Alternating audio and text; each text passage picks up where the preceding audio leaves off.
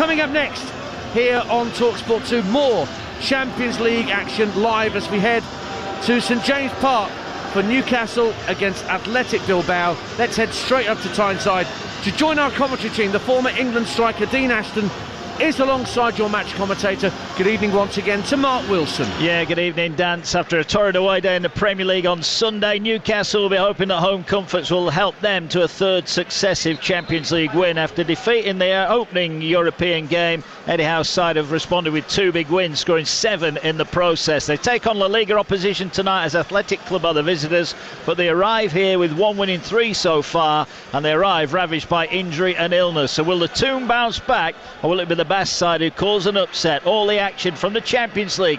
It's Newcastle against Athletic Club, and it's live right here on TalkSport 2. Tonali at the edge of the area drives it in, and via a deflection, Newcastle take the lead. Automata playing him in, Gordon rolling it in. It's Barnes! It's 3! The roar that celebrates a 3rd goal! And 3 points on Tyneside. The noise level went through the roof, and as I say, they could have scored 5 or 6. They'll feel really confident now that they could get through this Champions League first phase. I think it could be a really good season. They've got to just get a bit more consistency in the Premier League. The first year that we made the Champions League, we were probably more of an underdog, and teams probably didn't respect as much as they probably should have. He plays it down the line for Murphy. Murphy drills one across and it's gone in! Murphy scores again! What a season he's having! Our attacking game's going to have to be at its very best, and of course Champions League nights here are always special. Good evening, welcome to Tyneside. Another sellout here as Newcastle hope to continue their Champions League adventures. Back-to-back wins leave them in a strong position to qualify for the knockout stages.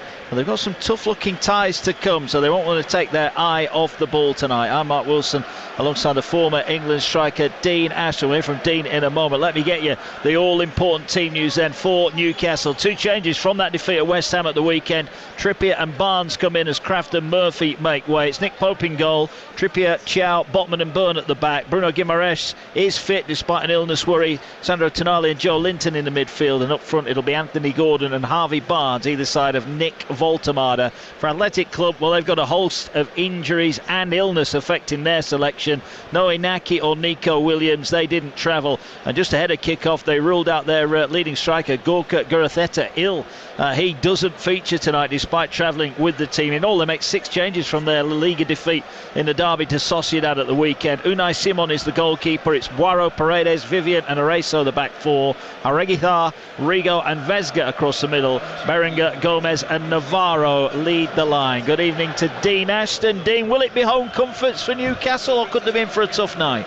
No, it should. It should. With those players missing for Athletic Club, they're massive misses, and they haven't been a team that scored a lot of goals this season so far as well. So a little bit like Newcastle, they've struggled in front of goals slightly, and with those players missing, you wouldn't expect them to be that much of a threat. But the one worry is then that as a Newcastle player, you think, brilliant, those players are missing, this should be an easy game. Not an easy game, but certainly one you should get through, and you allow Athletic Club to gain confidence. That should be stamped out immediately. This crowd, these players now with the experience that they've got, should understand this is a team that can certainly be attacked upon, and that intensity that we've seen so often here, get past much better opposition than this. It looked like Newcastle just turned the corner. 3 home wins in a week. They go to West Ham, big favourites. They went in front early on. They were disappointing though, weren't they, after that at the weekend? Massively disappointing. Obviously he makes 3 changes at half-time, talking about a bit of fatigue for his players. Well, they're going to be if you don't change them, if you don't give other players the opportunity. Now that they've got the type of squad that they have, I would have expected him to have rotated a little bit more than he has done, but he's very loyal to a lot of the players, and he has been for the last 2 or 3 seasons, and again he's gone with that this evening, despite it being a pretty turgid performance against a team like West Ham who've got no confidence at all. He only makes the 2 changes, which certainly Trippier was one that you would expect anyway, which surprised me slightly. Yeah, it did indeed. Will Asula was supposed to be on the Newcastle bench. Newcastle put out a statement a few minutes ago saying that he's out with an ankle problem, going to be assessed in the next few days. So they're not exactly flush with riches up front, are they, Newcastle, at the minute? That is just such an annoying thing for the player, first of all, but for the manager, who talked about if he feels like he needs to give Voltemada the time to rest because he's been thrust into the action and not really had many games to sit on the bench and recharge. To have Asula out now as well, which would have been the obvious choice to come in, that's disappointing for him. It is indeed. Right, kickoff is fast approaching here. Let's get the very latest odds with William Hill. In the Zone on TalkSport 2 with William Hill. 18 plus, gambleaware.org. And a very good evening to TalkSport 2 to Dave Kellner from William Hill. Dave, I imagine Newcastle very warm favourites tonight. Yeah, very popular in the betting as well, Mark. They're 1-3 to win this game, and Newcastle attracting over 90% of the bets in that 90 minutes market. 1-3 Newcastle to win the game. The draw in the betting at 19-5. Athletic Bilbao in the betting at 17-2. We do have an epic boost on the game as well. That man you just mentioned a few moments ago made a bright start to his Newcastle career. Nick Voltemada to score or assist. Impact sub applies to that bet as well. That was 8-13. That's been boosted to even money. And in the City Dortmund clash, Erling Haaland to score anytime. A bet that's landed in 14 of 16 for Haaland. That was 1-2. That's even money. On this game, proving very popular as well away from the 90 minutes betting. Voltemada, very popular to score first and popular to score anytime. He's 3-1 to score first this evening. Even money to score anytime in the match, Nick Voltemada. But you need to be on that epic boost for him to score or assist, which is also even money. It's a Bet Builder winnings boost game with William Hill as well. 25% boost on your winning bet builders. The one that I picked out here is Newcastle to win the game. I think they will bounce back from that disappointing performance against West Ham. Different proposition at St James's Park. They've won the last 4, only conceding 1 goal in the process. I'm going with them to win to 0. Athletic Club's away form has been very, very disappointing. Just 1 win away from home since May, so both teams to score no in the market, and Voltemada to score completes the bet builder, which is available at 16-5, but with that 25% boost you can get 4-1 on that bet builder. Newcastle mark a very, very short price, 1-3 to beat Athletic Club this evening. Cheers, Dave. Thanks for that. Those were the very latest odds ahead of Newcastle against Athletic Bilbao. All those odds thanks to William Hill. 18 plus, gambleaware.org. In the Zone on TalkSport 2 with William Hill. 18 plus, gambleaware.org. Yeah, the game brought to you tonight in partnership with TNT Sports, the home of European football. Atmosphere building here. It's a full house. The flags are waving all around us. It's black and white everywhere you look, but right up in the away end away to our left, the red and white of Athletic Club. Their fans have come here in big numbers. They've been having a bit of a party in Newcastle today, judging by what we've seen on social media. Right, let's hear from Eddie Howe then ahead of kick-off after Sunday's disappointing defeat at West Ham. Howe admits that tonight's game is crucial, with his side looking to get back on track. Yeah, it's a really important game for us because, as you say, we know what we have ahead in the Champions League, but that's not to say that this game is going to be easy either. I think we are back at home. We love playing here, as we say many times, but Athletic Club will provide stiff opposition. Very good a defensive team, you know, in terms of their defensive numbers are very, very strong. Off the ball, I think they've delivered this year some really strong performances in particular. So I think from that side, our attacking game is going to have to be at its very best. And of course, Champions League nights here are always special. Yeah, Eddie Howe hoping that his side bounce back tonight. Look, Athletic Club, Dean, they're up against it. Their main attacking threats are not here. There are no excuses for Newcastle, but Howe will want them to start really positively tonight. He will, but he is right. They are a very defensively sound team, Athletic Club, and they'll go back to that. I think they're not going to make it easy. They're going to sit in because of the lack of attacking threat that they have. They'll look to nullify Newcastle's forward players, and then can they cause something on the counter-attack? So I expect them to make it as difficult as possible for Newcastle. So it's down to them to be creative, to have the intensity that they can show here and break down that side. It's a great atmosphere here, isn't it? It has become, such a great place to play football now. It is. I mean, look, the tifo, the flags, it's special, isn't it, what they can create, especially on a Champions League night. And as a player, you can't really ask for much more, and there's no excuses, because it's not like you won't be up for it, because as soon as you step out of the tunnel and you see the array of flags and the supporters and the noise, you've got to make sure that you're dragged along with it, and you can use it as fuel for your performance. There's a huge tifo covering the Gallowgate end away to our right. It's a black and white striped flag that basically says we are Newcastle. And Newcastle hoping to pick up a third win in the Champions League. We mentioned they've got some tricky ties coming up on their travels in the Champions League. They've got to go to Marseille, Bayer Leverkusen and Paris Saint-Germain. But with 11 points guaranteeing a spot in the knockout stages last year, Dean, they'll feel one more win, and they maybe just need one on top of this to get through.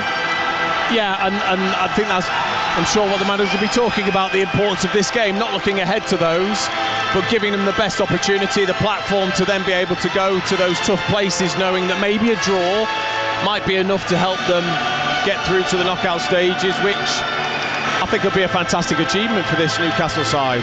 Yeah, it would indeed. You are listening to Champions League Live on TalkSport 2 with Enterprise Rent-A-Car. Here for it. Book now at enterprise.co.uk. It's been a huge week of sporting action already today. Karabakh 2, Chelsea 2. Chelsea dropping Champions League points. Over on TalkSport tonight, Manchester City Dortmund with Sam Matterface, Troy Deeney and Adrian Durham, our team for that one. Tomorrow night we've got another triple header of European football. Gets underway 5:45 right here on TalkSport 2. Sturm Graz take on Nottingham Forest in the Europa League.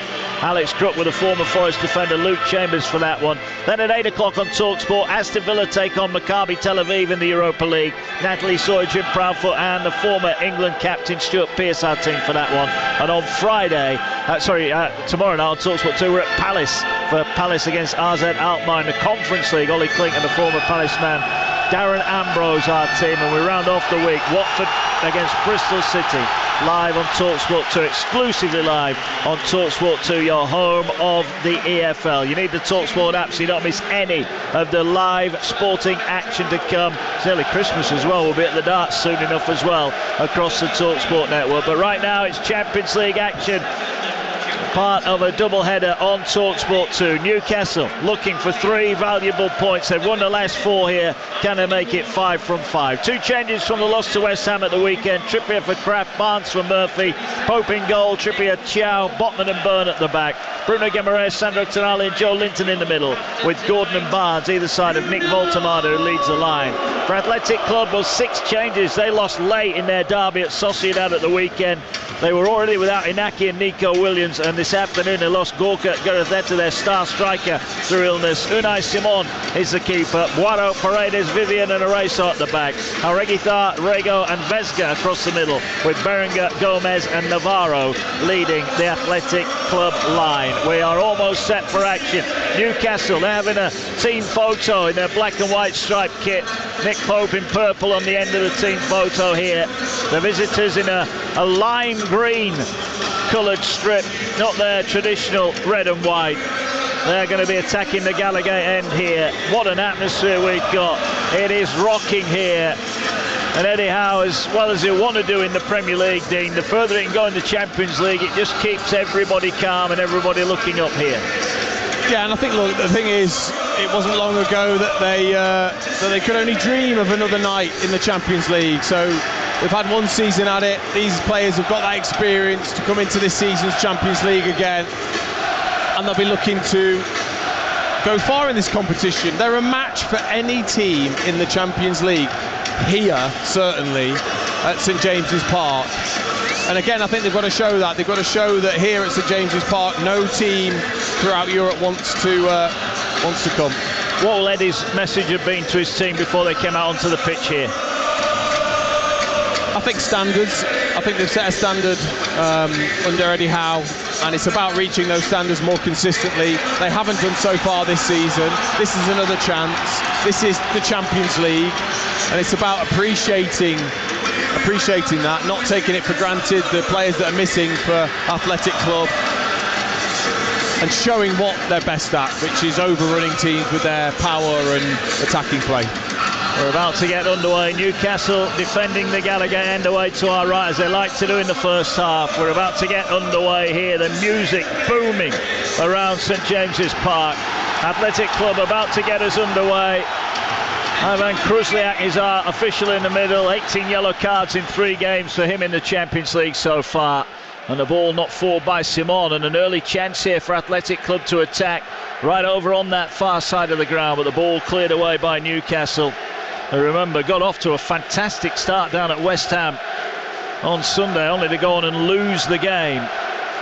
And it's Athletic Club who have it inside their own half, and Gordon chasing, closing down, and a challenge went in there from Gordon.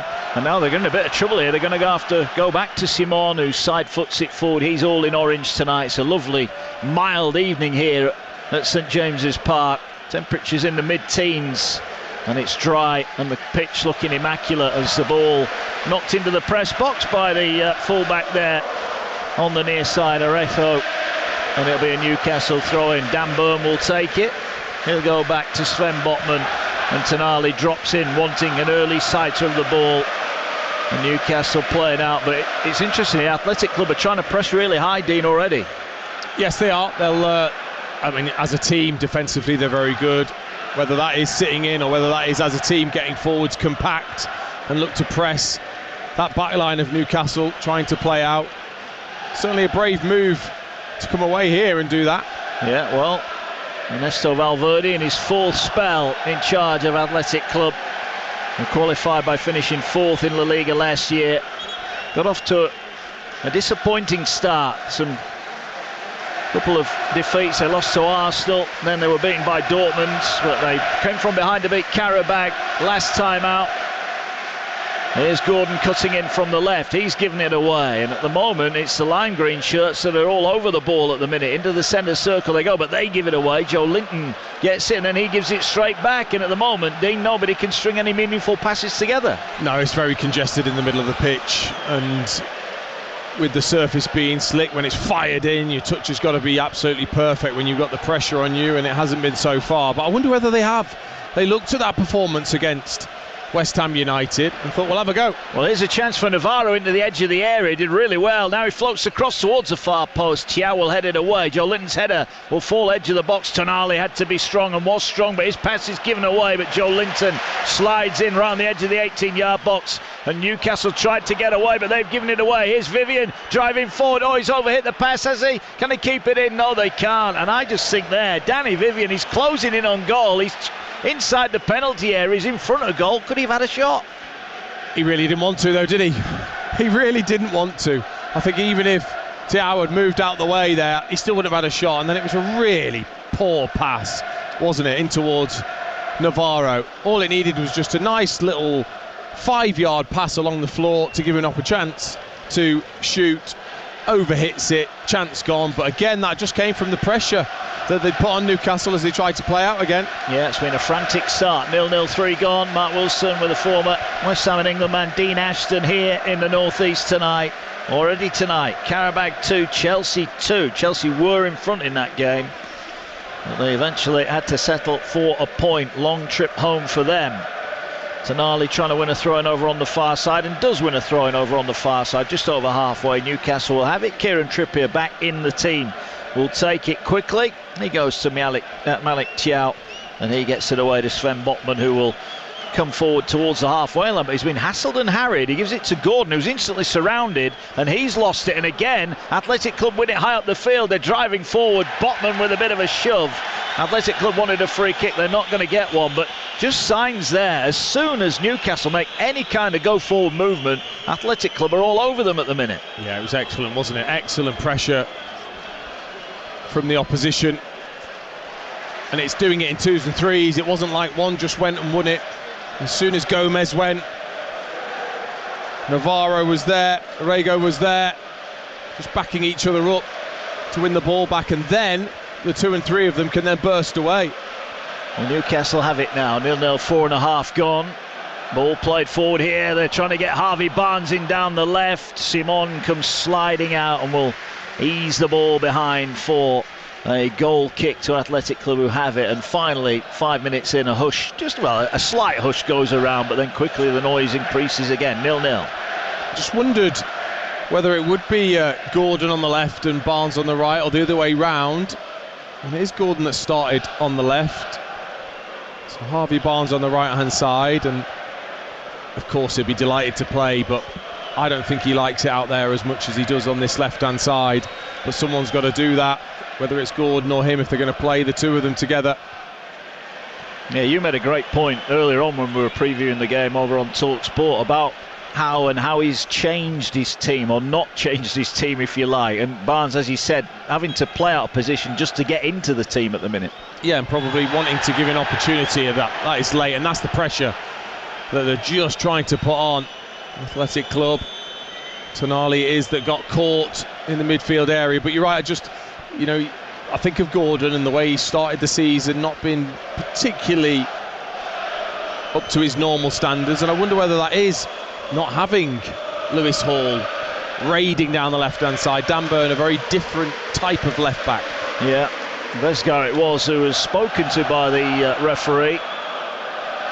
And now Newcastle have it. They play it short to Joe Linton, lays it off to Dan Burn. Burn will roll it down the left touchline. Here's Joe Linton again, but he's gone without it. And here now is a chance for Areso down the right-hand side. He's sprinting towards the Gallagher end. He's running out of room, but he's going to win himself a corner here. And he's done really well, the fullback. He was right up against it there. It was almost a sprint to who could get to the goal line first. Yeah, and he's got a decent turn of pace. Areso, brilliant positive start though, isn't it, from Athletic Bilbao. Really come here off the back of nothing really, away from home, to come and start the way they have done. Fair play to Valverde, he's got his team at it. Yeah, Barringer is going to take the corner in front of the Gallagher end. It's going to be an away swinger with his right foot down the right hand side. There's a bit of pushing and shoving. Referee's had a word. Now he says, right, let's get on with the action. Here comes the corner, deep towards the far post. Free header, but it's straight at Pope. And that was a chance there. It was a decent header as well. But thankfully, from a Newcastle perspective, the header from Gomez was straight at Nick Pope, and it remains 0-0. Yeah, he just peeled away nicely, didn't he? Almost hid away Gomez.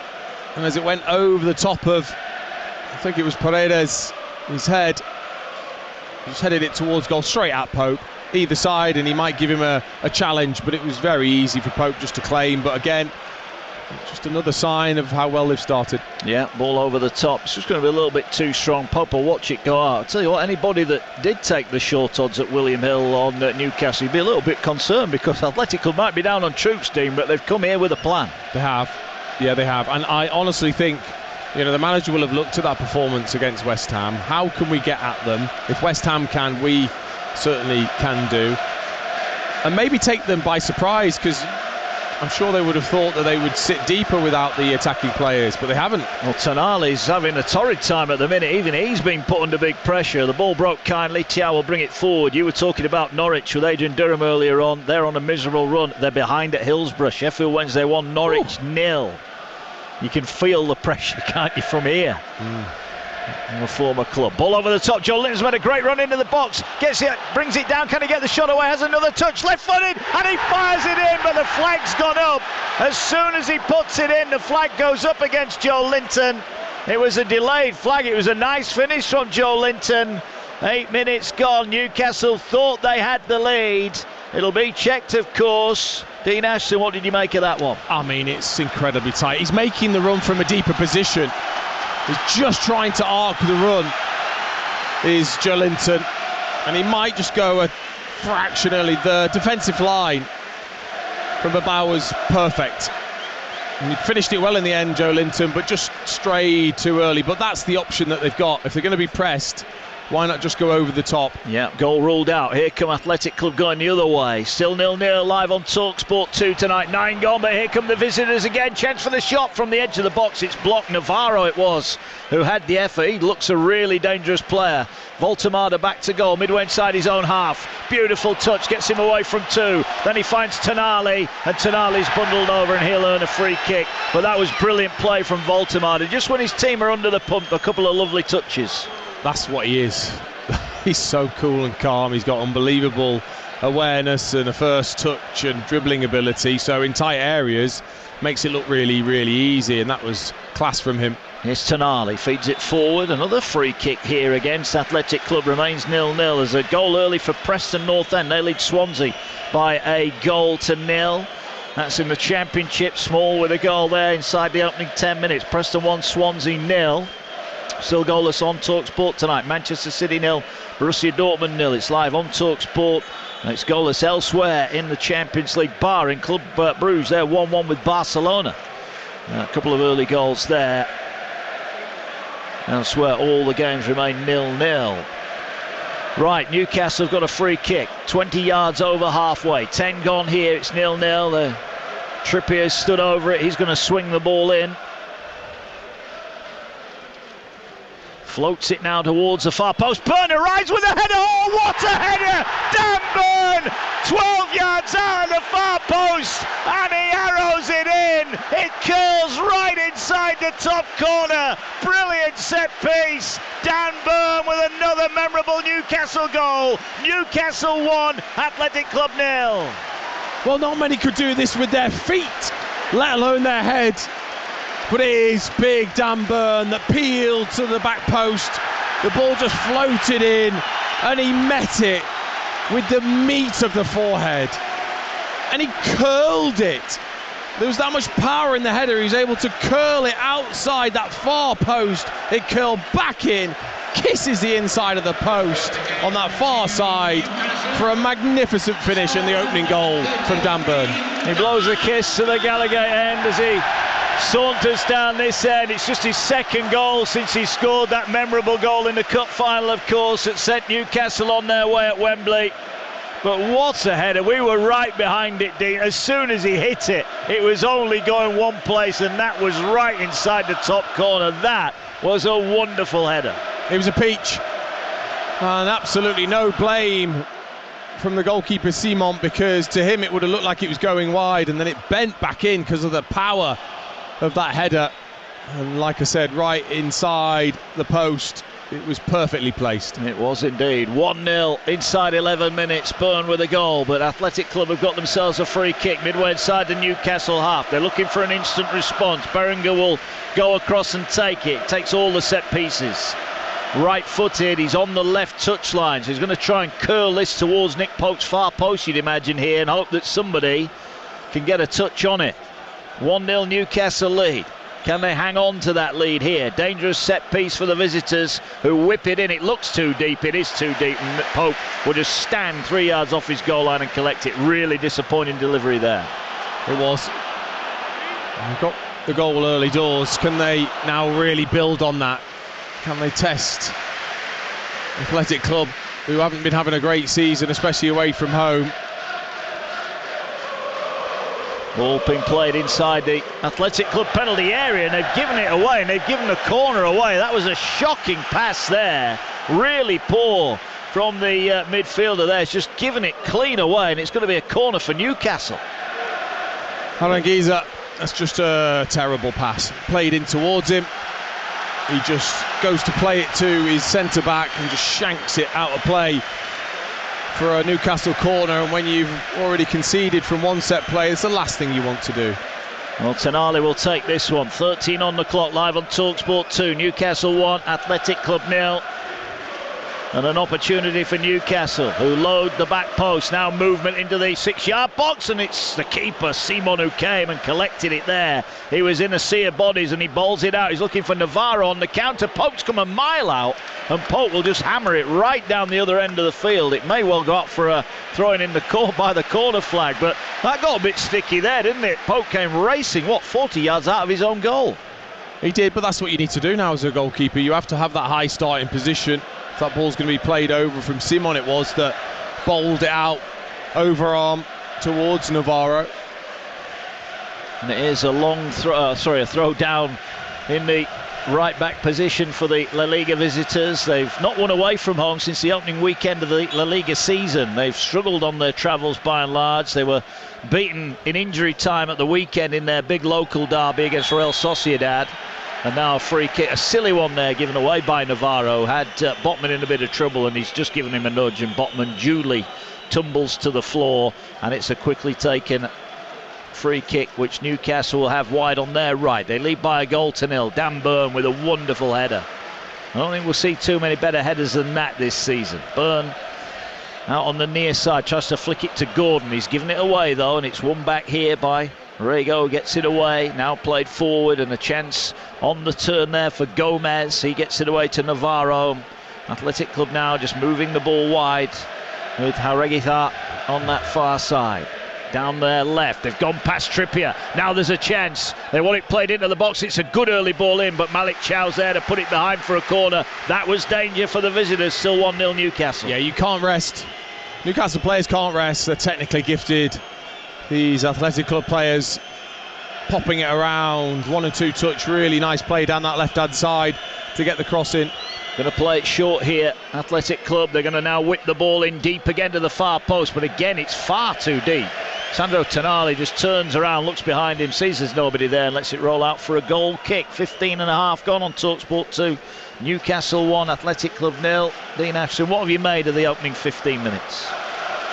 Well, obviously, other than the goal, Athletic Bilbao, I think, have been outstanding in terms of their approach to the game, the energy they've shown, the way they've pressed Newcastle to make mistakes. But then you can tell they're just lacking that quality, aren't they? Well, that's a lovely crossfield ball here. Finds Dan Burn, who's off wandering forward. Finds Joe Linton. He's got Guimaraes. They're looking to work it to Trippier. Malik Chow will get a pass. They will find Trippier, but just the momentum of the move has stopped somewhat here. Newcastle go back inside their own half. Their leads by a goal to nil. And here there's been another goal in Belgium. Club Brugge 2-1 up over Barcelona, I believe. That's just come up on the big screen here. It's 1-0 here in favour of Newcastle. Manchester City still 0-0 with Borussia Dortmund. Tonali does well to find Joe Linton. Joe Linton finds Voltemada on the half turn. He's got players advancing. Oh, he just sliced his pass. He had Guimaraes on the run. Couldn't find him, and now going the other way. An opportunity for Berenguer into the edge of the penalty area. Tries to stand up the cross. Again, Malik Chow is there at the near post. Heads it away. He finds Trippier. They are having a real go down their left-hand side, Athletic Club, at the minute, Dean. They just can't find the centre forward with a cross. No, they can't. It was another good run from Berenguer. Again, look, they haven't got the height in the penalty area. Gomez is towered over by Botman and Thiaw and Burn, so they have to be clever with those crosses in, and they haven't been so far. It's a good ball. Ball's been given away by Gordon, and here now comes Gomez into the area. Big chance here, takes it onto his right foot, strikes it and poke sticks out a boot and puts it behind. Well, Newcastle were on the attack on halfway. Ball fed to Gordon. He had 3 teammates around him, but somehow he managed to miss the ball, and on the break there, Gomez, could he have hit it a little bit earlier maybe? Possibly. Looked like he wanted to get it onto his left foot. He cut back inside and then went on the outside with a tight angle. I think it's a little bit of Pope's leg and the outside of the post in the end from Gomez. But again, it's that sloppy play from Newcastle, the pressure from Athletic Club. Yeah, big chance. Short corner again here. Navarro will lay it back.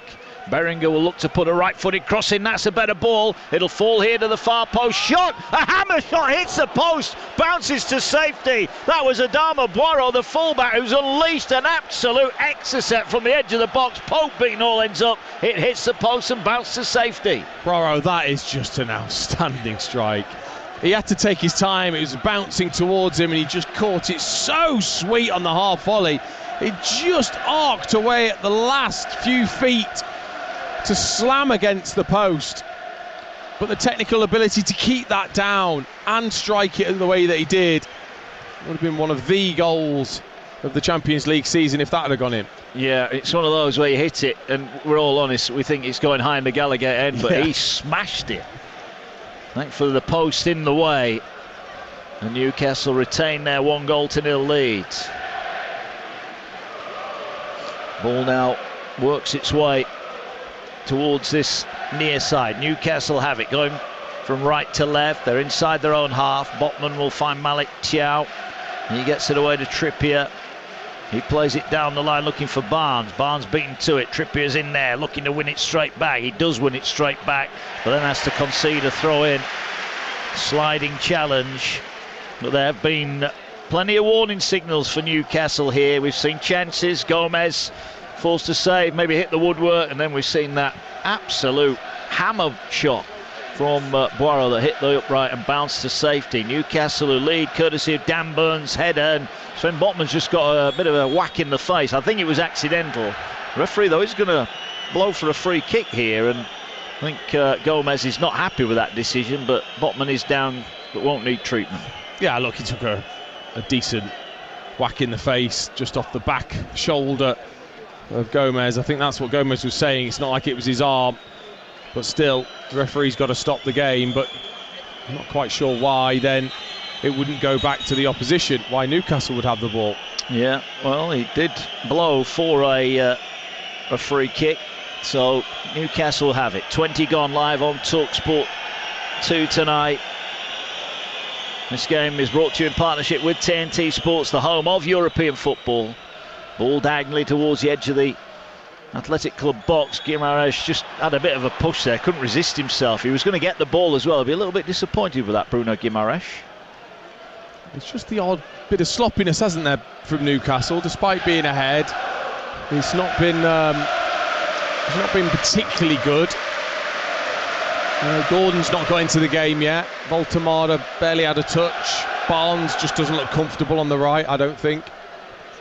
Ball playing out to the near side. Burns' header found a lime green shirt, and forward come the visitors, and they're going to get a free kick. Joe Linton bundles over Navarro. Well, they might be missing the Williams brothers amongst others, but they've certainly come and had a real go here, Athletic Club. And now they've got a free kick that they're going to swing into the box. Nick Pope is asking his team to hold a high line as they can. They're currently just outside the 18-yard box. It'll be Berenger that will take it.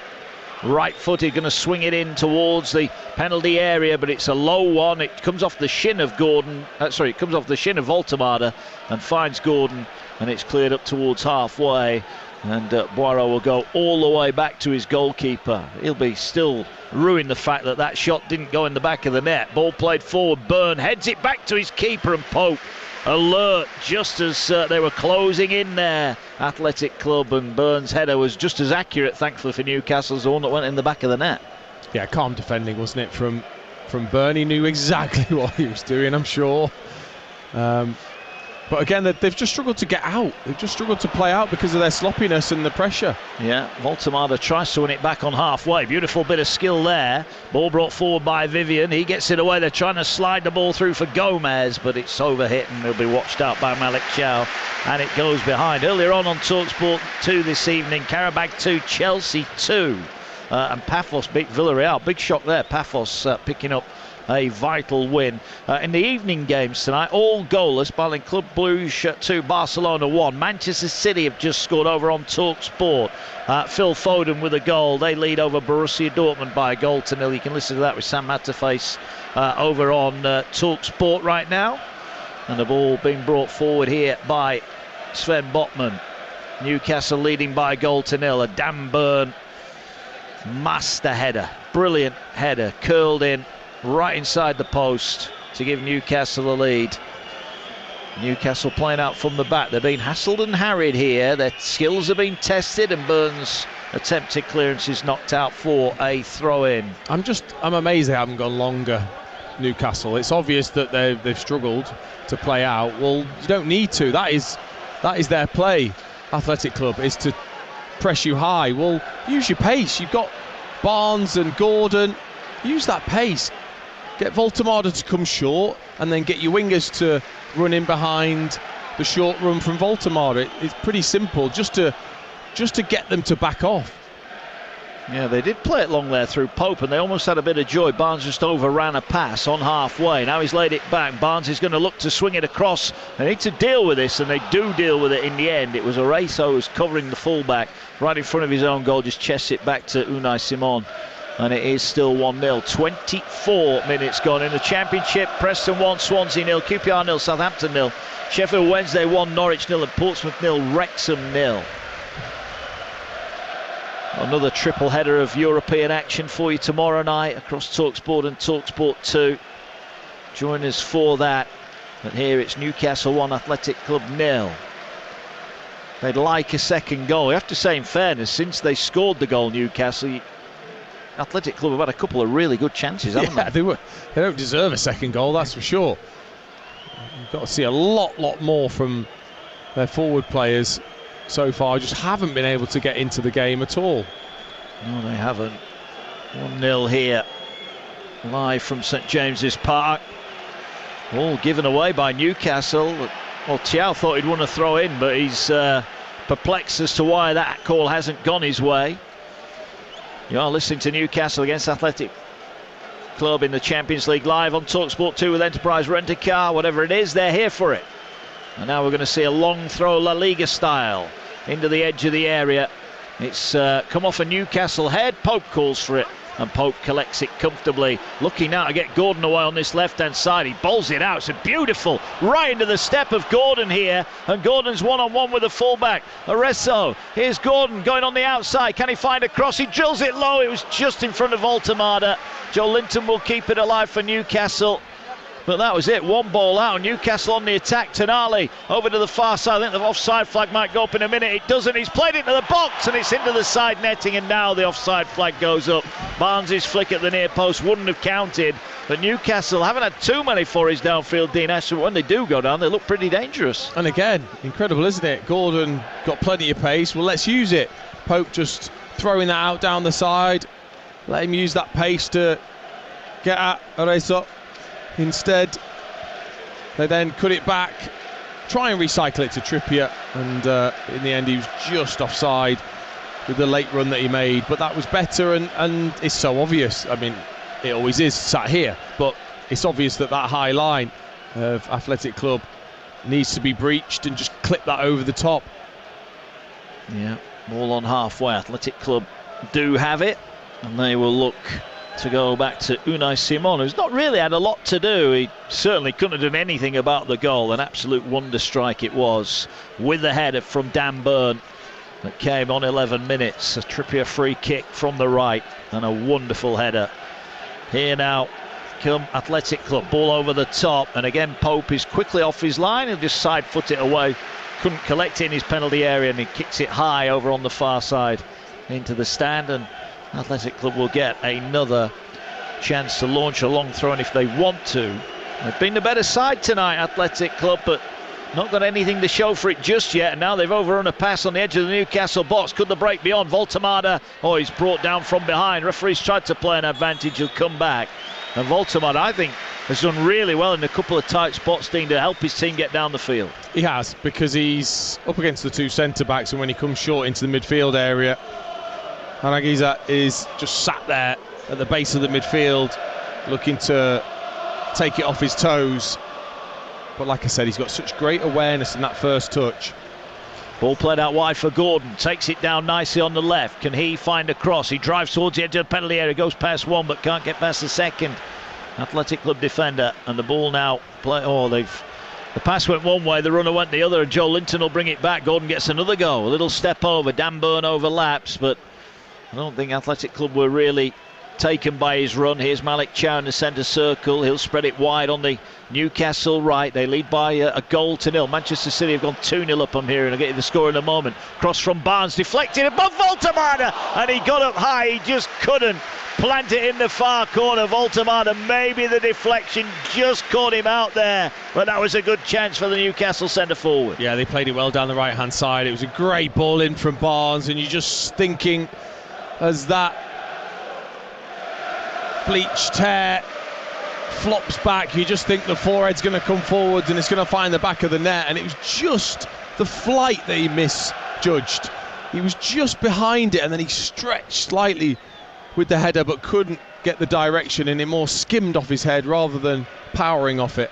Yeah, 1-0 here over on TalkSport. It is Manchester City 2, Borussia Dortmund 0. Phil Foden got the first goal. No prizes for guessing who got the second. Erling Haaland on the scoreboard for Manchester City, and it's 2-0 over on TalkSport right now. I think the ball's gone flat. That's a bit of a problem. Anthony Gordon just picked it up and chucks it towards the fourth official on the near side. Well, interesting that Anthony Gordon made that decision himself. I think the referees just said, hang on, you really should have asked me about that before you picked it up. Yeah, but we know, as players, we know. The minute you touch it, we know whether it's flat or not. Yeah, here's Tonali will get it away for Malik Thiaw. 1-0, Newcastle lead. Dan Burns' goal here. Mentioned that triple header of action tomorrow. 5:45 Sturm Graz Nottingham Forest in the Europa League live on TalkSport 2. And then we've got a double header at 8 o'clock. Aston Villa against Maccabi Tel Aviv.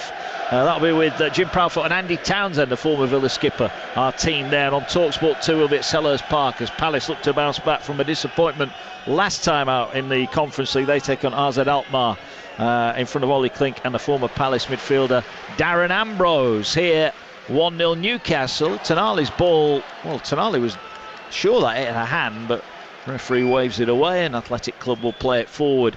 They're looking to get in behind Trippier on the far side. Berenguer does keep the ball in wide on the left hand side.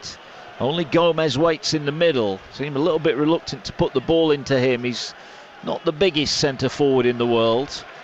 Ball works its way out here now to Arezzo. Now they go back and it's a bit of keep ball from Athletic Club.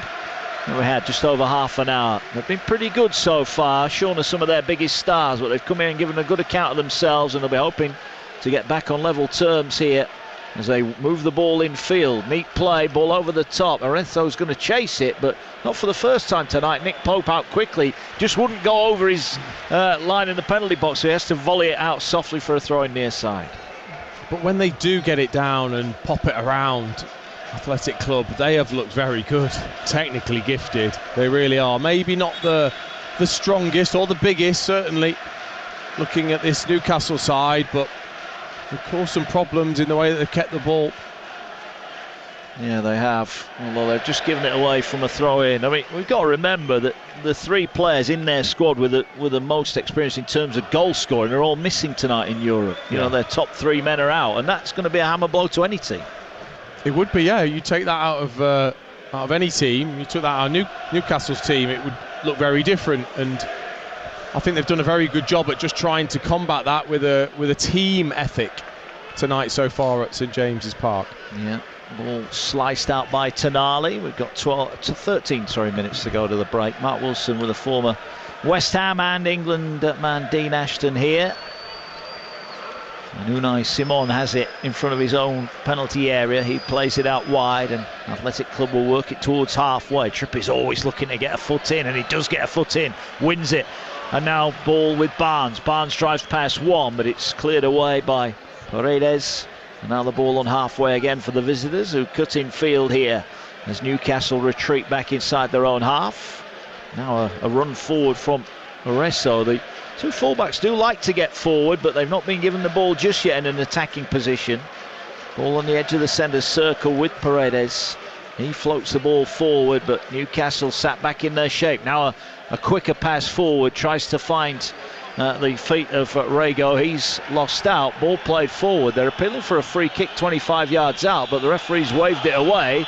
Malik Thiaw almost got caught in possession, edge of his own box, but he gets it away to Guimaraes, who says to Trippier, off you go down the right-hand side, and he's sprinting forward.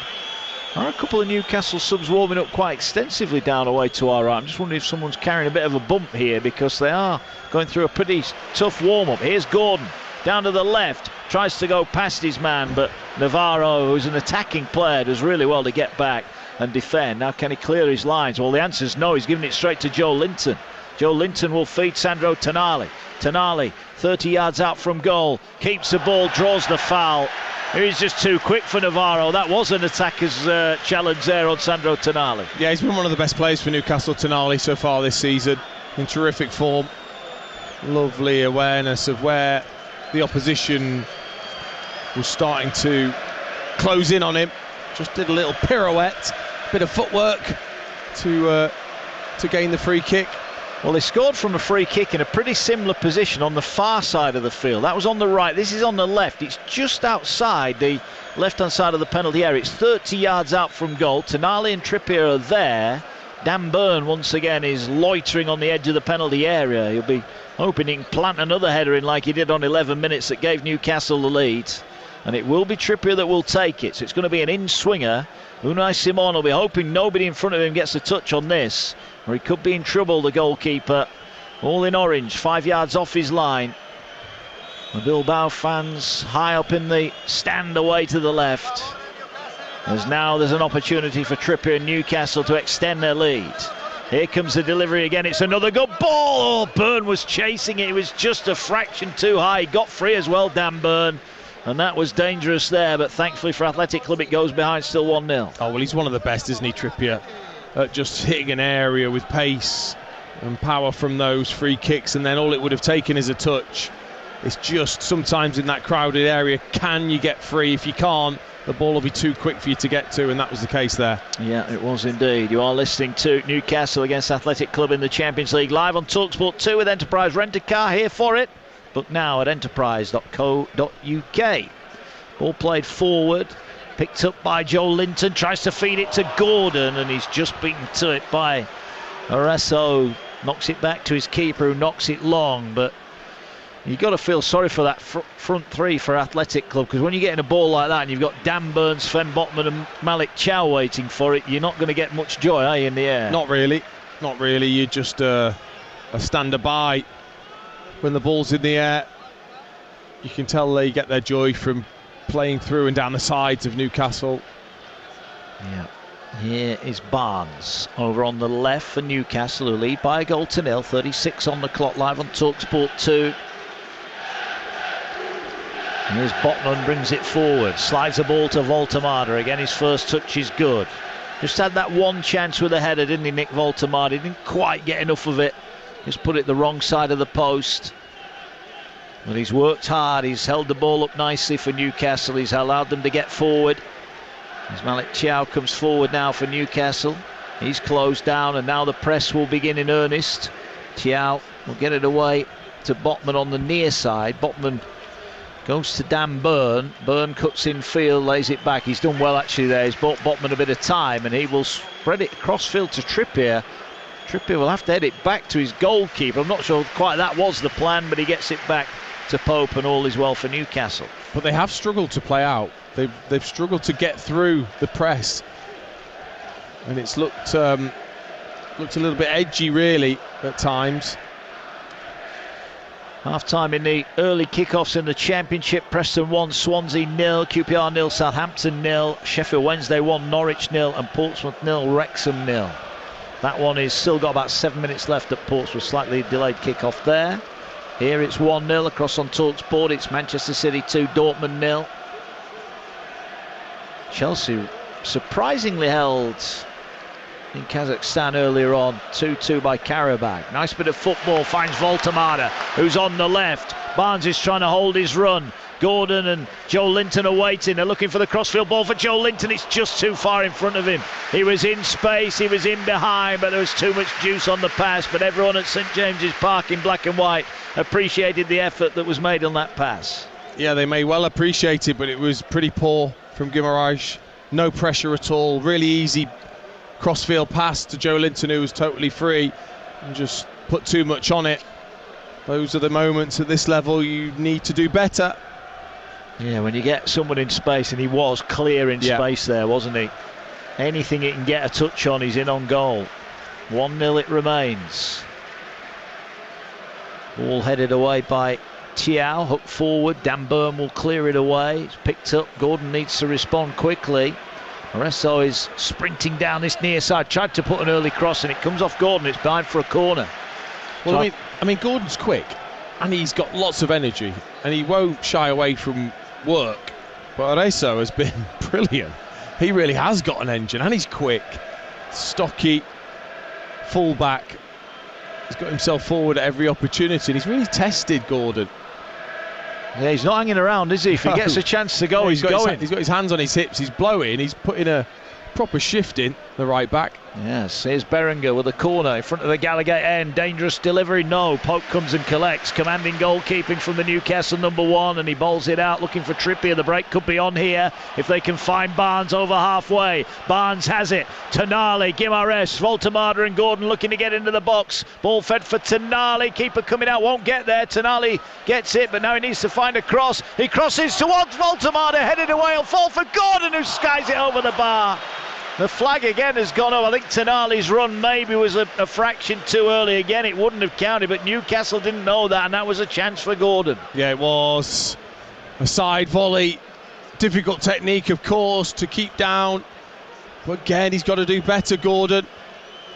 Good play down the right-hand side. Tonali with the late run, just offside. And when he clipped it in, Voltemada didn't win the header, but Gordon's attempt flashes over, and then he goes down holding his groin area. Yeah, the referee's asked for the physio to come on, so the first time really tonight we've got a stoppage 40 minutes in, and Anthony Gordon is in a bit of discomfort here. He's not moved since his volley went over the bar. He just laid down, and he's still laying down now. Physio's just had a look over to the bench. We mentioned there were some Newcastle subs warming up, and there is a bit of activity. We can't see through the roof, but it looks like Newcastle might be forced into a bit of a change here. The fourth official is typing some numbers into his board right now. Well, they've already announced it, so I think it's Murphy.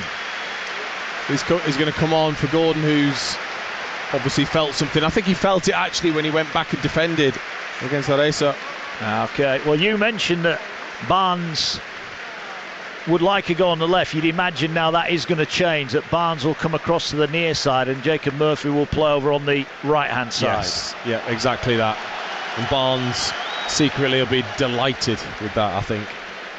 Yeah, well, good for Gordon, who makes way. He's been in good form in the Champions League for Newcastle, but won't add to his tally of goals. Scored in all 3 games so far this year.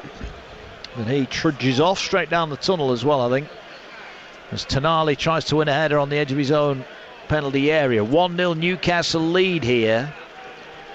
So Murphy, who got the goal at the weekend, and already that switch has been made. He's stationed over on the right, and Harvey Barnes has come over to the left-hand side. Voltemada splitting the pair across the field. Ball played into the centre circle. Rego has it. Ball now played over the top. They're looking to get Gomez in, but Trippier with a header, and again it's just got enough on it to get it all the way through to Nick Pope.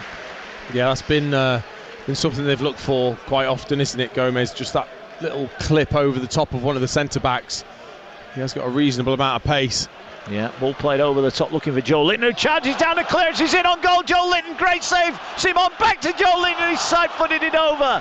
It was a tight angle, but Joe Linton there with a goal at his mercy couldn't keep the shot down. Huge chance for Newcastle, and that one would have counted. Yeah, I mean, clipped over the top. Didn't know a lot about it. It fell over his head. Got so lucky that the defender hit it against him. Fell perfectly for him, and he was looking as if he was going to just try and side foot it, curl it past Simon, who came out really quickly, I have to say, and stuck out a big left leg to make the save.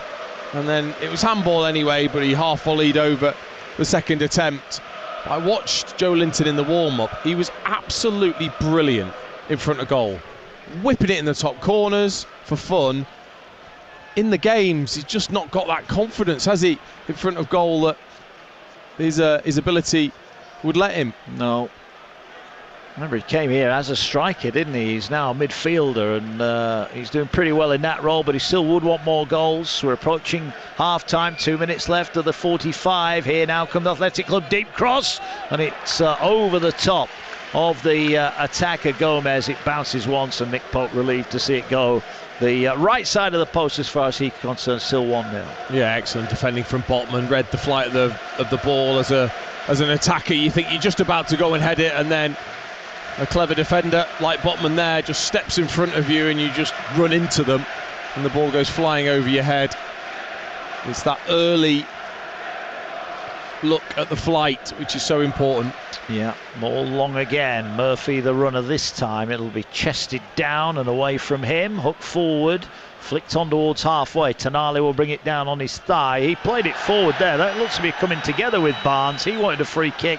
Referee doesn't get one, but Newcastle will get a throw in after a wild pass over on the far side. And just as we approach half-time. I think there'll be a lot that Eddie Howe will have to say to his players to try and get a bit more flow and momentum in the game. Well, they might get a chance. They tried to play Murphy in on goal. It didn't find him, but Voltemada picks up a loose pass. Ball played first time by Tonali. Finds Barnes. Barnes brings it down now. Advances forward. Looks for the give and go with Joe Linton. Gets it back on his right foot. Was he fouled? Falls to Tonali. Referee's trying to play advantage. Well, he's played advantage here. I think Newcastle would rather have the free kick. Here's Tonali down by the byline. Drills it in. Cleared away.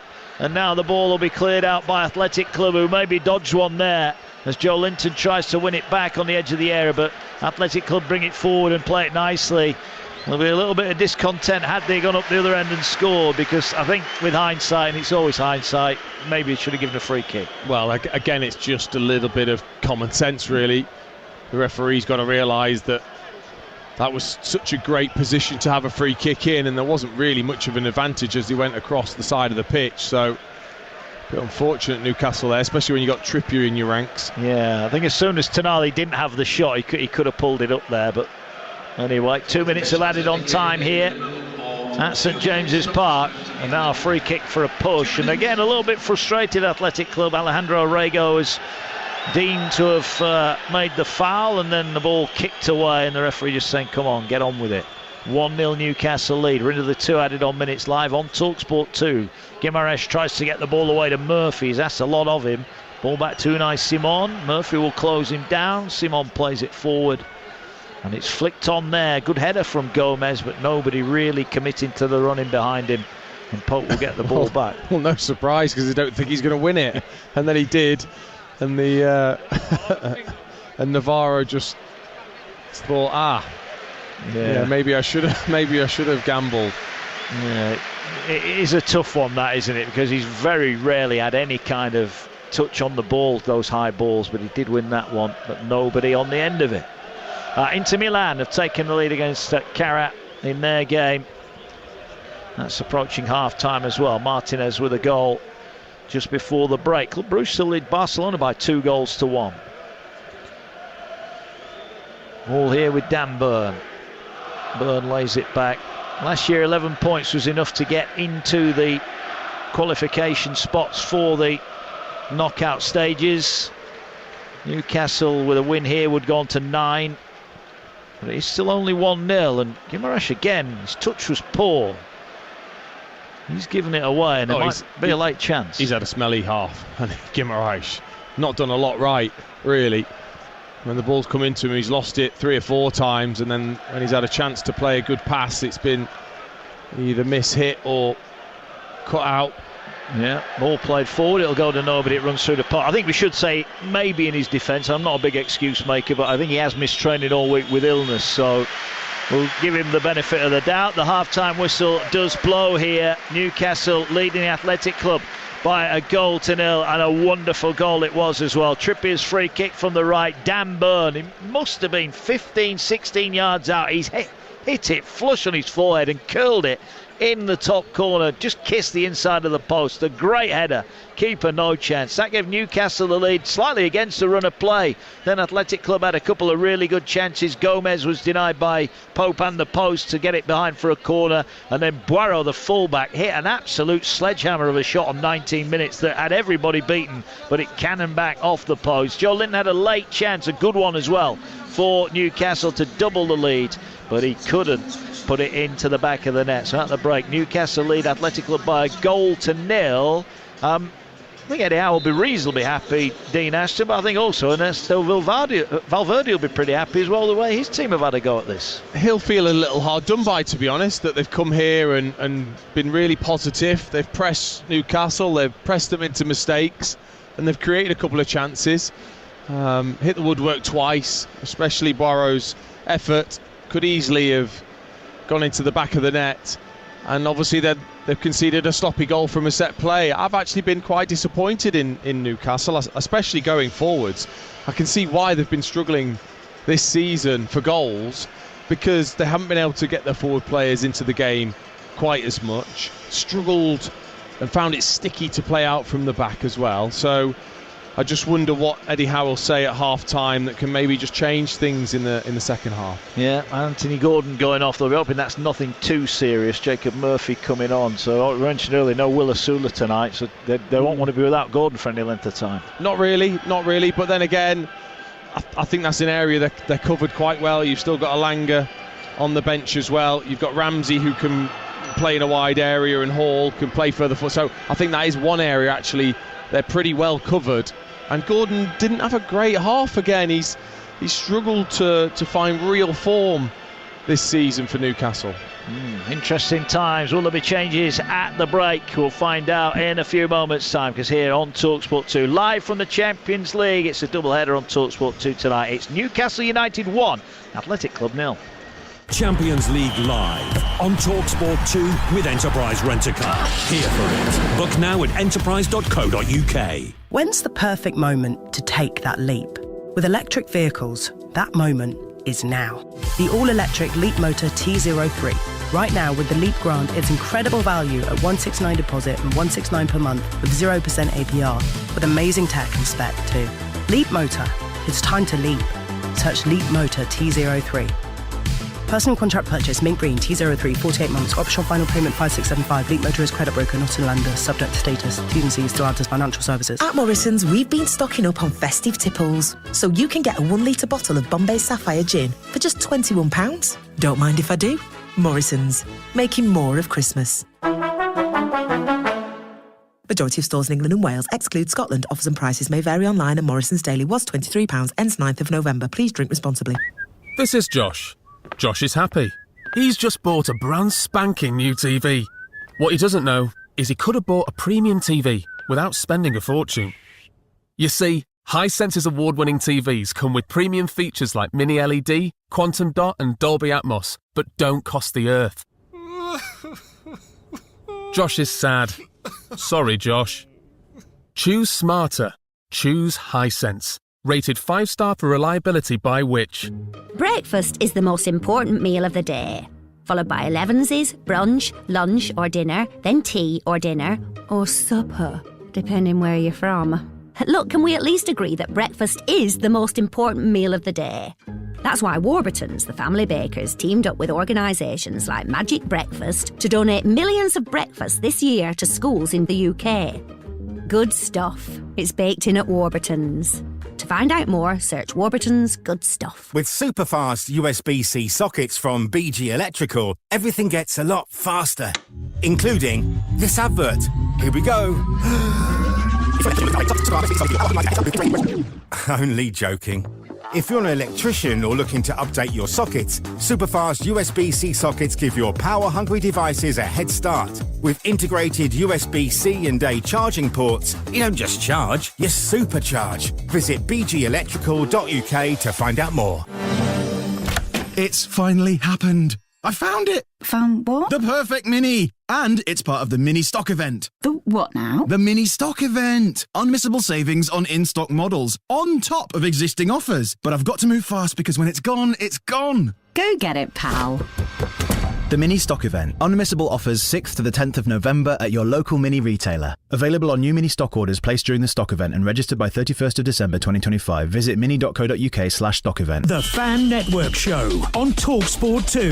Every Thursday night, make TalkSport 2 your ultimate destination for the UK's best fan-led football conversation. Featuring all the teams from across all the major divisions. Discover a league of unbeatable club-dedicated fan opinion. The Fan Network Show.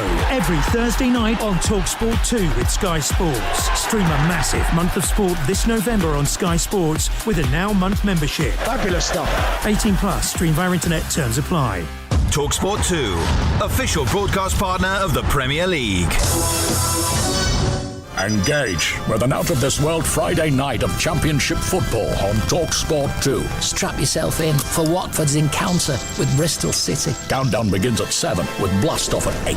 It's a Friday night event horizon of live and exclusive Championship football on TalkSport 2. That's just gone supernova. Wonderful. TalkSport Podcast League. Outspoken with White and Jordan.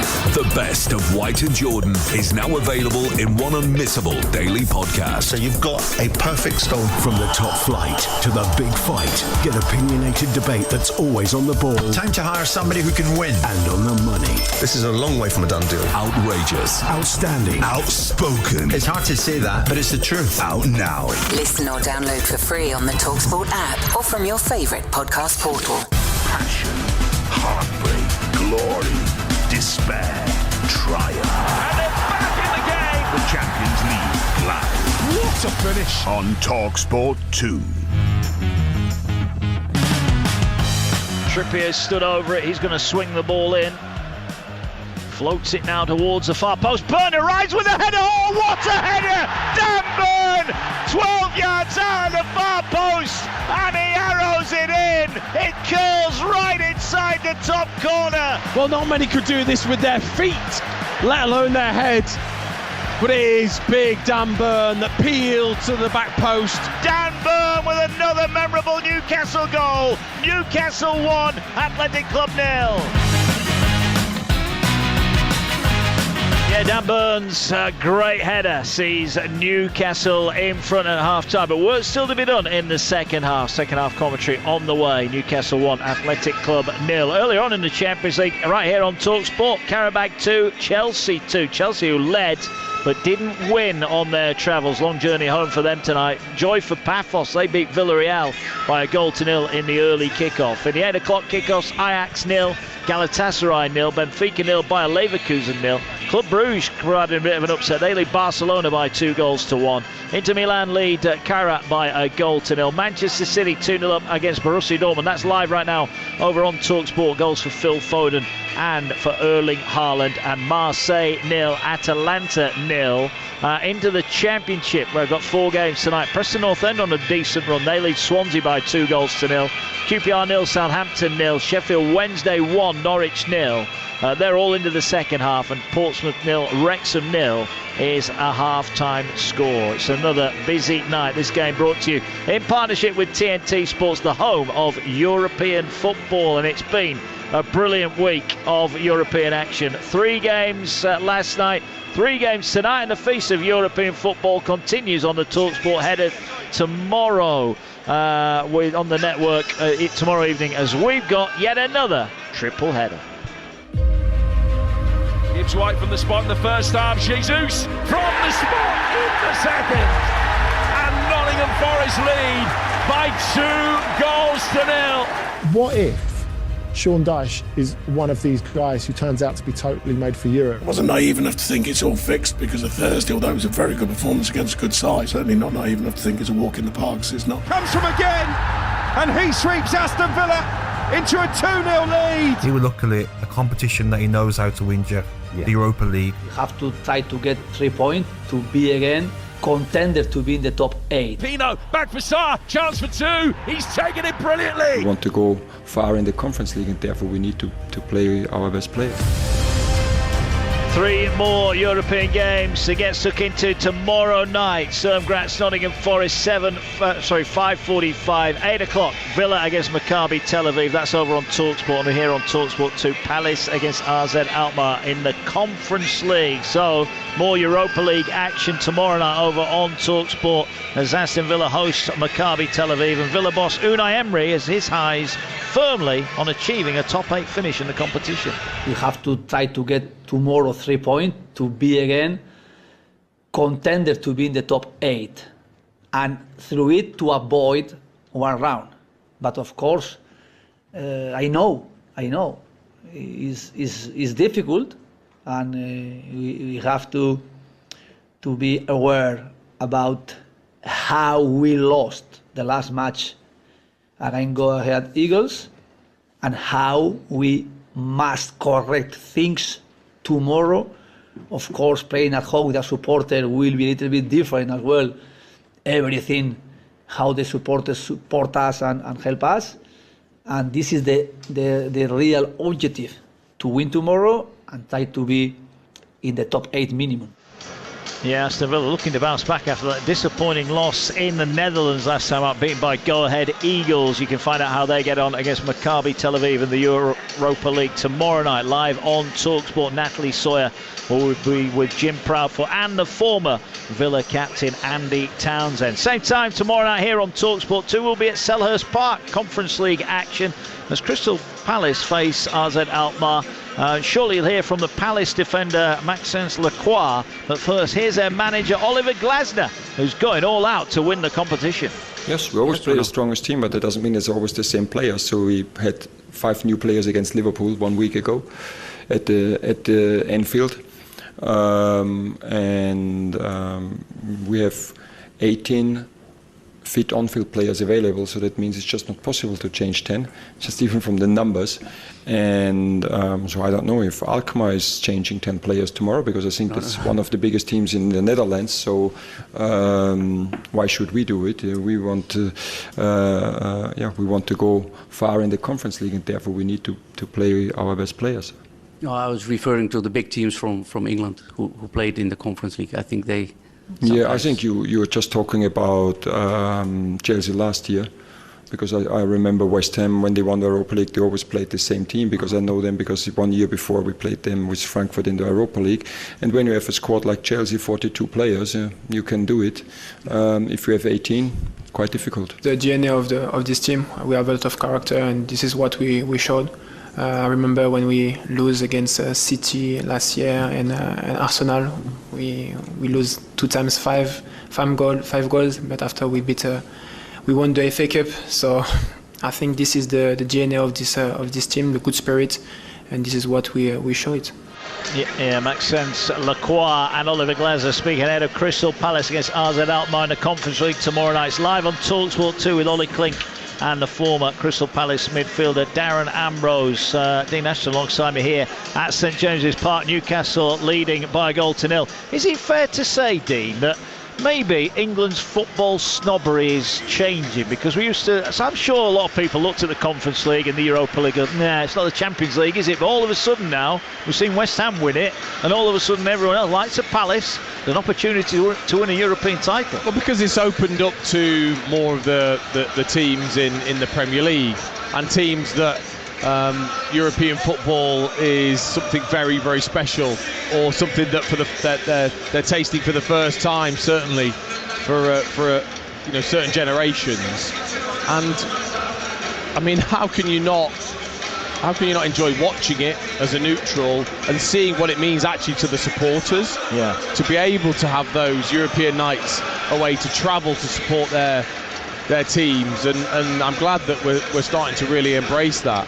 And I think obviously the fact that you win one, it lifts you up into the next one. That's an added incentive for the clubs themselves, isn't it? Absolutely, and because of how strong the Premier League is, any team that does qualify for these European competitions, as we've shown in recent seasons with the English teams getting to the finals and winning it, that you have got a genuine chance. Crystal Palace will have a genuine chance to win a European trophy. And it will indeed. Tomorrow night then, Sturm Graz, Nottingham Forest, live from 5:45 on TalkSport 2 in the Europa League. Alex Crook with the former Forest defender Luke Chambers. 8 o'clock, you've got a choice. Aston Villa, Maccabi Tel Aviv is in the Europa League live on TalkSport with Jim Proudfoot and the former Villa captain Andy Townsend was here on TalkSport 2. It's Palace against Alkmaar live in the Conference League. Ollie Klink and the former Palace man Darren Ambrose. And then on Friday, we're back to the bread and butter of the EFL. TalkSport 2, your home of the EFL. Watford against Bristol City, live in the Championship. Hughes and Croft, Jim Proudfoot and the former Wolves and Palace coach Sean Derry for that one. We're back underway here at Newcastle.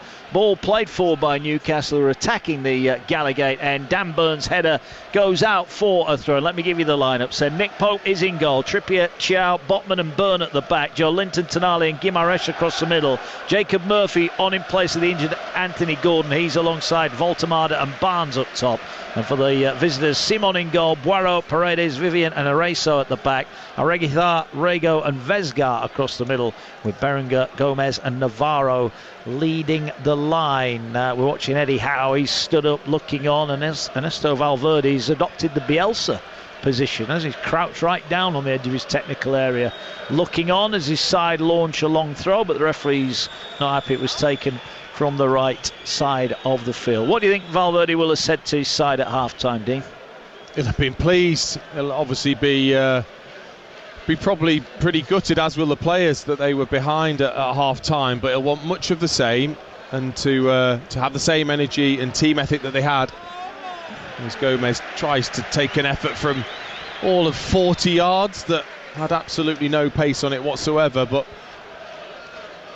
I think he'll be expecting more of the same from his side. Maybe just a bit more belief, actually, when they do get into the final third.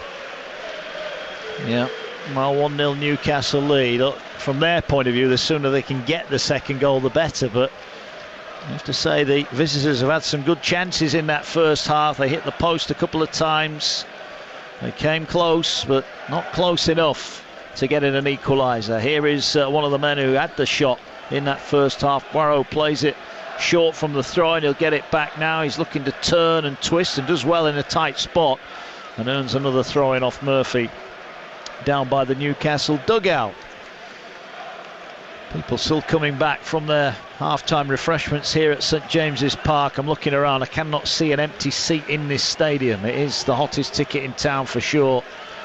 As Athletic Club play it forward. Gomez was in a wrestling match with Thiaw. The ball rolls through and Trippier will pick it up. I mean, it's not been what we would have expected in terms of a Newcastle performance, an onslaught, intensity, trying to overpower the opposition.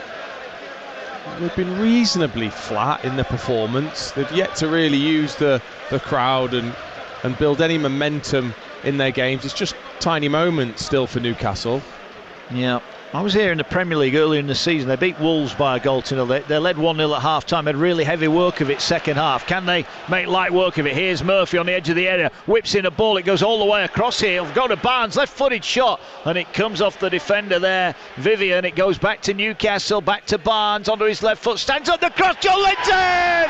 Heads it in from close range.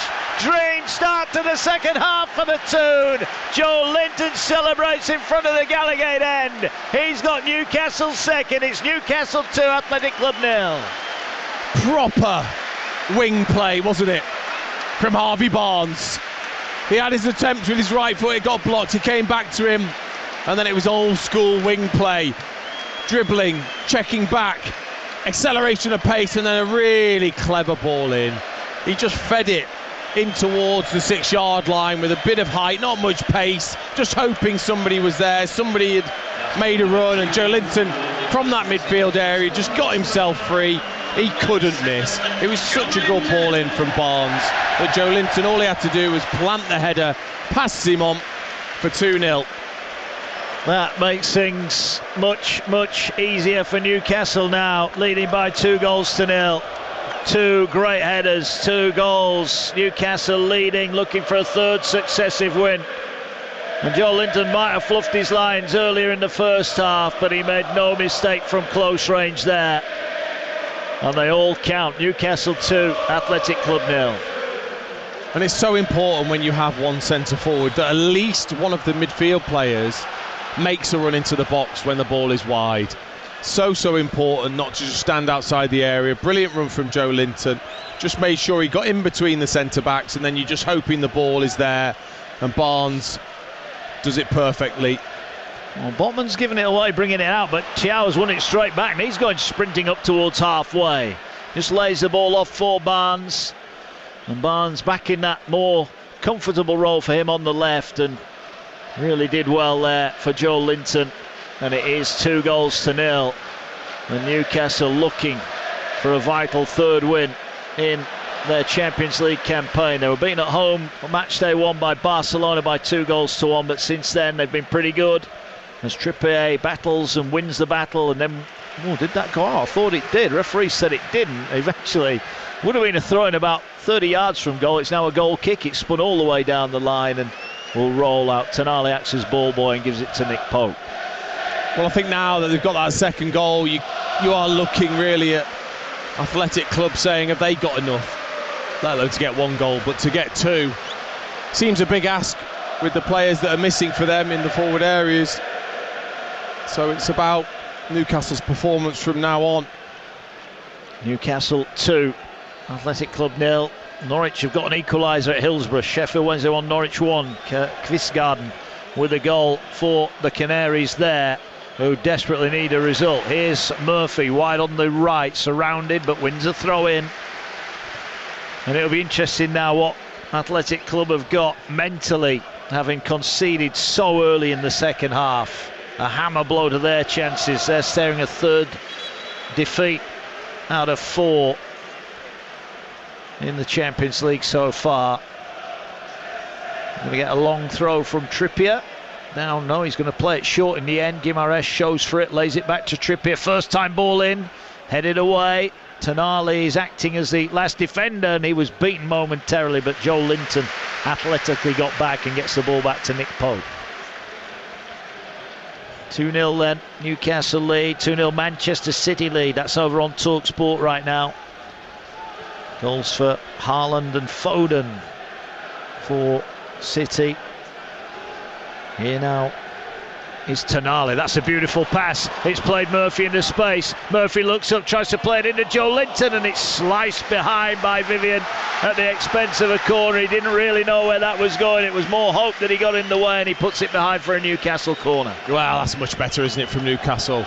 A lot more direct, rather than just trying to play out. It's a quick switch of play out towards Murphy, and he's got exactly the right idea. Can he play that ball in, fizz that in behind the Athletic Club defence for Joe Linton, who was making the run again?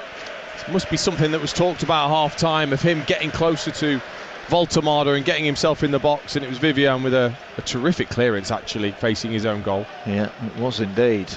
Now the corner going to be swung in over on the far side. Barnes it is who's stood over it.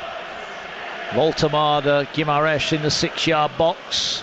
Referee's watching for any pushing. Ball driven towards Byrne at the far post. Byrne will head it back into the 6-yard box, and it's headed towards goal by Botman.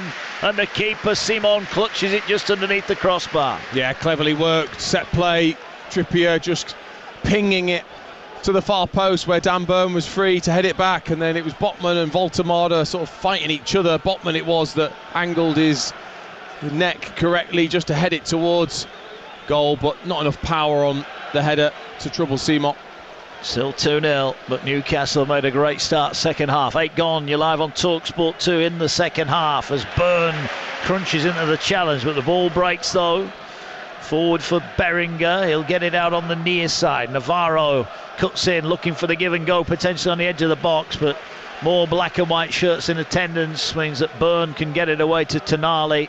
Finds Murphy, who wins the throw in, and Newcastle will get it back midway inside their own half. But a perfect start for Eddie Howe. He couldn't have asked for any more than that, could he? No, and I think they've come out with a bit more purpose, haven't they, in the second half? I know it's easy to say because they've got the goal, but I think their all-round play has got a bit more purpose and urgency about it than it did in the first half, where they were trying to play out a little bit too much and a bit slow and pedestrian. They're switching the play quickly, as they are now again, with Thiaw out to Byrne. Yeah, Byrne pops up and gets it back here to Botman. Southampton have scored against Queen's Park Rangers. Southampton without a manager, leading at Queen's Park Rangers by 1-0. Portsmouth Wrexham underway second half, still no goals in that one. Still 2-0 here, still 2-0 at the Etihad as well for Manchester City against Borussia Dortmund. Ball with Newcastle. 10 gone second half. Ball looking for Joe Linton over the top. And the ball just too deep, and Unai Simon comes out and collects it. Paredes has it. It's hard now, isn't it, for Athletic Club? They're lacking their big attacking threats, and you just feel if they go chasing it too much, they'll get picked off. And here could be a chance. Voltemada lays it back for Guimaraes. 35 yards out from goal. He's looking for options. He's waiting for Byrne on the overlap. He'll find Barnes instead. Barnes keeps it in. He's now got Byrne with him. He'll run away from Byrne, feed it back to Bruno Guimaraes. He slides it through. Byrne, can he square it? He lashed it. Went for goal.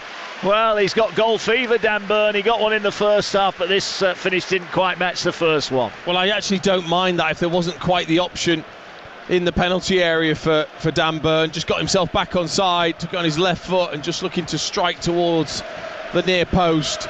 Got it horribly wrong in the end, his angles. really he's got to work the goalkeeper at the very least from 7 or 8 yards out with no pressure on him. Yeah, Simon will look to clear his lines. 2-0 Newcastle leads. You're listening to the Champions League live on TalkSport with Enterprise Rent-A-Car. Whatever it is, they're here for it. As Voltemade does well, he did well, and then he was rugby tackled. Now that will be a yellow card, and that is for Aitor Paredes, who's dragged away by the referee, and he can have no complaints whatsoever about that. Well, Voltemade is furious.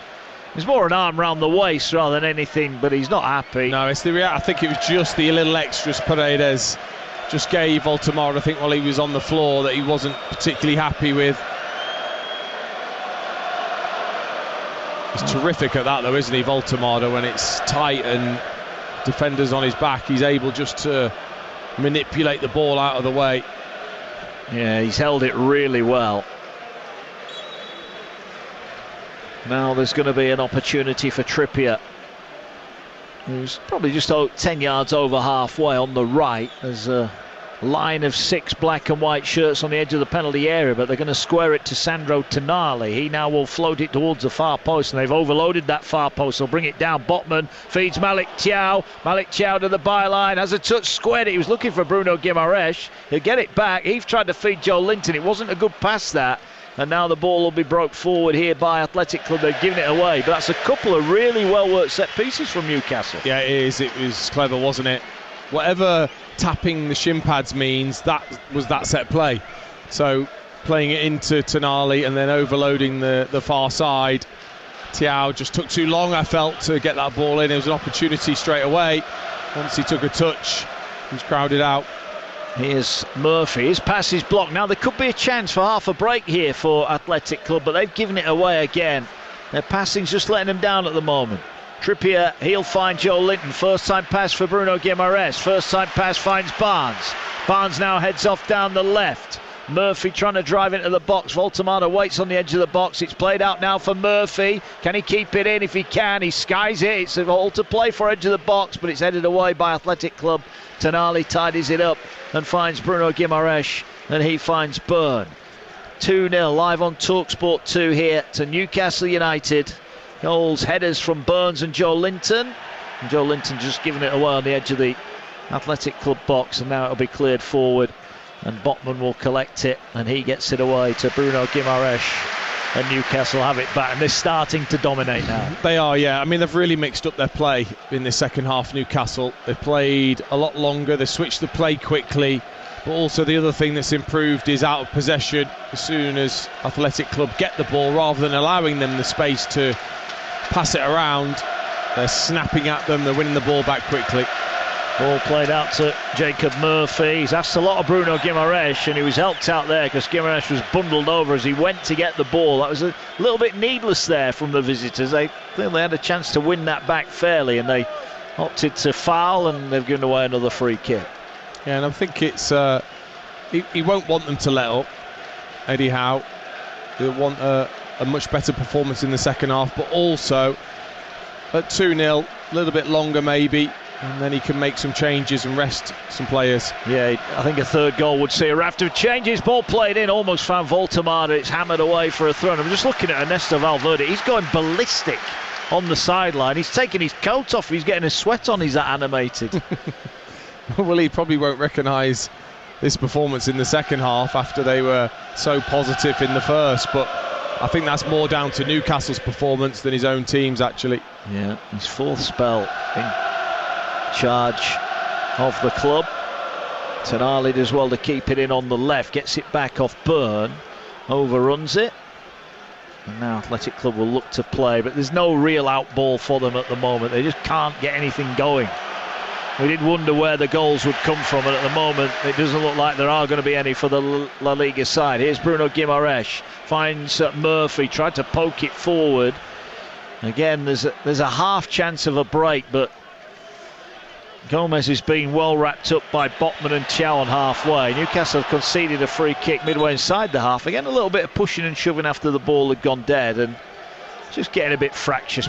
Bilbao side are getting a little bit frustrated now. Yeah, I mean, it's difficult. The players are looking up, and you're right, Gomez is stood between the two centre-backs, whereas in the first half they had the time to get their heads up and play into midfield and bounce it off.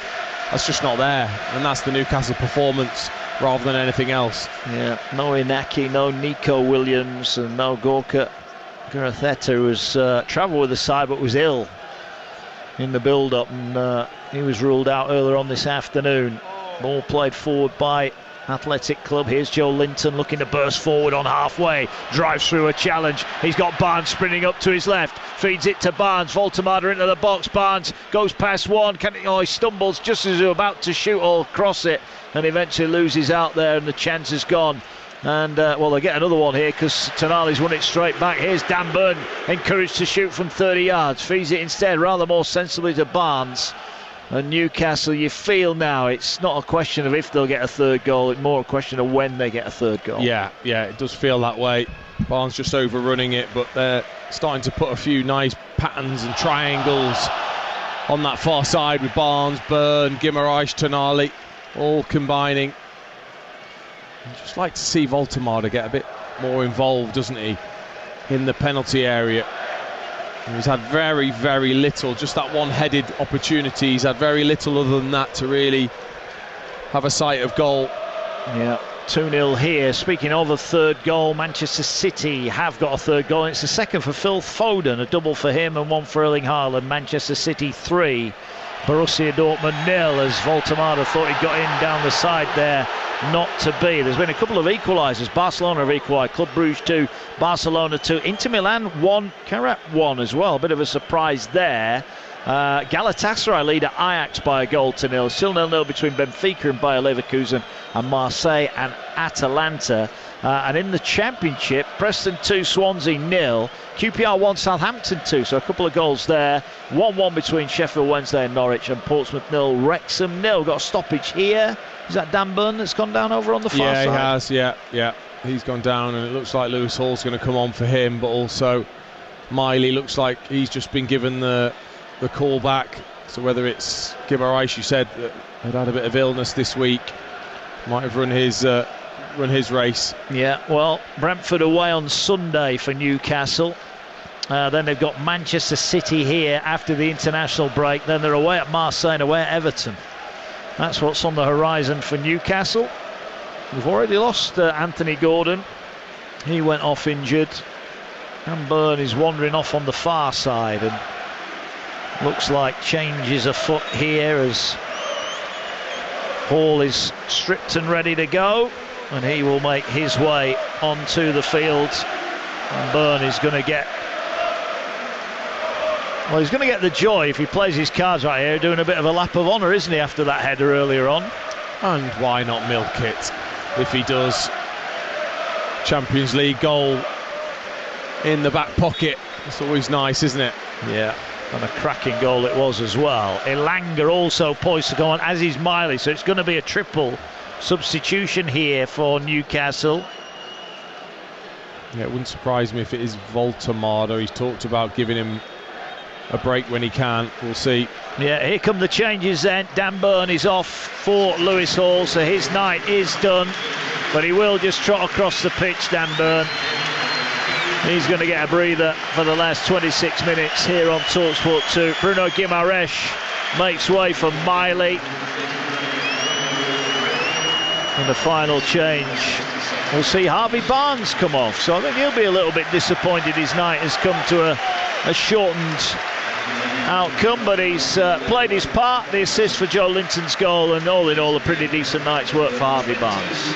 Yeah, I think he will be disappointed because he was enjoying the second half out on that left-hand side, but again, I would just see that as they're protecting him, ready for the weekend.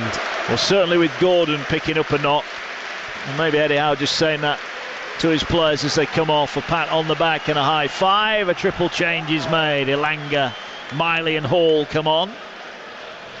2-0 here, 25 remaining. Goals for Dan Burn and Joe Linton, giving Newcastle a healthy lead at the moment. Not much coming back. Certainly Nick Pope's second half has barely seen the ball, let alone had a save to make. And now the long throw in is headed away, and Joe Linton down in the left-back position, gets it away. Tonali plays it forward, but it's over Voltemade, so Athletic Club will get it back. But they're going to have to go backwards here. And that was a risky pass, but one that pays off. Miley couldn't nick it back, but over on the far side, Lewis Hall will. Although the referee, I think, has blown up for a free kick just on halfway. So Athletic Club will get the free kick. 24 left. Interesting that Valverde's not made any changes yet. No, and how will that upset things for Newcastle or not? Will it freshen things up? Well, there's a chance into the penalty area. They thought they'd want to corner the visitors, but it rolls out for a goal kick. So goal kick for Nick Pope and Newcastle. Malik Chow and Kieran Trippier celebrate that little defensive win for Newcastle.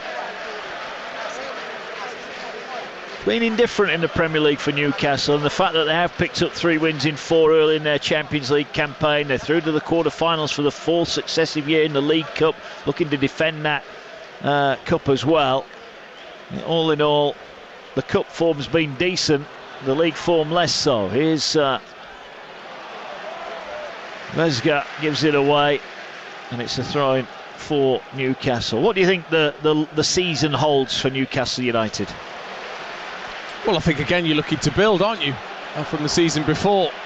Well, they might be looking to get a 3rd goal here. Anthony Elanga's off on his back. He's popped up on the left. Oh, miscontrolled it, just lost out. Yeah, they won a cup, obviously got back in the Champions League. So I think the same has to apply, doesn't it, for a club like Newcastle? Is, you know, not just thinking, oh well, it was a great day out and what a wonderful thing to achieve. Actually, can we go and do it again? Can we make it something that we regularly look to achieve and get to another final? And also, again, this club wants to be in this competition. Yeah, it's learning how to balance it all, isn't it? And that's something that they are trying to do. As Malik Chow has it, he'll go back inside his own area. Quarter of the game remaining. We're going to see changes from the opposition here in a couple of moments' time. They've got a couple of subs warmed up and ready to go on the near side as Botman gives it away, and Newcastle just getting a little bit sloppy playing out from the back, but Miley will win it back, and now Newcastle, if they want to advance further forward, can do so. Lewis Hall feeds it to Elanga will find Joe Linton. He couldn't find Hall, and now there's what's going on here? The referee's blown the whistle. Elanga was taken off the ball, and that's another yellow card, and I think that is for Arezzo, I think, who's gone into the book there for a pullback on Elanga. Yeah, I think something off the ball, wasn't it, there? Morejo. As Valverde just makes his changes, maybe as a reaction to Newcastle's. Yeah, he's brought off Robert Navarro, has come for a sit down. So Navarro makes way, and it's one of 2 changes here. Onto the field comes Nico Serrano,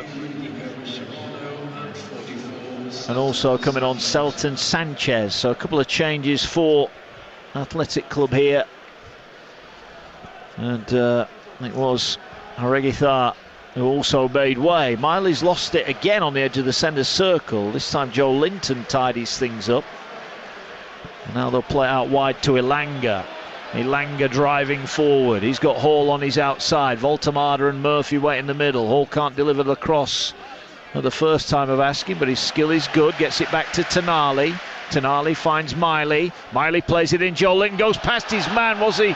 Well, I thought he was going to go down there. I think there was contact, but fair play to Joe Linton. Tried to stay on his feet, and the keeper, Unai Simon, comes and collects it. Yeah, but it was a really good pass from Miley, just piercing through the midfield into Joe Linton. It's been such a key of this second half, Joe Linton's movement from that midfield area in towards Voltemade, and he's the one that's been getting the joy rather than the centre forward. And again, it's very simple. It is it's just running off the ball. There's not a lot to it other than running into the space from that midfield area, but if you're not picked up by one of the centre-backs, you're then free.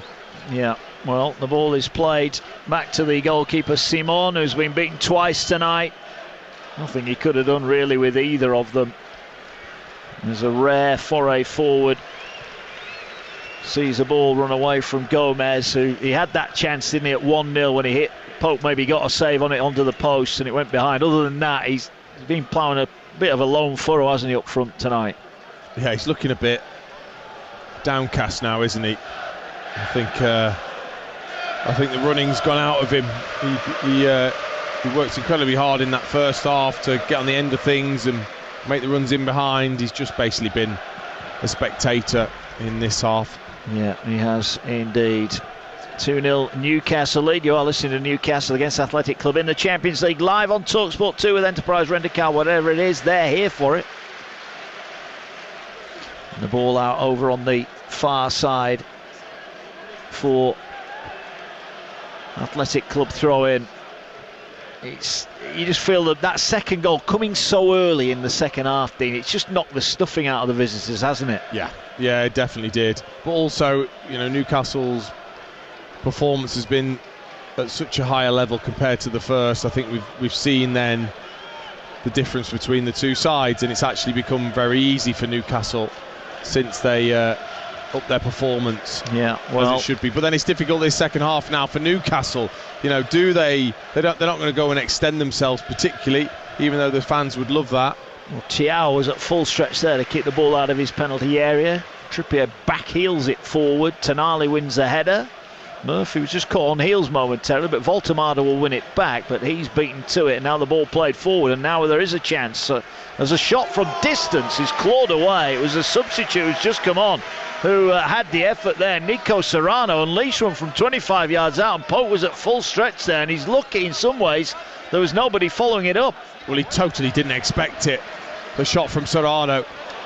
Here now a chance here. Hall went rampaging through the centre circle, and he's given away a free kick, and the referee, despite the protests of Hall, is waving it away and says that he fouled Aitor Paredes, and it will be a free kick to Athletic Club. But it just shows, doesn't it, even at 2-0, a shot out of the blue there, and they almost had one back. Yeah, they did. It was a terrific strike from Serrano, looking for that corner, and Nick Pope was the opposite side, not really paying attention to whether that could have been an attempt on goal, but did well to scramble across and make actually a really good save down to his right hand side. Yeah, he got a good strong hand on it, didn't he, and kept it out. But just a warning, with 17 remaining here, this game is not done yet. 2-0 comfortable, but not job done just yet, despite those changes for Eddie Howe, and he might just be reminding his team of that as Elanga will go forward. Here's Joe Linton, no doubt a third goal, and it is job done, game over, but are they going to risk going for the third goal? Here's Murphy on the near side, lays it back to Kieran Trippier, feeds it to Voltemade, back to goal on halfway, holds it up, waiting for a challenge to come in. It does come in, and he just loses control of it, and it rolls out, and he looked pretty frustrated there, Nick Voltemade. He did, but he's got a velvet touch, Voltemade, hasn't he? Yeah. I don't think he hasn't miscontrolled it, has he, when it's come into him? He's just stuck there. It's then he's just been crowded out too often, which is his frustration, I think.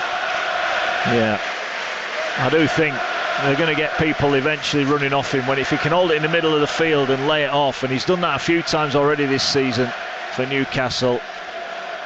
He's hit the ground running, I think it's fair to say, probably more so than they would have hoped here at Newcastle. 2-0, not had a goal tonight, did have one chance as Botman just eases the ball out of play. 2-0, 15 left, you're live on TalkSport 2. Mark Wilson with the former England man Dean Ashton here, and at the moment Newcastle on their way to that all-important third win. Yes, which is the most important thing, and there shouldn't be any apologies for the way that they're handling and managing this second half. Newcastle are back in the Champions League, and at the moment they've got a comfortable home victory. It should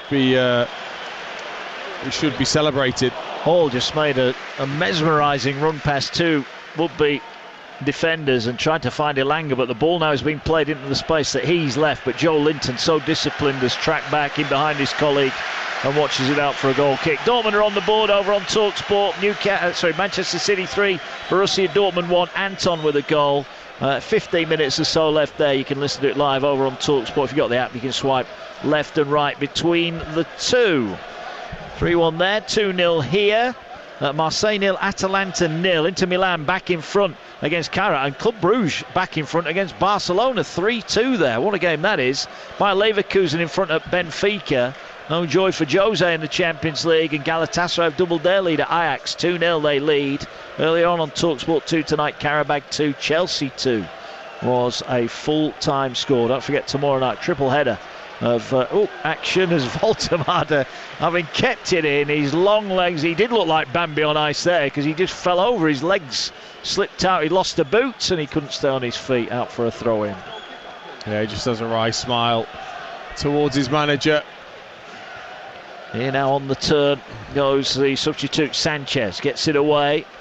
Now the Sanchez ball over the top, could be a chance in behind here, and a little bit of a mix-up at the back as Botman tried to get it away. It fell off his boot and into the arms of the waiting Nick Pope, but another little bit of danger from Athletic Club. Well, I mean, outstanding defending it was. Beautiful little flick from Serrano over the top for Gomez, but Botman was there, and we've not quite seen the best of him since that nasty injury that he had here at Newcastle. But you feel as if we're starting to see the best of him again. Him and Thiaw are putting together a very decent partnership, keeping Fabian Schär out the side, and that was just brilliant from him to outstretch a leg back to Pope. Yeah, that's Hierro about to come on, as is Garasabal. So a couple more changes coming for the visitors here as they look to try and get something out of what looked a bit of a lost cause about 15 minutes ago, but all of a sudden they're starting to have a little bit more ball, a groan of frustration because Newcastle concede another throw-in, another free kick. Unai Gomez, his evening is over. He's tried hard, he had the chance in the first half, but he couldn't find the back of the net. And also coming off Jesus Arezo's, he has run himself into the ground, and having picked up a booking, they're taking him out of the firing line. Yeah, I think there's certainly part of Valverde that might feel there's a little something here. But again, have they really got the quality to get that goal? And that's what's missing for sure from their side, because they're not just any players. You know, certainly the Williams brothers are two outstanding talents. Yeah, they are indeed. And you know, even the withdrawal of Guruceta before kickoff, he scored 3 goals this year. Yeah, in the Champions League. Scored a couple of lovely goals against Qarabag last time out. Scored against Dortmund as well. He's out with what they said flu-like symptoms. So hopefully he'll be available from a Athletic Club point of view. Here now Newcastle on the attack. They're trying to get Elanga in behind. It's a foot race and he's going to win it. Oh, he won it, but he just couldn't keep it in. He's maybe slipped as he tried to hook the ball in there, but a bit of a awakening there for Andoni Garasabal on a sub, and his first thing is a full tilt sprint. Yeah, I think the calves took a little tweak there, didn't it? Garasabal just coming off the bench, maybe not warmed up quite as well as he needed to, up against Elanga, who gave him 5 yards and still beat him, but couldn't hook his foot round it. Ball working its way upfield here, and how different it could have been if Adama Boiro's in possession now. His thunderbolt of a shot hit the post with the keeper beaten. Pope wouldn't have got near it. It hit the post at 1-0 and it cannoned out to safety. Fine margins and all that, as we're going to see the Galarreta about to come on as well. It'll be the 5th and final change for Ernesto Valverde and Athletic Club, as Voltemade wrestled off it. He's getting a little bit frustrated now. He's not really got anyone to lay the ball off to when it gets to him at the minute. And here comes the final change, and it will be Inigo Ruiz de Galarreta who comes on. Yeah, Voltemade, the best part of the first 10 minutes of the second half was that Joelinton got close to him. Since then, he's been isolated again. And it is Alessandro Rego goes off. And it is at the moment a question of seeing out the final 10 plus added on time, but there could be a chance here for Athletic Club trying to work their way forward. Will the ball work its way? It does edge of the area. Could be a chance for a shot. Takes a deflection and Pope was behind it. And again, it was a substitute, Nico Serrano. That's 2 really good efforts he's had now, but the deflection took the sting out of it and gratefully into the arms of Nick Pope. Still 2-0. Yeah, he's got a sweet left foot, Serrano. He didn't hesitate there to take the shot on. You sometimes worry that deflection could whip it over the top of Pope, but put it straight into the arms. Yeah, well, as it stands, although we'll hang on to that because Hierro back heels it. He had a chance there, maybe to have a shot. And I think if he'd have realised there was no one behind him, he would have had a shot. Ball given away again. Newcastle are getting frustrated here. They're giving the ball away regularly, and they're inviting the opposition forward here. And should Athletic Club get one, it'll be a very nervy final few minutes for those in black and white. But as it stands, Newcastle will be in the top 6. In fact, 4 clubs from England in the top 8 as it stands. Arsenal, Manchester City, Newcastle and Liverpool. Ball forward here down the Athletic Club right, and Trippier did well. He stretched out a tired leg there to beat Berringer to the ball, and he gets it back to his goalkeeper at 2-0, 9 remaining. But as it stands, Dean, it's looking pretty healthy for the English clubs. Yeah, it is. And of course we want as many of the sides in that knockout phase as possible. Well, Tottenham are only a point behind as well. They're 10th, so we've got 5 of the top 10. Here comes Trippier forward, feeds it to Murphy. He's onside, he's in on goal, he squares it, surely! Oh, somehow Newcastle don't score. Voltemada was waiting to put it in. It went past him and Elanga couldn't turn it home. Behind for a goal kick. Big chance. I just wonder if Voltemada allowed this to go through to Elanga, whether he had a shout or not. Murphy it was that just broke the offside line and then played it across towards Voltemada, who couldn't quite stretch, and he definitely left it. And that was his last part to play. Yeah, Nick Voltemada makes way. I'm like you, it looked well, he could have scored, but he left it, and it'll be Jacob Ramsey that comes on, and the final Newcastle substitution is made with 7 and a bit minutes remaining. You're live on TalkSport 2 in another triple header of European action. Got another one coming up tomorrow night as well. Got a choice of listening at 8 o'clock. Aston Villa, Maccabi Tel Aviv live in the Europa League, 8 o'clock. Jim Proudfoot and Andy Townsend there. And we go to Sellers Park for Palace against Alkmaar in the Conference League. Ollie Klink and the former Palace man Darren Ambrose. Before that, TalkSport 2 for Sturm Graz against Nottingham Forest. Alex Crook and the former Forest man Luke Chambers, our team there. So you need the app really. If you've not got it, the TalkSport app, it's free and available in all the usual places. And given the amount of sport we've got coming up leading into Christmas, you are going to need it. As now the ball played forward by Miley. Oh, Murphy didn't realise he'd passed it. He was looking behind him and the ball was in front of him, and it's all the way through to Simon, and it's still 2-0. Yeah, he was looking on the floor thinking it was going to be played through down by his feet, and it was over the top of his head from Miley. So a slight opportunity gone. Yeah, ball here now works its way into the path of the substitute, and Serrano's made a big impact since he came on. He feeds it wide, cross comes in from the right hand side, header from Hierro, didn't get the power on it, and it's down and well wide in the end. But that's probably the best move we've seen from Athletic Club in this second half. Yeah, superb, wasn't it? Serrano, like you say, taking on the back foot, feeding it out towards Gorazabal, clips it in. Hierro, free header, but because he was falling away from goal, to get the power, direction in the header, always very difficult, and he managed neither. Yeah, 5 and a bit remaining. Newcastle 2-0. Full time in the Championship, Preston 2, Swansea 1. Deep in added on time, QPR 1, Southampton 2, and Wednesday 1, Norwich 1. Portsmouth 0, Wrexham 0. They've got, similar to here, 5 minutes remaining in that one. Barca have equalised again. It's Club Brugge 3, Barcelona 3. Galatasaray have got a third at Ajax to lead 3-0. All played forward here. Well, that looked a little bit of a soft free kick. Adama Boiro was deemed to have been pulled back. Free kick in front of Eddie Howe. I'll tell you what, that second goal coming so quickly has done Eddie Howe and Newcastle a big favour, Dean, hasn't it? Because they've not really done a massive amount since 2-0, and all of a sudden it's got a bit edgy, hasn't it?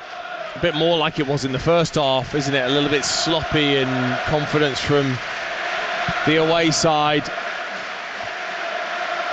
But again, they haven't been carved open. Newcastle, a couple of shots from outside the area. Sort of tame header. It's not like they've been cut through. Switch of play out onto this near side. Berenguer brings it down, nice first touch. Trippier in front of him. He fancied having a run at him, but he miscontrolled it, and Trippier just nicks it off him. Really good play. I think we can call him a veteran now. Slightly risky crossfield ball. Elanga didn't win it. Athletic Club have it back on halfway, and we've got 4 remaining. TalkSport 2. Some live NFL action coming up overnight tonight. Might catch the latter end of that on the way home. Oh, sorry, the beginning of it on the way home. Here's Hall, back to goal. On his own goal line, feeds it away. Joe Linton gets it away to Elanga. Elanga, I think when he came on, would have been expecting a few opportunities. Not had any. Hierro slipped Botman. He's in on goal. Shot deflected and away from goal. Hierro there got past Botman. He was in on goal. It was a tight angle and the shot deflected away from goal. But another warning here. Here now goes Serrano. He's going to shoot across goal, and it's beaten away by Pope. And all of a sudden Newcastle are taking a few hammer blows here and they're hanging on. They are, and it's the substitutes that have made all the difference for Athletic Club. Hierro with a beautiful turn on the edge of the area to get away from Botman, and then Thiaw came across to bail him out. It was the deflection off him that took it away from Nick Pope, and then when it came back again, Serrano into the penalty area. Brilliant left-footed shot once again. Pope down to his left-hand side to palm it away brilliantly. Yeah, corner then. Going to be swung in towards the near post. Joe Linton with a great header at the near post. Heads it away, but Athletic Club will get it back. They're going to look to swing it in now again from that far side. Header towards goal is a poor one, and Pope was brave and he's come out and taken everything there. A Bilbao player, a Newcastle defender. That's what you call commanding goalkeeper. It was Vivian with a header. It rather looped up, but it was falling dangerously in the 6-yard box, and Nick Pope came and took the lot. Yeah, Vivian it was, with the real opportunity though when that was whipped in by Serrano and it just hit his shoulder. If he gets a good header on this, it's going to be a great chance, and it's going to be very difficult for Nick Pope because of the pace on the cross, and it hits his shoulder and takes all the sting out of it, and then it's hanging there in the air. Nick Pope comes and just commands and punches it away. He has to take out everybody. He has no choice whatsoever. No. Just watching Ernesto Valverde, he's just talking to a couple of his subs. I think he'll be really pleased by the way that the subs have impacted this game for Athletic Club. Yeah, whereas it's been a total contrast from Eddie Howe's substitutions. It's not made a difference. It's sent them flat and disorganised. Yeah, it certainly has. Sandro Tonali, it was a bit of collateral damage from Nick Pope's clearance. He's just clutching his shoulder. They'll be hoping he's okay. It remains Newcastle 2, Athletic Club 0. Dan Burns, wonderful header. I'm sure you'll see it on social media across the weekend. Great header on 11 minutes, planted it right in the top corner. That was 1-0 at the break. Joe Linton with a powerful header from close range gave the keeper no chance to make it 2-0 just inside the second half. And Newcastle had a couple of chances, but you have to say it's been the visitors who've had the better of the effort second half. Certainly Serrano, the substitutes, had 3 good shots at goal, and that given away by Athletic Club. We're into the 90th minute. There's going to be a little bit of added on time. We've had plenty of subs, a goal and a couple of injuries as well. Maybe 4 or 5 minutes at least, I would have thought, to add on here. Yeah, Ernesto Valverde, I just wonder whether he'll be thinking, I tell you what, if I would have had my top players with this performance, we could have got something out of this. Yeah. Ball with Thiaw, advances forward, he's lost it. Now he needs to get back because the ball's played in behind him, and here now is Sheldon Sanchez looking to get down the side. Can he earn a corner? No, get a throw-in off Trippier. Sheldon Sanchez did really well there. Fourth official emerges down below, is looking to tell us how long he'll be added on here on TalkSport 2 tonight. Well, that throw was dodgy at best from Sanchez. Ball played back. 5 added on minutes we've got here. 5 added on minutes for Newcastle to see out and pick up a third win, third in a row as well in the Champions League. Is there going to be a late twist? Berenguer wide on the left, cuts in on his right foot. Was looking to try and swing some kind of pass across the field. He'll play it out wide. That wasn't the best pass there. In fact, it's a really good touch in the end from De Galarreta, who did well to keep it. Elanga tries to win it back. Referee will say that was a foul. I think, as I mentioned earlier, I think Elanga would have come on thinking, I'm going to get some good runs at these. They're on the run. They were gone, weren't they, at that club, Athletic? They're gone at that time, Athletic Club, but they've worked their way back into it. Yeah, definitely. And now he's obviously in that centre-forward position, which he doesn't play particularly very often. Yes, Hall, always risky pass there, misplaced it, it's thumped away by Trippier. It's finished at Hillsborough. Sheffield Wednesday 1, Norwich 1. Is that enough for Norwich? I wouldn't have thought so, but they've backed the manager, the ownership so far. The local radio. Yeah, Crossfield's switch is then lumped into the box, and again Pope will get there. It was Garasabel who hooked it in. No real pace on the ball, and Pope comes out. He's not a lot to do, Nick Pope, but what he has had to do, he's done pretty well. It's 2-0. Yeah, it's been a couple of snappy saves he's had to make, sort of keeping his concentration when not really involved, and then a couple of shots from outside the area that he's had to deal with. He's dealt with them well, but that is his big strength, isn't it? Is that shot stopping. Yeah, might have another one to save here, because Athletic Club come forward again with Berenguer. Cuts back in on the right, whips the ball in. Malik Chow just heads it away. It'll fall to Sanchez. He keeps the ball alive. It's now fed into Vivian, who gets it out wide on the right. Can they find a cross? The time is running out. We're into 5 added on minutes. We've had a couple of those already here. Elanga's chasing and almost got onto the end of an errant pass, and Elanga's asking his teammates to come chasing with him, but Ramsey just held off a moment there. And Athletic Club will bring it towards halfway again. They're starting to just throw everybody forward now. They may as well go for broke. It is 2-0. Ball down the left-hand side. Squared. Here's a chance now. They'll pull it back, and a shot on target. And again, it's that man, the substitute Serrano, but this time he didn't get any real conviction on it, and Pope just kneels down as the ball bobbles into his arm. Big chance, though. Really good chance. Just cut back towards him, just couldn't sort his feet out. He was just stood still, whereas you need to take a little step away from the ball to step towards it. He just couldn't move his feet. Serrano stabbed at it into the ground, takes the pace off it, and easily into Pope's arms. That's another attempt on target, which is now more than Newcastle have had in the game. Yeah, you are listening to Newcastle against Athletic Club in the Champions League live on TalkSport 2 with Enterprise Rent-A-Car. Here for it, book now at enterprise.co.uk. We're deep into added on time. There's some interesting scorelines coming through in the Champions League. We'll run you through all those in a moment as Trippier heads the ball back to his goalkeeper. Just a reminder, this game brought to you in partnership with TNT Sports, the home of European football. And Newcastle cementing their place in the top 8. Remember, the top 8 in the Champions League after the group phase, if you like, or the league phase, they go straight through, don't they, to the last 16. So really is a big advantage if they can get in that top 8. But you did mention they've got some big ties on the road to come. Some tough ties. Marseille, Bayer Leverkusen, Paris Saint-Germain, all to come away from home. They play PSV here in their final home game. Ball played forward on the turn. Here come Athletic Club. Time is running out now. Can they get one back and hope they get enough time? Here's Hierro trying to stretch him behind Malik Chow, and again he's causing a bit of a problem for Chow, but in the end the defender does well. Ball here played across the face of the penalty area, and Ramsey's done well, and Newcastle almost like a bit of a training exercise, passing it around inside their own final third. Miley wins the header, but it's coming back here for Athletic Club. They might get one more chance. Did they keep that in? Yes, they did. It's Berenguer who's kept it in, turns onto his right foot, whips it in, headed away. It'll fall. A chance maybe for a shot for Vesga. He loses control of it, and Newcastle could break. Tonali, though, can't find his man, but he'll get a free kick, and that should just about do it. Even the referee says everybody calm down. Points to his watch. Tonali down. It's 2-0 to Newcastle here. Dean Ashton, it's not been vintage Newcastle, but it's been job done Newcastle. Yeah, they've done enough.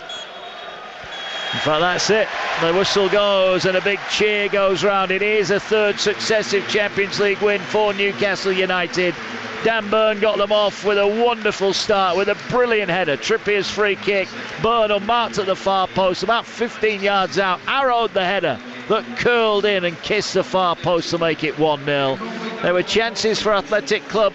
They hit the post. Gomez off Pope onto the post, and then Boireau, a blockbuster of a shot inside 20 minutes. It beat everyone but the post, hit the post and went to safety, and that really as close as Athletic Club came first half. Joe Linton got the second half off to a flyer for Newcastle. He headed in Barnes' cross.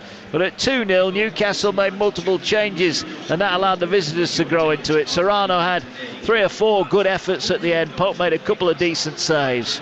But all in all, against an understrength Athletic Club, Newcastle have got the victory, and it's a victory, Dean, that leaves them in that top 8. So a good night for Eddie Howe and Newcastle. I think any time, Newcastle can turn around and say, oh, well, it was a pretty average performance, but we've won 2-0 in the Champions League, is a time to be, well, that's not a bad thing to say, is it? They've come a long way to get to this point where a performance like that, but they still get the victory in the Champions League, and it puts them in a fantastic position to qualify, which would have been the remit at the start of the season. And obviously a couple of injuries, which will be frustrating, of course it will be, but been able to rest, making some substitutions in the second half as well. So all round, I think he'll be pretty pleased. Well, the Athletic Club fans are high up the way. They're all still here. The red and white scarves are on display. They're applauding their team, who are applauding them back. Newcastle, as they do on the back of a win, are doing a lap of honour here. 2-0, Newcastle have won it. They are winners again into the Champions League. Right, it's time now to pick our man of the match with Enterprise Rent-A-Car. The Here For It hero on TalkSport 2 with Enterprise Rent-A-Car. Whatever it is, we're here for it. So, Dean, who are you going for? Who is our Enterprise man of the match? Malik Thiaw, I thought didn't put a foot wrong.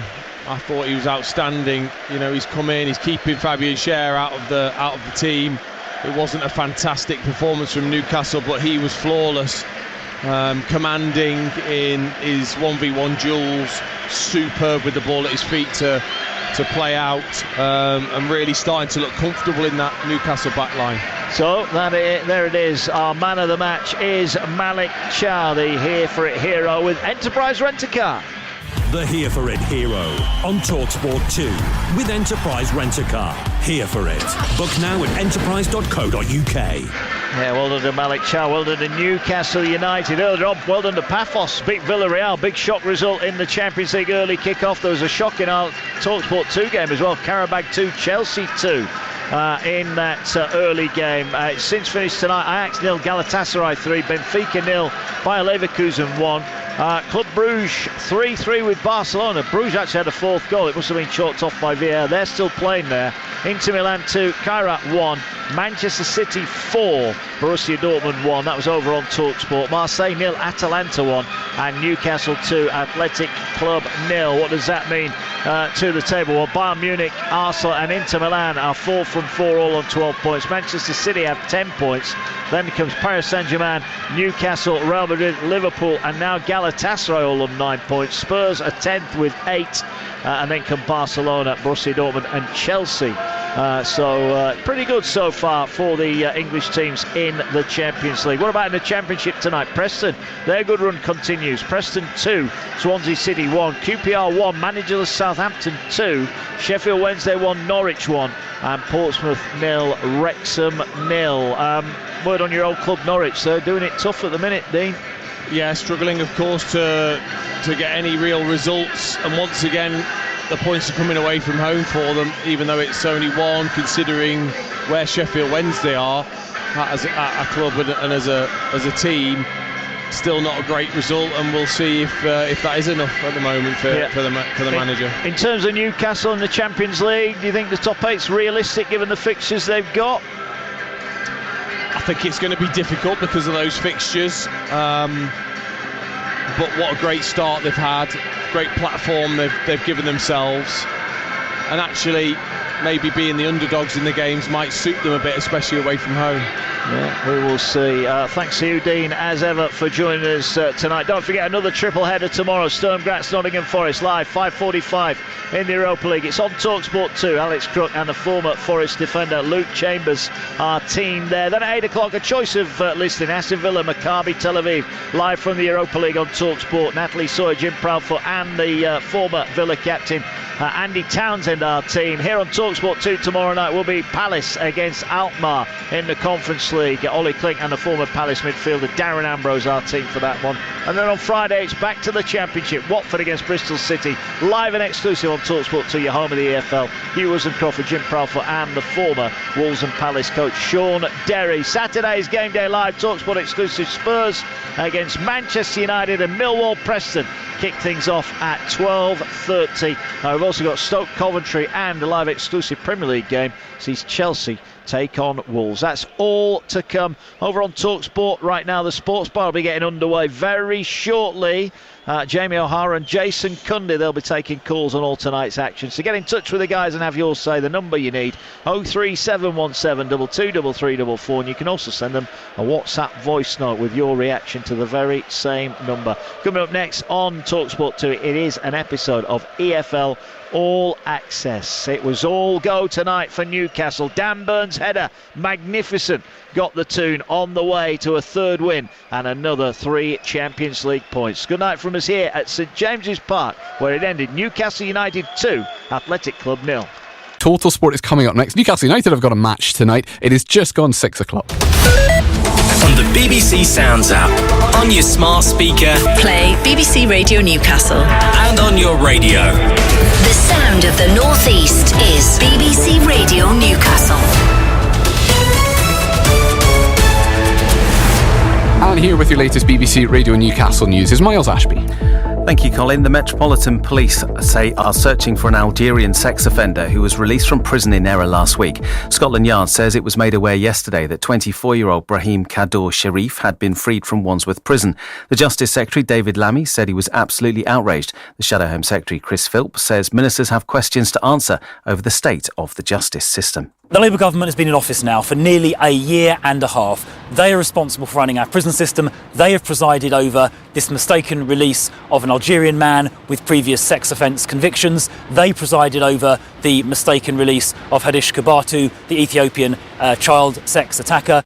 Newcastle United are gearing up for another big night in the Champions League. Another sold-out evening at St James's Park awaits as they take on Athletic Bilbao, but expect to hear a different order to the pre-match playlist. Sam Thompson reports. That thumping end to local hero that Newcastle fans are so used to on a match day as the players get ready to kick off is going to come in a bit earlier now. The Magpies have ended their pre-match build-up on the iconic instrumental for years, but it's now been swapped at the request of the players and coaching staff. Instead, the Blade and Races will be the final song played, as the team want to hear fans singing right until kick-off, which of course isn't possible with local hero given the lack of lyrics. The fan group War Flags shared the news last night, which has led to mixed reaction on social media and has now been confirmed to us by Newcastle United. Historic Red Hills in the heart of Durham has reopened after a 3-year restoration project. The former Durham Miners Association HQ was famously known as the Pitman's Parliament. The restoration cost £14 million and a number of events are set to take place there, including concerts. People can also book tours which will be led by volunteers like Mary Stratford, the daughter of a miner. The tours we're going to have twice a week up until Christmas, and then hopefully we may be able to expand them. But they've been very well received. We're really excited to share the story of Red Hills. And you can find out more about tours and other events on the Red Hills website. A 92-year-old from County Durham, the oldest surviving victim of the Post Office Horizon IT scandal, has received her long-awaited settlement from one of the government's compensation schemes. She was forced out of her post office in Anfield Plain in 2003 after she and her late husband spent more than £50,000 of their savings to cover shortfalls that didn't exist. Mrs. Brown has now ended up with about 95% of what she originally claimed for. I don't want anything extravagant in life. I just want to lead the life that I've got and want the other sub-postmasters to have what I have been given. And hundreds of mourners have gathered for the funeral of the actress Dame Patricia Routledge, who's best known for playing Hyacinth Bucket in the classic TV sitcom Keeping Up Appearances. The service took place at Chichester Cathedral in West Sussex. The 96-year-old died last month. Canon David Nason has been best friends with her for 3 decades. I was privileged in her latter years, when she couldn't see, to read fan letters to her from all over the world. What they'd said and the joy that she'd brought to people who'd been suffering terrible diseases, but they'd watched one of her, Keeping Up Appearances usually, and it had made them feel a whole lot better. And the weather for the northeast tonight will be mild. It'll be mainly cloudy with just a few spells of rain and lows of 8. Tomorrow will continue to be mild. It'll turn breezy, but it should stay dry. Highs of 16. That's your BBC Radio Newcastle News. Total Sport Northeast. Call free 0800 234 6565. BBC Radio Newcastle. Well, after Newcastle United's last 2 Premier League defeats, a Champions League win swiftly ensued. Tonight, after Sunday's disappointment at West Ham, the Magpies have a chance once more to raise spirits by producing a positive display in European football's elite competition. Tonight, it's Athletic Club of Bilbao who provide the opposition. Their fans have travelled in force, creating the rather unusual sight of red and white stripes in abundance around Newcastle City Centre today.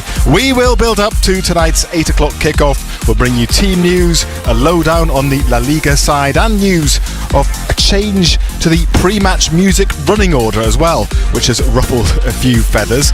You'll hear from Sunderland's Bertrand Traore tonight as well. He's been reflecting on the draw with Everton, and we will keep you up to date this evening with important games for both Gateshead and South Shields as well. We are on air until 10:30. Do get in touch, have your say on another Champions League Total Sport. Total Sport Northeast. BBC Radio Newcastle. Let me give you the contact details first and foremost, very important, particularly if you're a new listener to the show. We get new listeners all the time. 0800 234 6565 is the number to call if you're a new listener. Why not be a new caller as well? 0800 234 6565. We always appreciate the voices that we hear regularly, and also those who give us a bell for the first time. 0800 234 6565. It's free to call that number. If you prefer, send us a message on WhatsApp 08000 321 333. Start your WhatsApp with the letters BBC, or text 81333, again beginning with the letters BBC. Congratulations to Matt and Anna for completing the Children in Need Challenge as well, the 3-legged walk. If you are heading to St James's Park quite early this evening, you might well have seen Anna with Jilly kind of hobbling 3-legged up the hill at the very end of the challenge. It's all done and dusted now, as you've probably been hearing, so very many congratulations to everybody involved in that. John Anderson, former Newcastle United fullback, managed to avoid the 3-legged challenge somehow. He's sitting next to me here. Pridey, how are you? I'm alright, how are you? Yeah, I'm grand.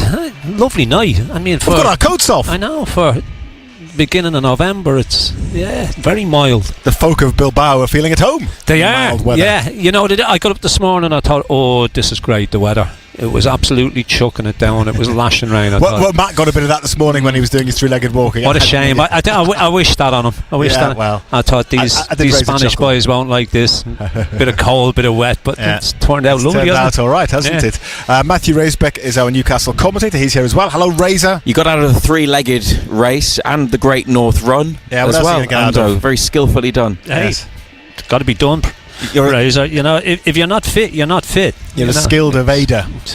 You're fit enough to play golf and go to the races and stuff like that. I can go to the races. I'm not playing golf in this weather. All right, fair enough. No, fair weather golf. It's nice weather, as you've just said. It was too wet this morning. You could have played it. Was lashing rain this morning. Marco Gabbiadini, ex-Sunderland striker, with us. Hello, Marco. How are you doing? I'm very well, thank you.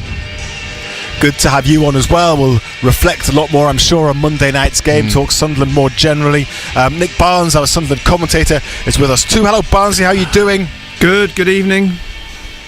Hello, boys. Good to have everybody here. That's the roll call this evening. So do get in touch with us because it's very important that we get your input as well.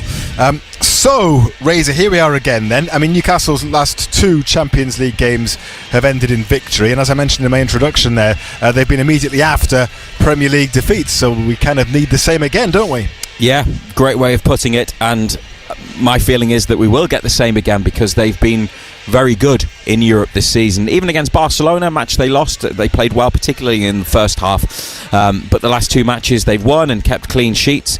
So looking to make it 3 wins in a row. Athletic Club or Athletic Bilbao, whatever you prefer, they lost their first 2 but beat Karabag from Azerbaijan last time. So they've got 3 points, haven't started as well as Newcastle have. Like Newcastle, they're struggling in the league. They're mid-table and have lost more league matches than they've won, but I think it is exactly the sort of fixture that they would want. And like I say, they've been good in Europe. There's been no problem getting up, lifting the performance levels, the energy, everything else that goes into it for Champions League football.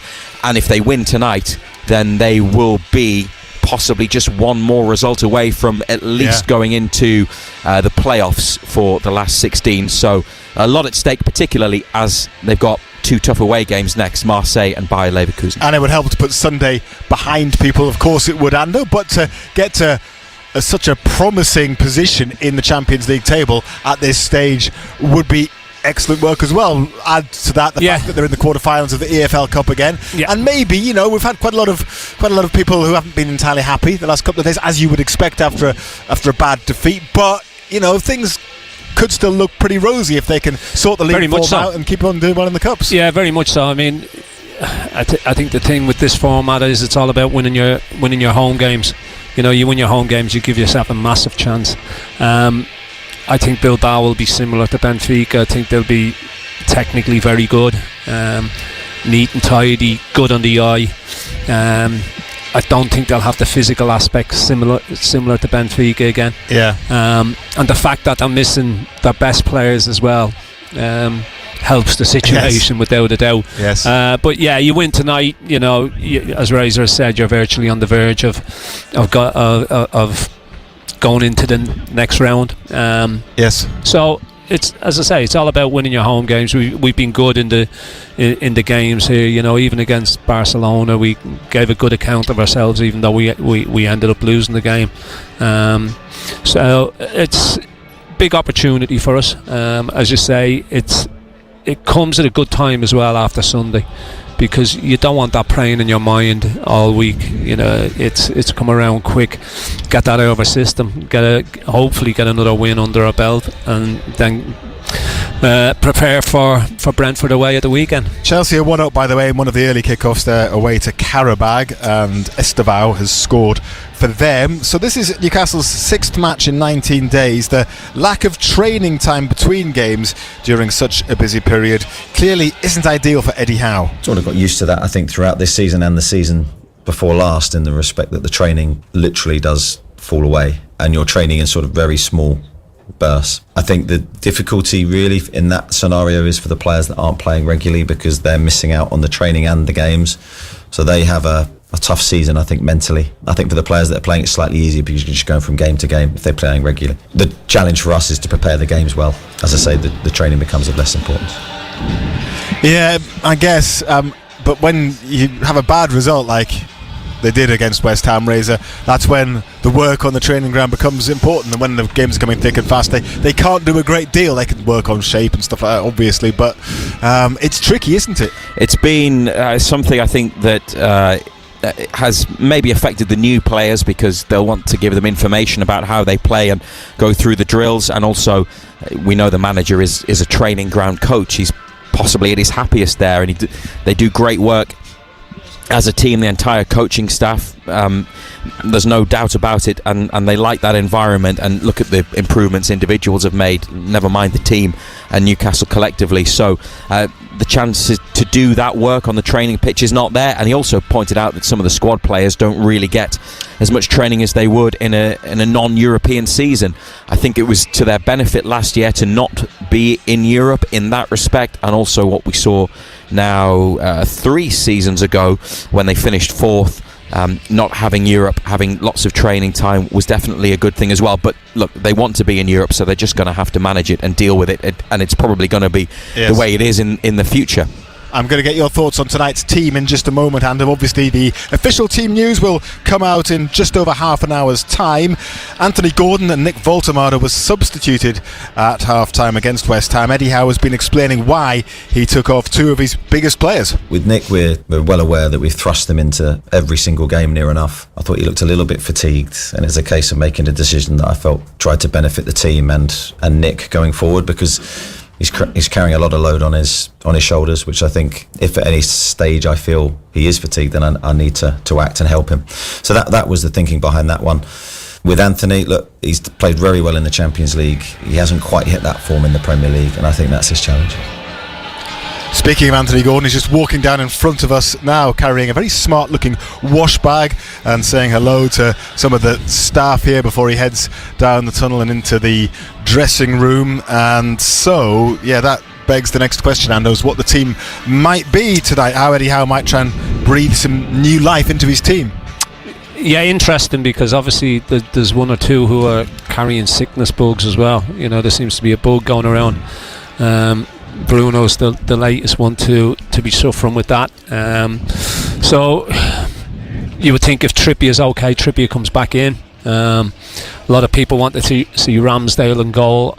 I think Pope will hold on to the number 1 shirt and stay in between the sticks.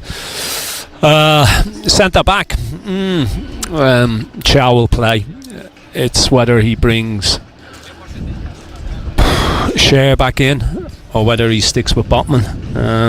What do you think he'll do? I think he'll probably stick with Botman and go with Dan Burn at left back. And then it's all about whether Bruno's fit or not. You know, does he need to freshen it up after Sunday at West Ham? You know, we were very, very lethargic all over the pitch. That energy levels, that high intensity just wasn't there.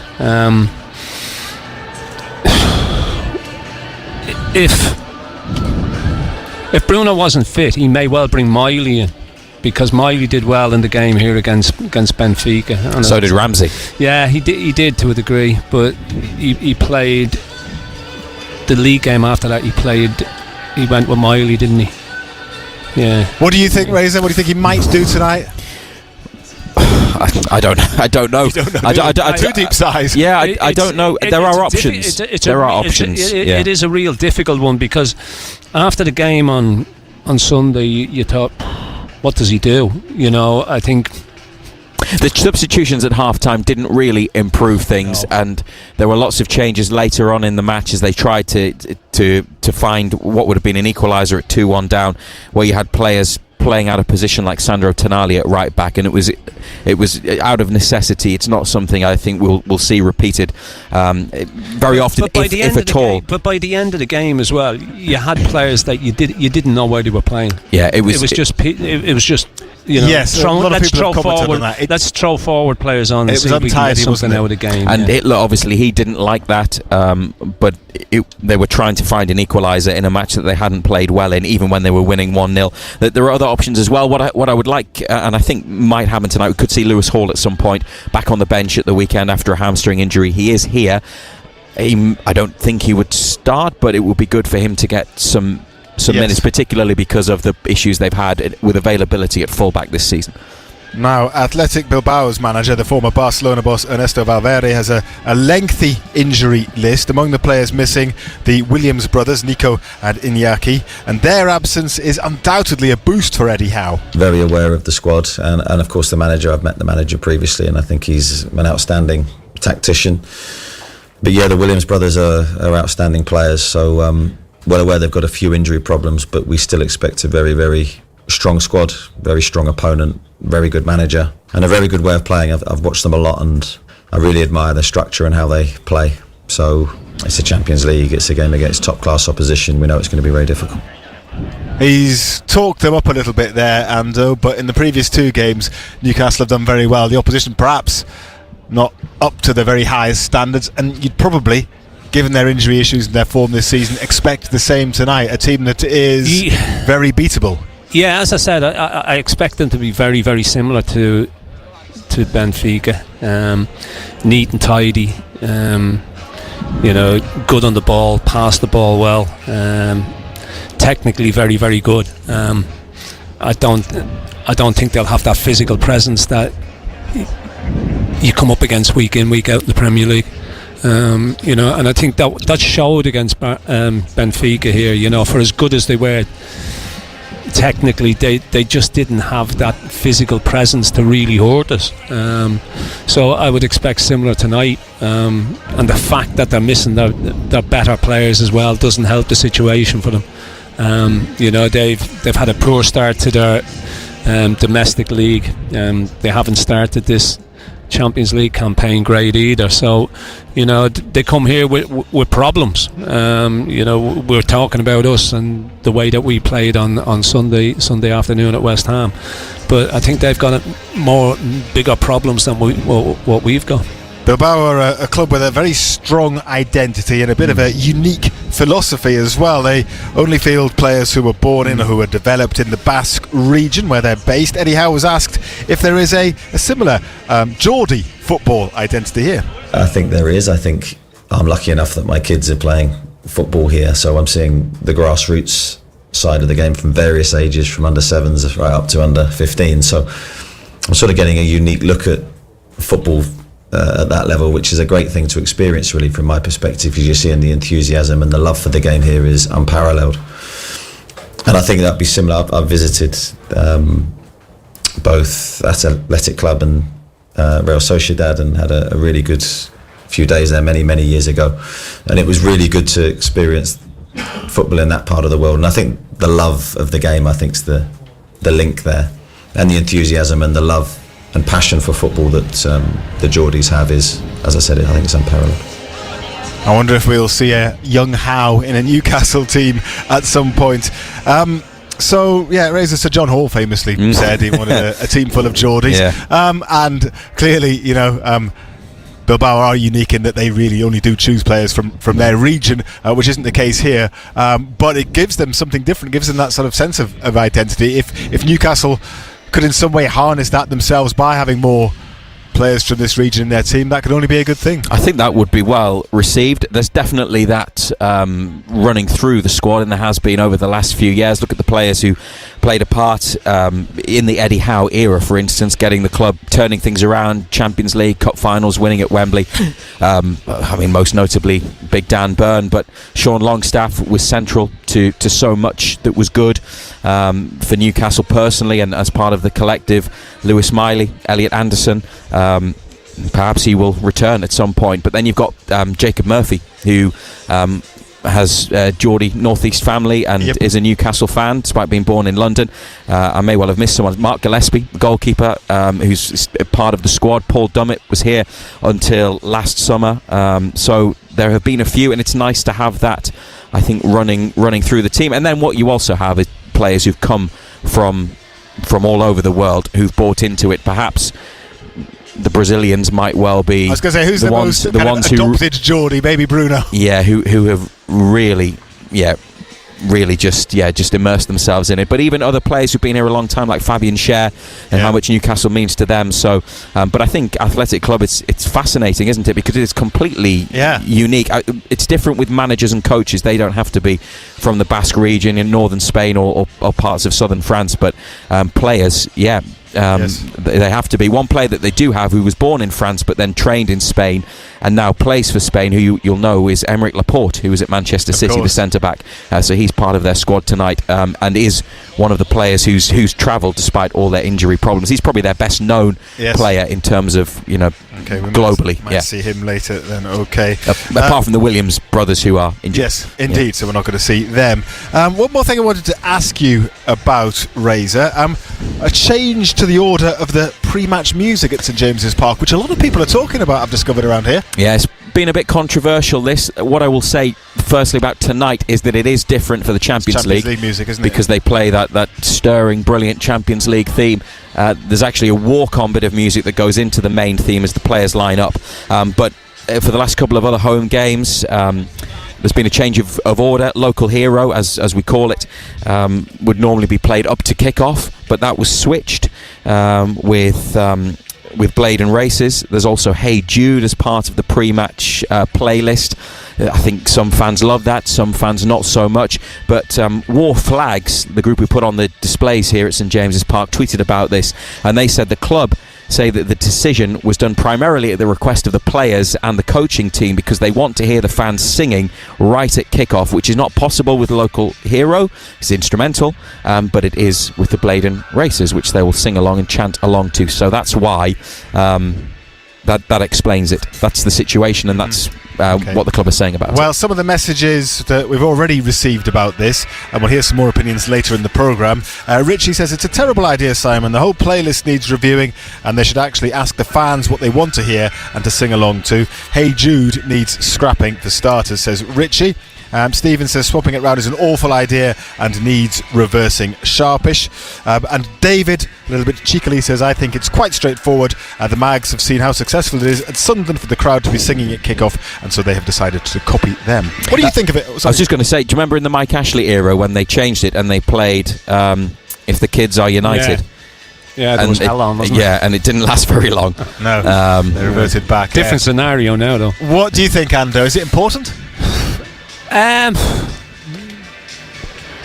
think when players walk out, players are just focused on what's coming up and they're in the zone. They hear the noise, but are they really worried about what's played before what they walk out on? Well, apparently it's their request, so they are. Well, if that's... But if it's important to fans... Well, fans are the important ones, aren't they? You know, I mean, players, as I say, I just think players are really focused on... You're walking out, you're in a zone. I suppose you could really play anything. Players would, you know, because you're so focused on what you're going to do. It's an interesting one, you know. I mean, players asking for Blade and Races, if that's what they want, I suppose. May I add finally that I can think of a couple of times where there's been an issue with the public address system, or maybe the music playout system, whatever they use. Loud. Well, it is too loud, but there's been nothing for a few minutes up to kick-off. And when that's happened, I've really liked it because then it's on the fans to generate the noise and the atmosphere. So personal view would be that I love Local Hero. I love it loud as well. But if do you listen to it when you're out running? I bet you do. On loop. I think I probably have before cup finals and after cup finals. Yeah, but it's nice. I think when it's on the fans to generate the noise. If there is a couple of minutes before that, they could do it themselves, not necessarily with the help of a track of Blade and Races. Well, we'll see what people think. There are messages coming in about this already. I can see that. If you do want to send us a message, 08000 321 333 on WhatsApp, 81333 on text. Start your message, BBC. Call us on 0800 234 6565. Razor will be back in around about 20 minutes time with the team news tonight, and Qarabag Ando have turned it round. They now lead Chelsea by 2 goals to 1 penalty. Just coming up to half time in that early Champions League kickoff. We're going to talk Sunderland next. It's just gone 6:25. Matt Bailey at breakfast. On the show tomorrow, we begin our 1,000-mile challenge. I'll be out walking three-legged for children in need, and the first person I'll be tied to is Colin, aka Big Pink Dress, and he was on the show this morning telling us how he's feeling. I can't wait to do this. To be honest, I've never done a three-legged race since I was like 5. Yeah, I know, it's not the kind of thing you do every day. How have you been training, Colin? Because it's quite hard to find people to walk three-legged with. Tying my leg to other people just on the bus.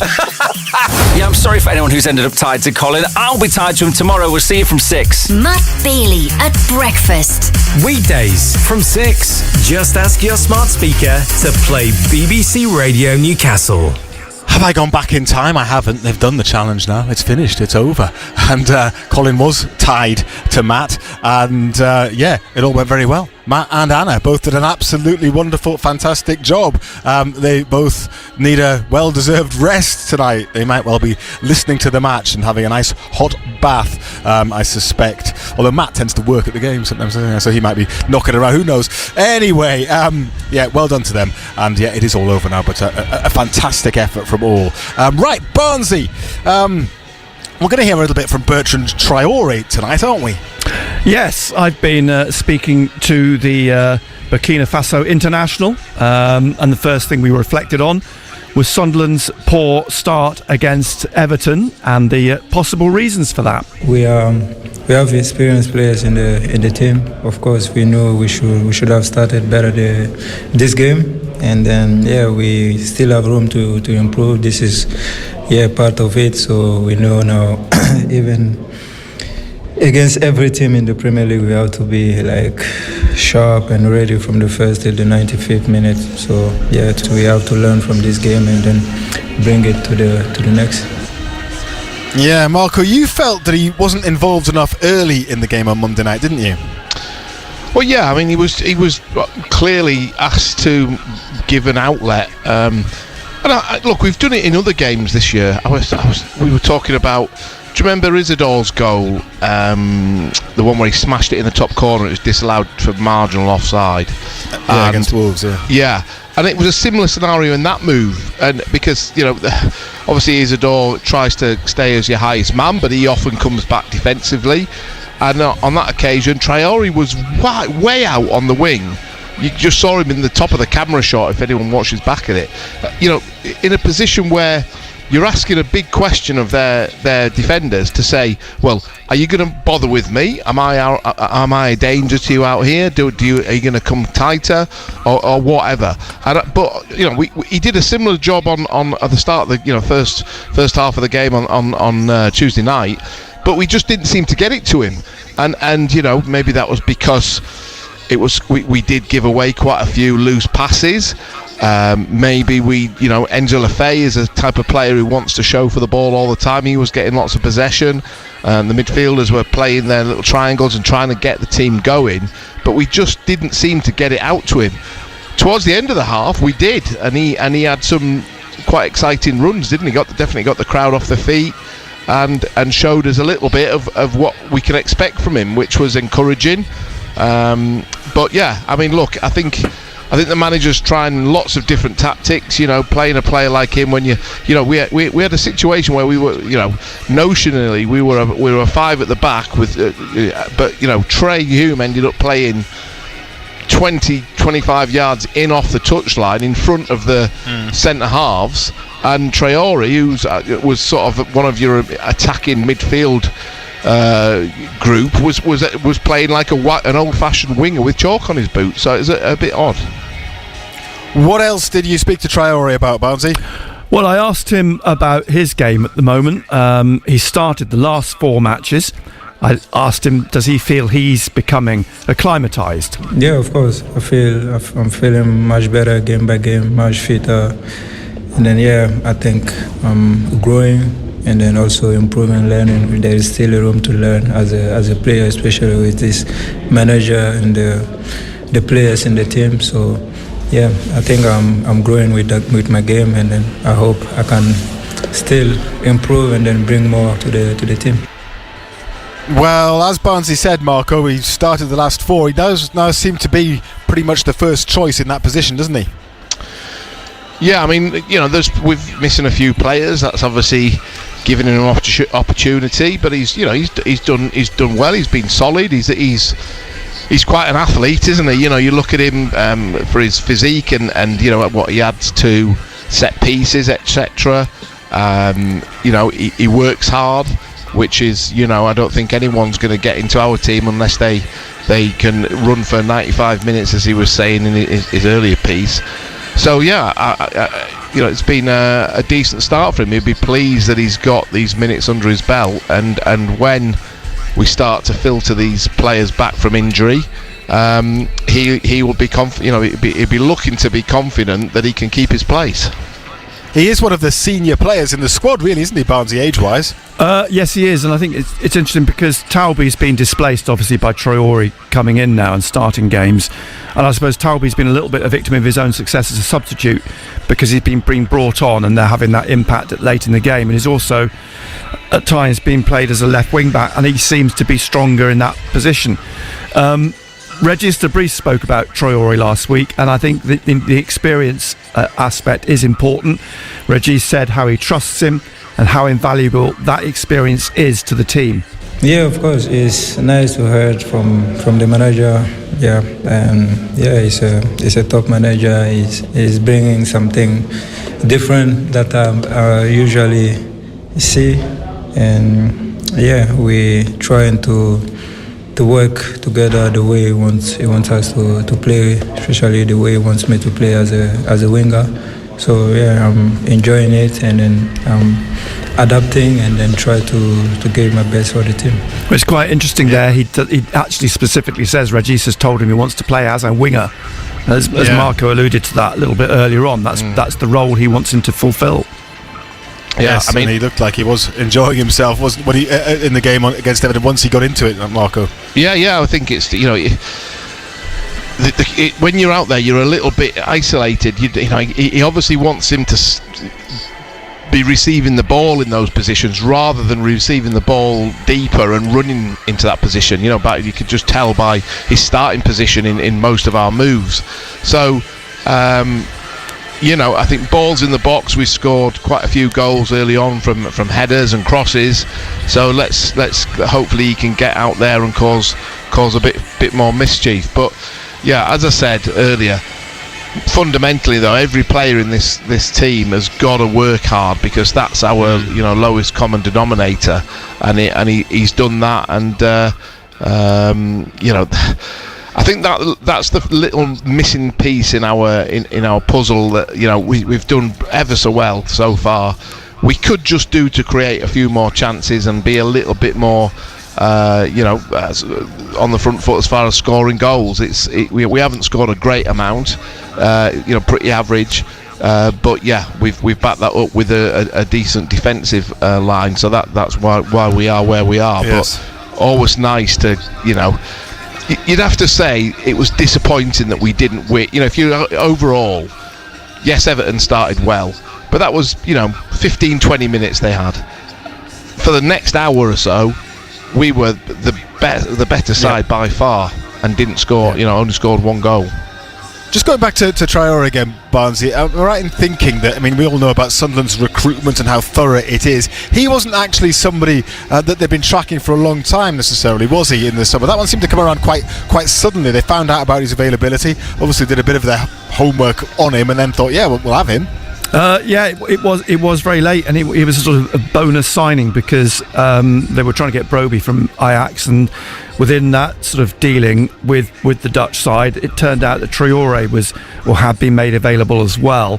I don't think they're particularly concerned about his age. Xhaka's 33, Reinildo's 31. They I think Christian Speakman gets a little bit irked sometimes when we refer to the model because he doesn't see it as that. Ironically, Traore told us after the game that Sunderland did try and sign him a few years ago. I say a few years ago, quite a while ago, I think, when he left Aston Villa. But at that time, he decided not to come to England, or he moved abroad. But as you say, he was one of the last to arrive in the transfer window. And I asked him, was it an easy decision for him to make when he found out about Sunderland's interest? No, when I got the call, I was already in the national team, so I didn't hesitate even 1 second. So it was okay for me. It was like normal decision for me to join this team. I was following Premier League and I saw they were doing already good at the start, so it was a good opportunity for me. And then to leave Ajax and the Champions League to come to such a club. It's a big club. They have been struggling the last few years, and then now they're back in the top flight and they're doing well. And then I want to be part of it. And then I also like challenges. So this is one of the big challenge we have this season. Of course, the aim is to stay up, but we want to have more. So we need to be of course, stay humble, but also be hungry to do more, because we have a lot of good players, and then also the team, top staff around to do well in this season. Well, interesting to hear him say there, Marco, that actually, because he didn't come till the end of the window, he took note of the first few results of the season, and that made him think, actually, this is a club I'd quite like to go to. Because when you think about potential recruitment in January, might happen, or next summer if Sunderland continue these results, well, they will be attracting the attention of a lot of potential players, I guess, won't they? Yeah, I mean, look, he's certainly, I'm sure alongside that, getting back to the Premier League, with the wages are bigger, the attention is bigger, the focus is much bigger, worldwide in the Premier League than where he was playing. So that will have been a factor as well. And obviously, I think the bonus for him was that we hadn't started the season with a run of defeat, so that makes it more enticing. But no, I think there will be a lot of people, ears pricked up, realising that Sunderland have made moves this summer. It's made we have made some changes. Interesting what you said there about the model. I mean, look, I think the model was talked up by the club more than anybody else. There was a way they were doing it. They were buying young players and improving them. Now it's changed. Clearly it's changed, and it had to, because to go into the Premier League with a young squad like we had last season is difficult. I mean, Chelsea are the other youngest team in the league, but their players are Estevaus and players like the players they're paying 50-60 million for as young players. So there has been a change, and I think it was very sensible, and they've brought in that a great deal of experience, and those players are helping the other ones. I mean, people like Ballard looks a natural at this level. He just looks brilliant. So but he's played over, probably played over 100 games, in the lower levels of football, and now he's ready for Premier League football. So there's that transition as well. So players, the African Cup of Nations is going to be an issue for us. It's going to be interesting to see whether they can bolster the squad in time for that, if that was going to be a problem, and that will really depend on as well how many injuries we get, what the injury situation is like. So there's a lot of balancing going on, but the good thing is we haven't got any of those financial issues, have we? It's been talked about a lot about how well managed the finances have been at the club by not buying expensive players and buying our way out of the Premier League. They manage their way out of the Premier League by improving players. Yes, and that adds value, which then we can take into the transfer windows. Yes. I mean, a lot's been made. A lot's been made of the of AFCON and the impact it's going to have on the club. But I think we're forgetting the way that Regis de Vries has approached the season. He's always found solutions to the problems that they've got. And while we talk about 7 players disappearing, it's midfield really it's going to impact. But you've got the likes of Romain Mundel's scheduled to come back around that sort of time. Lefay is available. Mayenda will become involved. Chris Rigg, Dan Neil will probably get his opportunities then. And I can't see that all 7 players that are going to go away are going to be away the whole duration of the competition. No, they can't be, can they? Because they'll play for different teams. So I think there's the danger of making AFCON a sort of big the elephant in the room, when it's not going to be the issue that I think a lot of people probably feel that it could be. Yes. No, it's a smaller format, isn't it? So and also they aren't going away for a camp beforehand and all those things, because they just go straight into it fit and come back. And remember, all the other teams in the Premier League will have the same issue. They might not have as many players, contingent, but others will be affected as well. Will be affected by it.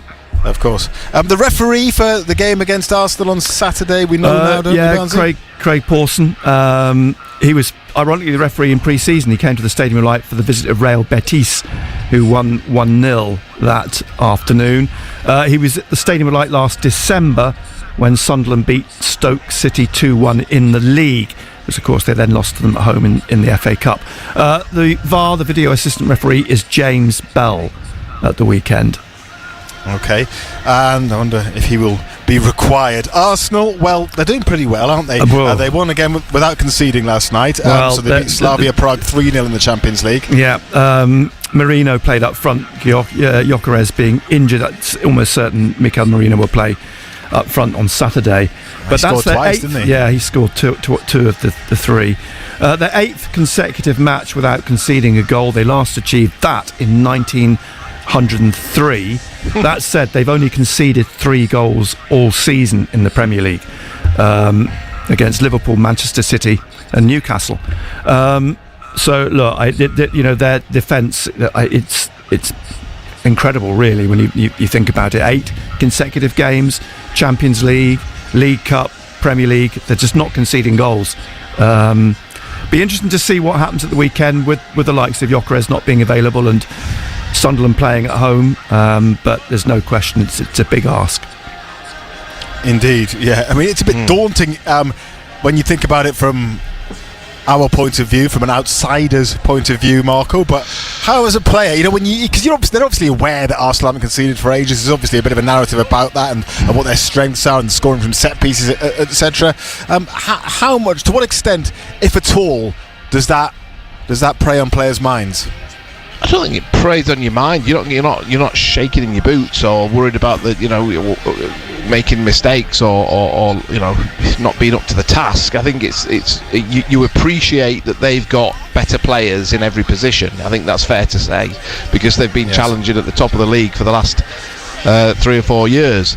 They've got some exciting players who can do dangerous things, but it's a football match, and football matches, the margins can be very very small sometimes. Set pieces, we're very good at set pieces ourselves, so I think that will be a good matchup. We've seen they intimidate the goalkeeper. They put a lot of bodies around the goalkeeper quite often. And our goalkeeper has been quite good at that this season. He comes up with his hands high, doesn't he, and catches things. So I think the players will, be aware of. Everyone knows what their status quo is at the moment with Arsenal, and just hopefully relish the opportunity to end that run. And I always say this about things. When you tell a footballer it's 8 games since they last conceded, well, you know what? It's going to end soon, so it might as well be us, and I think that's the attitude that you have to take. Snatching at omens. Just one more thing before the last thing I wanted to mention. Snatching at omens ahead of the weekend. When we spoke to Neda Manua last week, we talked about that 3-0 win at Chelsea, which came against all the odds. In the commentary to Neda Manua's goal, I mentioned the fact that Chelsea hadn't conceded a goal in 900 minutes of football. When we're looking at Arsenal now, they've not conceded in over 700 minutes plus. So also, they went to Chelsea after Jose Mourinho. They hadn't lost at home for 72 matches, and they won at Chelsea that day. It's the sort of thing that Sunderland will do. They just have this sort of little bit of history. It's not just any club. It's just that is what football sport is. I mean, look at Sunderland. Sunderland never won at Wembley for 80 years, and then we've won 3 times on the trot now. So it's just stuff like that you just go out, enjoy. The players have got to try and enjoy it. That's the hard thing. Try and believe that they are, not. They're a team who've deserved on merit to be where they are in the league this season. Finally, the nominations for the Football Supporters Association Awards for this year have been announced. The Love Supreme's been nominated for the Fanzine of the Year, and Chris Waters and Sunderland have been nominated for the Supporter Services Award. Voting is open. You can go to the FSA website or find them on social media and vote for those 2 categories. Thank you very much indeed, Barnsey. We're going to bring you some Newcastle United team news in just a tick, and you'll be able to react to that if you want to send us a message or give us a call. Well, we'd love to hear from you. Total Sport North East. Call free 0800 234 6565. BBC Radio Newcastle. And as I say, the Newcastle team news is out. Matthew Raisbeck, our commentator, is here and he can bring it to you. Nick Pope in goal. Kieran Trippier is back after illness at right back, with Malik Chow and Sven Botman the centre backs and Dan Byrne at left back.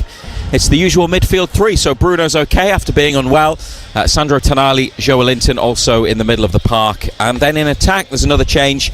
Harvey Barnes comes in, Nick Voltemada up front, and Anthony Gordon on the left. So that is 2 changes, isn't it? Trippier for Kraft and Barnes for Murphy from the weekend. Yeah. So pretty much, I mean, you'd say Ando tried and trusted. Obviously, with Barnes playing on the right-hand side, that's quite interesting, isn't it? Yeah. He scored from that side against Benfica twice. When Murphy scored at the weekend, probably feel a little bit unlucky. He wasn't the worst by a long way. But I thought he might have made 1 or 2 other changes, but he's stuck.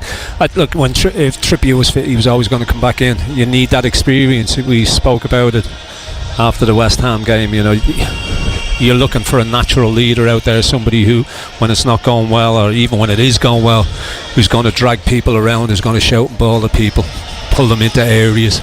And that's the one thing that Trippier does. He's very, very good at it. You know, so he was always going to come back in.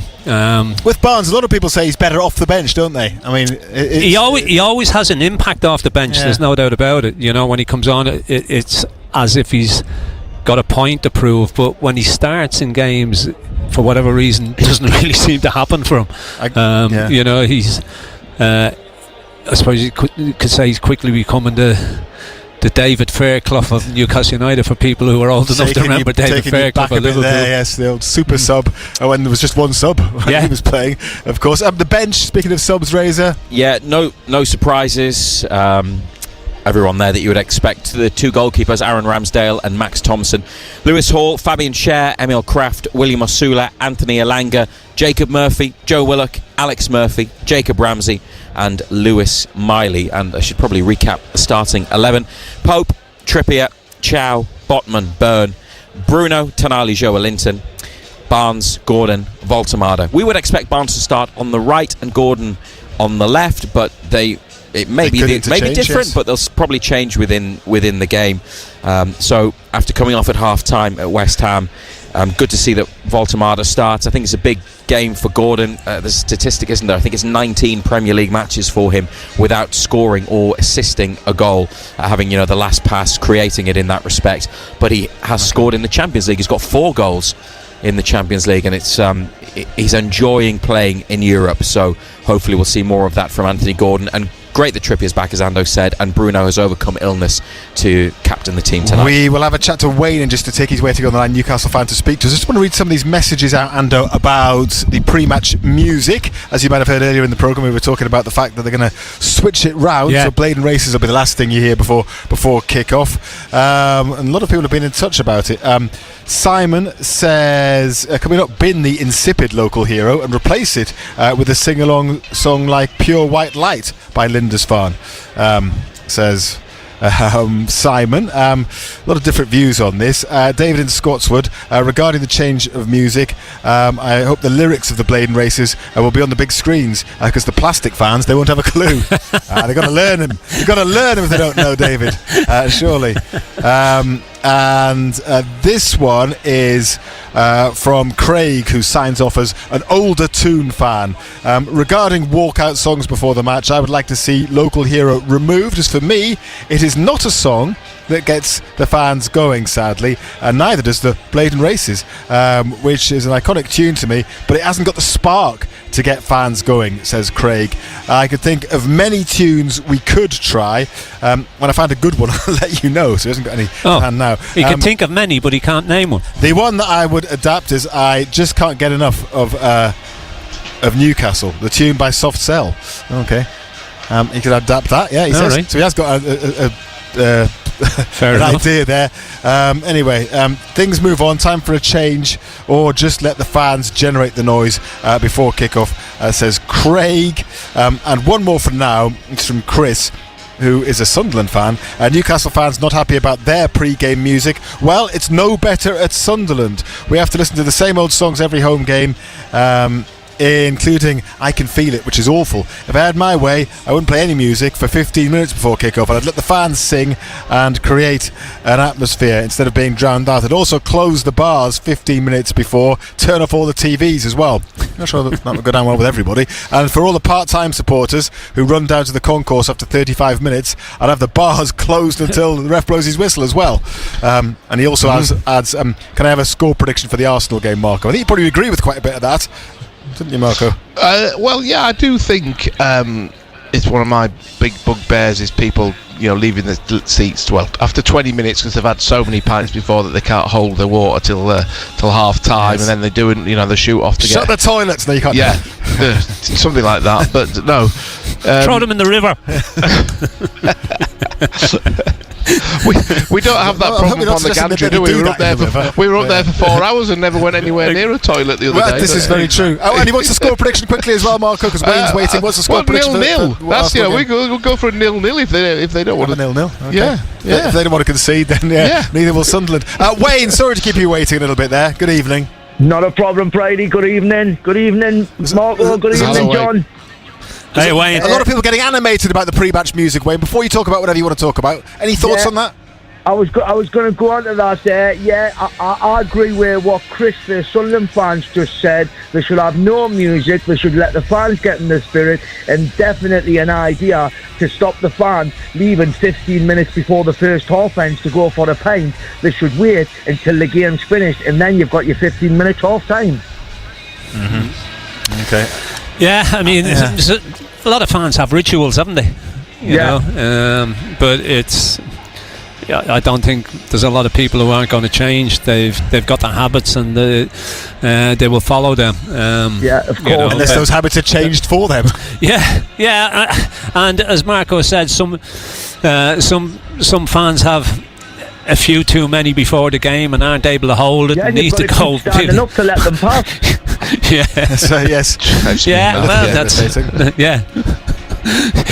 Unfortunately, it's the way that's the way it is. There's another solution to that. Just have a shot of whiskey instead, then you've got less volume, haven't you? Exactly, why not? Keeps you warm. Put you sleep.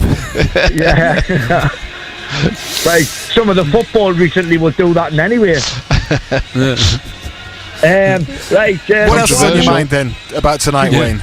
Before I move on to tonight, I just want a quick one for you as well, Ando. I know you've come under a lot of criticism over the last few weeks about comments about Bruno. People saying because obviously you mentioned about he's getting his pocket picked quite a lot, which I totally agree with, because he did it halfway through the first half on Sunday, and just because you're criticising a player for making mistakes, it doesn't necessarily you're saying he's a bad player.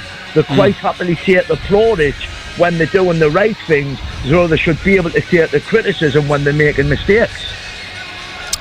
Yeah, look, I never ever said that Bruno was a bad player, and he's not a bad player. He's not a bad player, but every player quite a lot.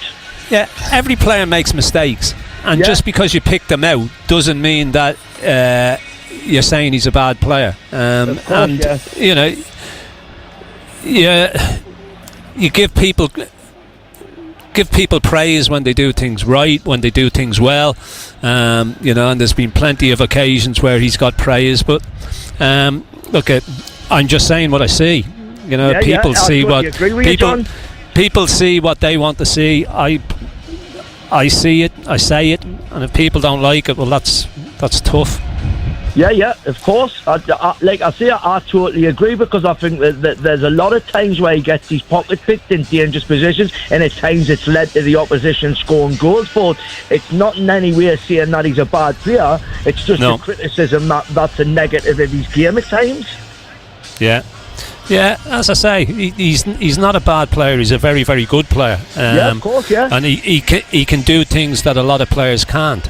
But if he makes mistakes, you're going to say it. You don't like it when he celebrates winning a tackle, though, do you? Yeah. Well, no, that's what he's in there to do. Well, celebrate. No, he's in there to win tackles. That's what midfield players are in there to do. Indeed. Anything else, Wayne? Yeah, it was just the one on tonight. Just like, obviously, I was expecting a strong lineup like that, to be honest, because obviously they want a response from Sunday, don't they? So I didn't expect there to be too many changes. I expected Trippier to be back in, although the one that does sort of shock me a little bit is the fact that Barnes is coming for Murphy, because I don't think any of the subs from Sunday made an impact on the game at all. Yeah, I think that's fair enough. I think it's very unfair to single out any individual at the weekend, because I think everybody had a poor game. There's nobody came out of that game with any credit at all, and he tried to change it, he tried to freshen it up by bringing substitutes on, but they didn't have a great impact on the game at all. And it was one of those games where it didn't work for anybody. And I think Murphy's unlucky. I think he's.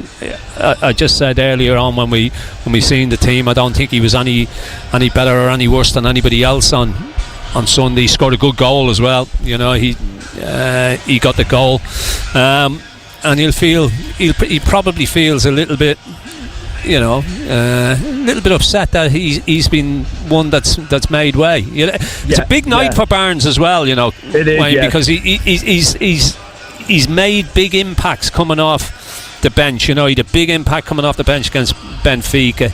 Yeah, but he's got to do it in 90 minutes. Yeah, he's got to do it from the start, and it's something that he really hasn't done. So it's a big night for him. Thank you very much indeed, Wayne. Dave from Prudder's been on. Wayne, cheers, Wayne, mate. Before you go, Dave from Wayne. Dave from Prudder's been on. He says spot on, Wayne, regarding Bruno. I like Wayne. He has very sensible comments. So there, you got a fan, Wayne. Thank you very much. Thank you very much, Dave. That's Dave from Prudder. My prediction for tonight is 3-1. Oh, go on then. 3-1. Okay, come on. People have said that as well. All right, thank you very much indeed, Wayne. Eddie in Elsick says, fancy Ando having another go at Bruno an hour before kickoff. What happens if they've got the radio on in the dressing room prior to kickoff? Wake up Ando and wake up Bruno. Have I had a go at him? I think Eddie's just. I think he's just trying to get a rise out of you, which I think he possibly has succeeded in doing. So you never know. They might listen to us in the dressing room before the game. God, I hope not. What did you used to listen to before the game? Anything? Nothing. No. In your own zone. There was no music in that back then. Never had that. Did you not have it either, Marco? No tunes on before the match. I used to, that no ghetto blaster. Yeah, the old go when that started. Yeah, never understood that how you would have that much noise in the dressing room. I think you've got to be able to talk to each other a little bit.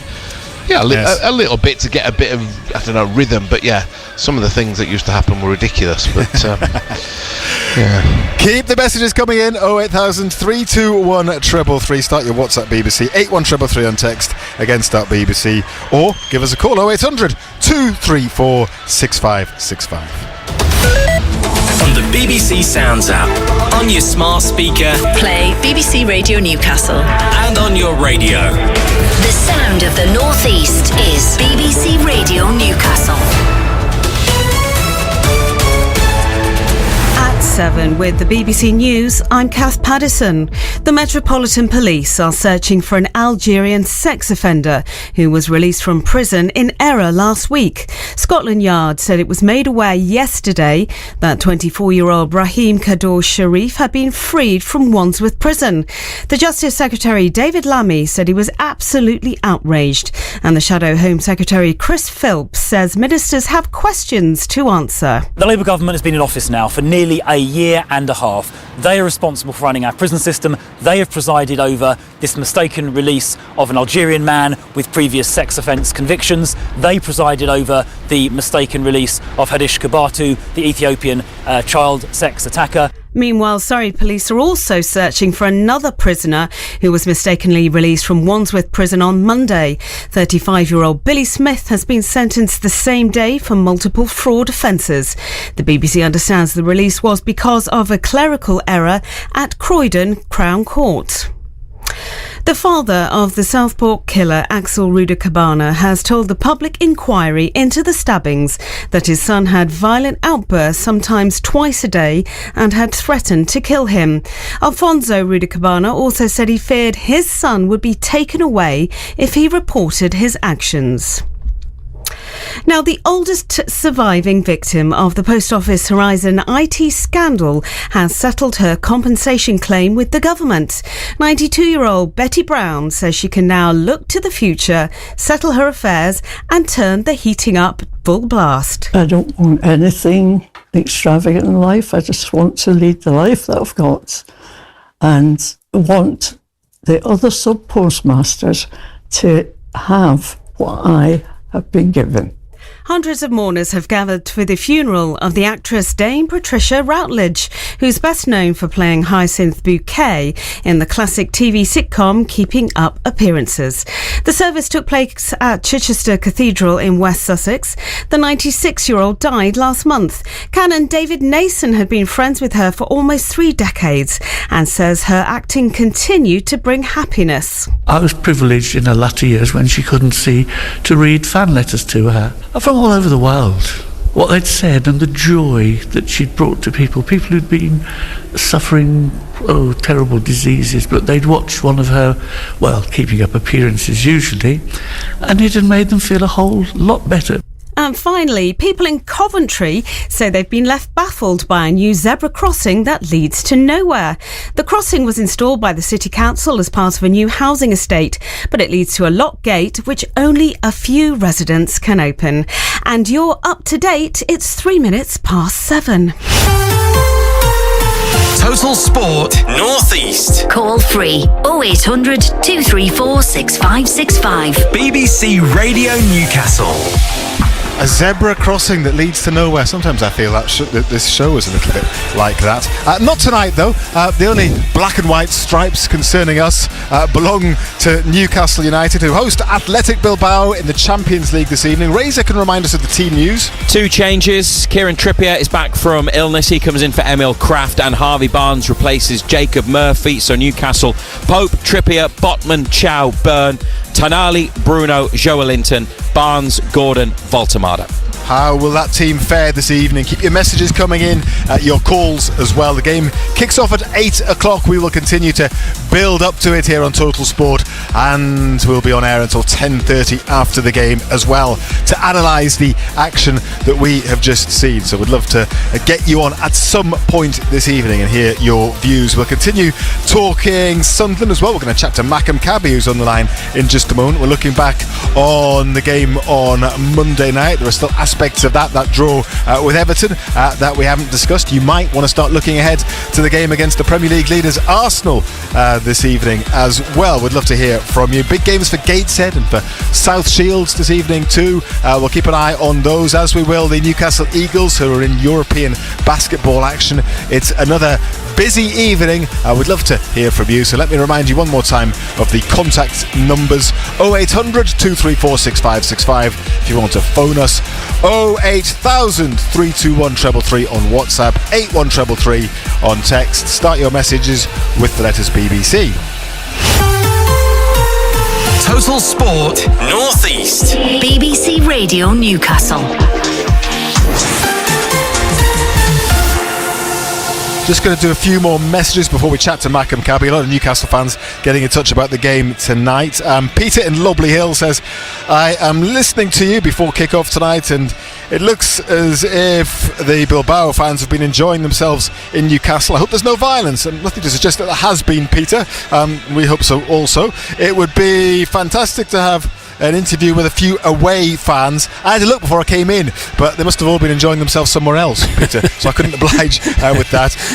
But they have been having a great time and enjoying the hospitality in Newcastle. Good luck to Newcastle tonight. There's a lot of them come over, apparently. I mean, apparently the city centre today, there was it was a wash with red and white, which can't have gone down hugely well.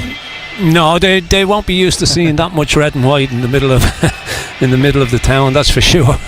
Indeed. You won't get that for the derby at St James's later in the season. I wouldn't think so. No, that won't be allowed. William says harsh on Murphy to miss out, and Barnes preferred on the wrong side to Alanga. It says everything. I thought Ramsey in for Joe Linton would have been justified. Basically, the players who let us down have been given an opportunity and to redeem themselves. Yeah, I thought he might have made one or two changes, more changes. I agree. I think Murphy's a little bit unlucky. And yeah, what does it say to Alanga when he's putting Barnes on that right side? Look, and to be fair to Alanga, it hasn't really happened for him since his move from Forest. He's just taken a little bit longer than everybody else really to settle in, but fingers crossed it comes good for him. This one, no name on it, but it says, in what way is the answer from the weekend's disaster show to put Barnes in at right wing? It's another square peg in a round hole. As much as I love him, Joe Linton doesn't deserve to start. These lads are being rewarded for a poor performance, but lads who beat Spurs, well, they can't get in the team. Yeah, it's I would have liked to have seen Ramsey in midfield, I have to say. I think he needs a run of games. I think he gives us something a bit different. But at the end of the day, the manager picks the sides. He sees them day in, day out. He knows what his best side is. He knows the mentality of these players as well. And I think they will have hurt after the weekend. You know, the performance wasn't what we've become used to. It was the poorest performance in a long time, and everyone's going to be well aware of that. You want to see a reaction tonight? He's probably said, look, yeah, we know how poor it was, but it's up to you to go and redeem yourselves tonight and put a performance in. And this one's from Gordon in Berwick. They won't be listening to Ando's waffle in the dressing room. They will be listening to Bladen Races. I don't know if they'll be doing that either, to be honest with you, Gordon. Anyway, says Gordon, I'm off for my pre-match Scotch pie with chips and gravy. That's what he's going to get stuck into. Very nice. And why not, Gordon? You enjoy that. And yeah, here at St James's Park, the goalkeepers are warming up on the pitch. The Bilbao players have been out and had a look around and gone back up the tunnel again. I know you're still waiting, Malcolm Cabby. I'm going to read a Sunderland message out and then we'll get to talking to you. Anthony sent a message and he says, on last night's show there was a lot of discussion regarding the handball, which was a penalty, says Anthony. However, we should have had another penalty, Marco, when Mukiele was kicked in the box. VAR's explanation was that he kicked his shoulder and not his head. However, isn't that still a penalty? Yeah, cause I remember discussing that with you during the match, and I don't know what you thought of it. It was a high foot, but he kicked the ball. Well, it was actually dangerous play, really. More, probably, he could see the player in front of him, the defender, and he took a swipe. I mean, the only, I think you said, he was sort of dipped down, was Mukiele, sort of at the point of contact. So whether was what they made their point around, was that Mukiele had stooped, so their foot wasn't actually then high. But then if it's dangerous play, that should, I don't know, does that trump that? I mean, look, I've got no idea, and I've got no idea of when the rule changes or when the interpretation changes, and what even what the actual rule is. So next week we'll see one of those given as a penalty, and next week we'll see a handball that doesn't look anything like a handball. Yeah. Because I look back at it as well. We were talking about people saying it went off his knee. I don't think that ball went off his knee, and if it did, there's one angle which pretty much shows it did. I think. Well, only what? I know it looks like it divert. It didn't really divert the. It did. I think I'll try and find you the angle. Doesn't matter whether it diverts it or not. If it hits another part of his body and bounces up onto his arm, it's a stupid rule. Yeah, I mean a handball. Yeah, welcome to the Premier League.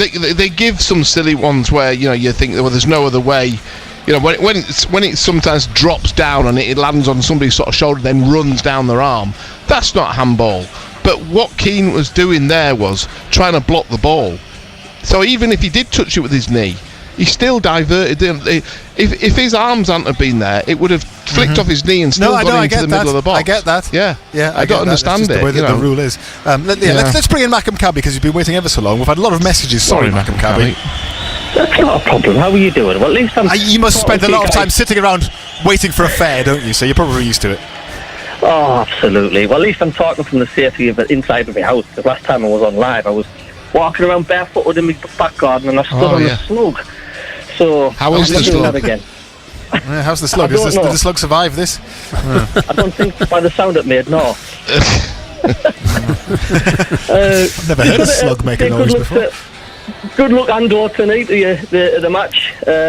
Cheers, mate. Thank you. You must be getting a stiff neck looking at the league table, seeing Sunderland quite up there. Do you think by the end of the season, Macam Caddy, I don't look at a league table at this stage of the season. There's no point in looking at a league table at this stage of the season. You win nothing and you lose nothing at the beginning of November. When do you start looking at it? April. Fair enough. Well, you might get a shock, Ando. You might get a shock. You don't know who's top then?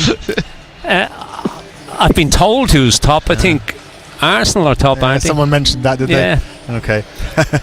But sorry, what were you going to say? On to Marco now, eh? Right. Yeah. That killed that then, didn't it?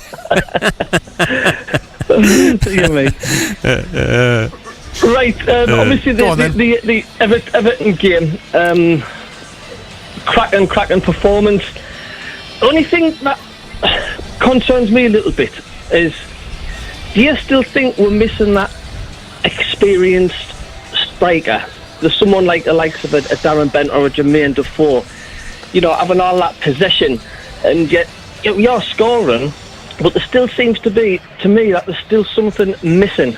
Somebody that gets these tap-ins, that type of a striker, sort of like an experienced Xhaka, but a striker version of him. Am I just being a whinge? No, I think it's probably the position that we didn't really. We brought Broby in, which is, he looks that there's potential there. I think that's what that is with him. He's probably not a tried and tested top flight striker in one of the biggest leagues in the world yet, but hopefully that's what he'll go on to achieve while he's with us. So it's a difficult one. Look, I think that the forwards have done well in a way that's sort of more about their work rate, their closing down. Isidore has looked dangerous. Once he gets into full flight and he's knocking the ball ahead of him, ahead and catching it up and getting shots off. We've had some good moments. But yeah, I agree with you that in a way there isn't a proper. Look at Danny Welbeck. What an amazing career he's having. He's just. You can just see the sort of experience oozing out of him in situations that he gets himself in. Now, he plays for a very good team, a team that's established in the Premier League, and they play very front foot football. Would he be the same in our team? Would be the question, Macam Kelly. Whether, like a player, if you had one of the top strikers, would he get enough service? Would he get enough ball? Because we don't create lots and lots of chances. We've been very efficient. No, I know what you're saying. It's like you didn't want to tip the balance, because it is working for us at the minute. I say, I'm maybe being a bit picky, because Isidore, it seems to be that type of striker. He thrives off balls being thread through the middle or down the side, and if you give him that one-on-one with a keeper, he's kind of usually put it away, isn't he? He seems to be that type of striker. But no, you're right. Welbeck in our side, the way we're playing at the minute, it probably won't work. But yeah, Welbeck's doing amazing. I could be in an old folks home in 40 years' time, and Welbeck's still putting them scoring goals in the Premier League. Look, there's nothing to say. This is. I think Barnsley mentioned this the other night, that sort of. It was from Kirill Louis-Dreyfus's interview, wasn't it? That. If we're still in the top six, or maybe even in the bottom six, that we probably would have to, they would go and maybe bring some attacking power and more players in. So that's enticing. You know, you can understand that scenario if you fancy your chances that we could stay in this position with a little bit of more investment. You know, we don't want the other scenario to happen where we desperately need goals because we're losing matches too often. But look, you know, we've still got, you know, Meyenda's still looking exciting. We've got Mundell to come back in, who was, you know, he was looking dangerous in the box in the games that he played last season. So it's still a few options. Yeah. Okay, Malcolm Cabby, thank you very much indeed for sharing your thoughts this evening. Cheers, mate. Well done, Sunderland, for playing Davies' voice from the tannoy. Ah, yes. A lot of people have said that. Yeah, a lot of people enjoyed hearing him, and they'll hear him again in the future as well. Chelsea have equalised now. They were 2-1 down at Qarabağ in their early kick-off Champions League game. Garnacho has equalised for them. Still around about 15 minutes, a little bit more to go in that game. In the other game, the early game, Paphos, the Cypriot team, who have been surprising a few people. They're leading Villarreal, the Spanish side, by a goal to nil as well. Got a very miserly defence, Paphos, and I've noticed in most of their games. They were a bit, I think, by Bayern Munich, which you might expect, but I think they're quite hard to break down. So interesting how they're overachieving. Well, if you don't concede goals, you're not going to lose an awful lot of football matches. That, Ando, is wisdom. That's what you're paid for. Yeah, yes, exactly. Indeed. Took some working out, that, I'll tell you. Still time for you to have your say on the show tonight. 08000 321 333 if you want to send us a message. That's on WhatsApp. 81333 on text. Start all your messages with the letters BBC, and you can call us on 0800 234 6565. Don't forget that we will be on air until 10:30 after the match as well. We kick off at 8 o'clock tonight, and it's 17 minutes past 7 now. The 1,000 Mile Challenge for BBC Children in Need. We did it! Huge congratulations to BBC radio teams from across the British Isles. Together, walking three-legged for 1,000 miles for BBC Children in Need. Thank you for your support. There's still time to donate. You can donate £5, £10, $20, $30 or £40 by texting the word 5, 10, 20, 30 or 40 to 70712. Text costs your donation amount plus your standard network message charge, and 100% of your donation will go to BBC Children in Need. You must be 16 or over and have the bill payer's permission. For full terms, more info on the registered charity, or to donate online, head to bbc.co.uk/walk.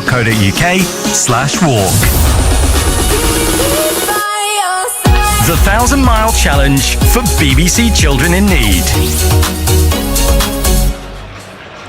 And the challenge is complete, with Matt and Anna doing a fantastic job. I'm chuckling because I was listening to Matt both this morning and yesterday morning, and he did get rained on a little bit, but he always stayed upbeat, which is to his great credit. I can imagine if you two had been involved, the moaning that we'd have got if you'd have been walking along tethered to Matt for an hour in the rain. But he was doing it hour after hour after hour. We worked outside for half of our lives.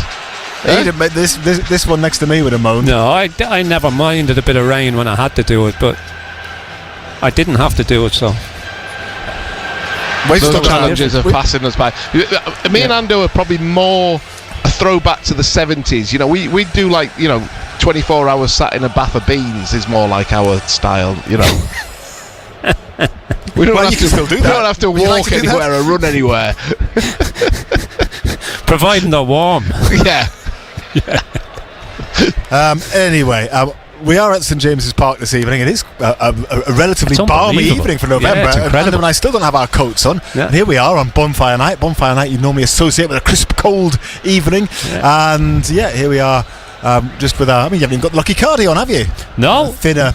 No, not golfing jumper on. It's a unbelievably mild night. It really is.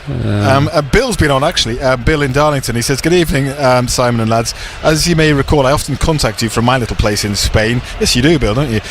Please don't be under the illusion that the port of Bilbao, though, is a warm place. I did suggest that Bilbao might feel at home. Yeah, I mean, it's further south, so it's got to be warmer than here. But Bill says, I've been there so many times, it's actually colder than the northeast of England in winter time. It's very green. They get a lot of snow in the Basque region, so he's put me right there.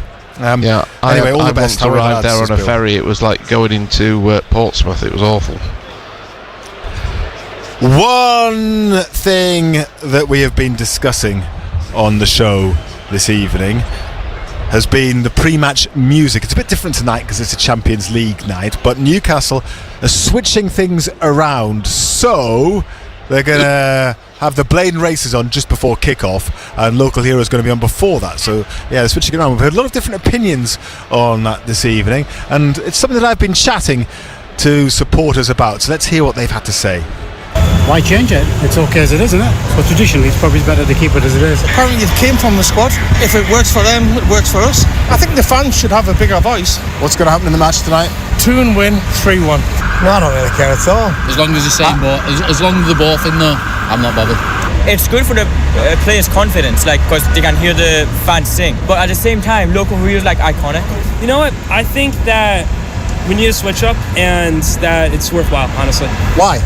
Because of the fact, I look at it differently. I look at it the fact that I think the rationale was they gave more time for the fans to get involved. And I think that's important. I think we've been on a losing streak. That West Ham loss last weekend, 3-1, was absolutely disgusting. And you know what, whatever it takes to get us back on track and to get the families more involved is something I side with. I'm from New York in America. So why Newcastle United? Because I was playing FIFA when I was 12 years old. Yeah. And in the starter pack, I packed Dwight Gale.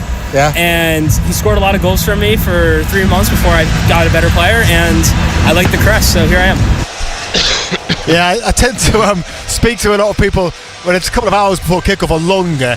You get the people that have travelled from far and wide that are often hovering around the ground. That fella, I come from New York, used to play on FIFA, like Dwight Gale, and then there he was. Yeah, but he obviously knew. But the thing was, he knew all about the pre-match music, and he knew all about the songs. He had probably one of the strongest opinions of everybody on it as well, which I enjoyed. But he had a mixture of views there, Ando. Yeah, look, I think it's going to split people, isn't it? A little bit like everything. People have their own views and their own takings on it. But we'll see how well it goes down. We'll see what the reaction is to it. See if all of a sudden the roof gets lifted off with Bladen races. I think, well, that'll be fine, but we need to see what the reaction to it is first. And a couple more messages on this as well. Biker Dave says he'd like to hear Born and Raised in Black and White by Johnny Cash as the pre-match music. We've had a few Sunderland fans suggesting Newcastle pre-match music as well. I won't go down that route right now. But Johnny Hunter Springs is a Sunderland fan. He says, I like the build-up at Sunderland games, especially the Prokofiev music, Marco. I was buzzing until we started poorly against Everton. I have a suggestion. It would be great if the whole crowd swayed to the right and then the left in time to the Prokofiev music, he says. It would be our own version of the Poznan that Manchester City do, and it would look like the Red and White Army on the march, swayed to the left and then the right, says John. I don't know if you'd get everyone doing that. You have to start yourself, John. Yeah, mass choreography that would take, wouldn't it? No, look, I think some of them have got it pretty good at the moment. They've got it sort of down to a T. I think I like the singing before. I know what people are saying about, turn the tannoys down. They are a bit loud. I mean, we obviously, it's a nightmare for you guys there tonight trying to work with it. It's hard to talk to the person stood next to you. I just think they have them on too loud. There's no need for it. But I think letting the fans make the noise is also great, and that rendition of Wise Men Say that the Sunderland fans do before kick-off, right before the kick-off is I think pretty special. But the other tunes add to it also, which have a little bit of a historical meaning to the club as well. Never going to get it right. Never going to get it. There'll still be people wanting Z cars and things from the 70s. Yes. And, but yeah, I think. It's interesting what Andy was saying about whether if it has actually truly come from the players, or have they done that to smooth the way a little bit. The cynical part of me did think that, but maybe they did ask the players, and the players has done good idea. Yeah.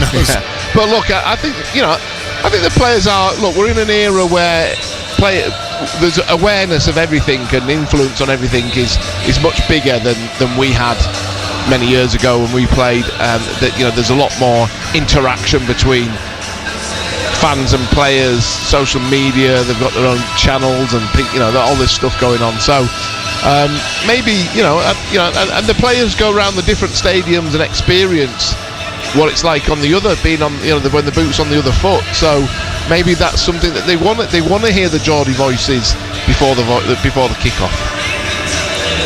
Let's have a chat to Johnny, who is a Newcastle fan. Newcastle players now out on the pitch and beginning their warm-up. Johnny's a Newcastle fan, as I say. Good evening, Johnny. Good evening, Ken. How you doing? Hey, Johnny. Hello, Johnny. Good here, Johnny. What are you expecting tonight? A win. That's what we expect, of course. I think Clubhouse, you're missing a few key players. Nico Williams is obviously a big miss for them. But from a Newcastle perspective, I'm glad to see Harvey Barnes in the starting 11. I'm not exactly comfortable seeing him on the right, but it worked when he came on against Benfica last time out. So I think that's a big positive. But if you can get 9 points from 12, can't get much better than that. And you're practically in the last 24. And you're only really halfway through this Champions League group stage, so it's a big opportunity when you've got back-to-back away games with Marseille and Leverkusen coming up. So I would say it's a must-win tonight, considering how bad Sunday was, and you want to get a little bit of confidence going back into the Brentford game, which is going to be very, very difficult. Yeah, look, I think if you win your home games in this competition, you're basically there, aren't you? And I think the one thing Eddie Howe will be looking for tonight is a reaction to Sunday at West Ham, because that's the poorest we've been in a long time. Individually, not just collectively, but individually as well. I don't think there was anybody in that West Ham game who came out of it with any credit at all. We were well below the performance that we've become used to, and we got out of the game exactly what we deserved, and that was nothing. And I think I thought he would have made one or two more changes, Johnny, but he's obviously said to these players, look, you were way below par at the weekend. You've now got the opportunity to go and put that right tonight.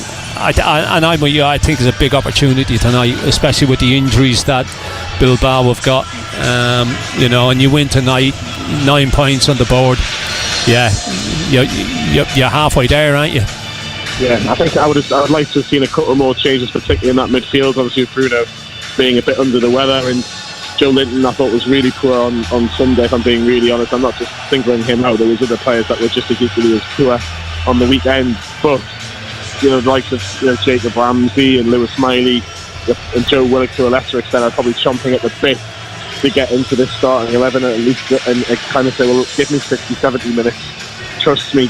And the fact that Howe's still gone with his favourite three, if you like. Yes, in one respect it's good because he's showing that he's showing faith to them, but there are players chomping at the bit to get in this starting 11. But it'll be really, really interesting because we should have a lot of the ball tonight. We should be on the front foot, and let's see what happens. I think it's a big night for the wingers, as always. Gordon putting like I said, I know Gordon got a lot of criticism on social media on Sunday, but he nearly scored, and it was a great save from Areola in the first half. So look, I think a win puts things back on track, but you've got to try and back it up on Sunday before the international break. If we can get that hoodoo of getting that first win in the Premier League away from home, the table looks a lot more rosy, and you're a couple of points off the European places. But big night tonight, local hero blasted hopefully, and no Hey Jude. That would do me nicely. Okay, Johnny, brilliant. Thank you. Cheers, Johnny. Take it easy. Indeed. And you know what? Yeah, there's been a lot of downbeat reaction to the match on Sunday and the away form generally. It doesn't take much. We've been here before. It doesn't take much to turn it around. If they can win tonight, if they could get a win at Brentford, which again is not going to be easy, but it's definitely doable. That gets everybody going into the international break completely positive again, you would imagine, with in a good position in the Champions League, in the quarterfinals of the EFL Cup, and having broken that away hoodoo. If they can do that, then everyone will be. It doesn't take much, is my point, to turn opinion round. No, it can quickly turn round. It can quickly, most definitely can quickly turn round. The one thing you don't want to do is go into the that international break on the back of a defeat. You know, I think there's a huge opportunity here tonight. I think we've been good in the European games here. You know, as I said, I expect Bilbao to be technically very, very good. I just think they'll struggle with the physicality of it, as Benfica did here. You know, so hopefully that is the case. Sunday at Brentford will be a different kettle of fish. You know, I watched them beat Liverpool, and they played very, very well on the day and thoroughly deserved to beat Liverpool. So two different types of games, you know, two different types of opposition, especially with the way that they play. But first and foremost, you've got to get this one out of the way tonight. People are still getting in touch about the pre-match music. People are being a bit silly now. John in Houghton Spring, by the way, Marco, says he does already sway to the Prokofiev music, but no one joins in. So get swaying with John, I reckon, and start the campaign here. Yeah. So... yeah. Well, it's like a snowball, isn't it? You know, you just all he needs is a couple of people round him, get it going. Exactly. Harry in Easington Colliery says, "Evening, Praddy. I have a suggestion for the music for Newcastle to run out to. How about the circus music? They are the Toon Clunes, after all." Ando, sorry, but I couldn't resist. I do love the show. All the best from Harry. Fair enough. And somebody else has suggested, let's just go all in and have "Let's Get Ready to Rumble." PJ and Duncan, aka Anton Deck. Wow. Fancy a bit of that? Yeah. Bit of heritage. Silly now, aren't they? Yeah. Indeed. This is Total Sport on BBC Radio Newcastle. Newcastle against Athletic Club Bilbao. Tonight kicks off in just under half an hour's time. The time is now 7:32. Total Sport Northeast. BBC Radio Newcastle. And so, yeah, it's Newcastle against Athletic Bilbao this evening. Harvey Barnes comes into the team. He'll play on the right-hand side this evening. A lot of people getting in touch about that. You've still got time to have your say ahead of kick-off if you're very quick. And remember, we'll be here after the final whistle is blown as well for you to have your say. Also in the Champions League tonight, Karabakh have been playing Chelsea, and they're in the closing stages there, and it's 2-2. Chelsea went ahead, then went behind, then equalised, so 2-2 going towards the closing stages. That shows how warm it is. And look, there's a fellow just coming with his shorts on in November. Just arrived at his seat in front of us with his black and white shirt on and a pair of grey shorts and his trainers. And in the other early kick-off in the Champions League, Paphos are leading Villarreal by 1-0. Again, into injury time there. Looks like a decent result for the Cypriot team in the offing. Elsewhere, the Sunderland winger Bertrand Traore says the club can achieve big things this season, and that he's enjoying life on Wearside since his summer transfer from Ajax. AC Milan and Inter have finalised the purchase of their San Siro stadium and confirmed plans to demolish and replace it with a 71,500 capacity arena.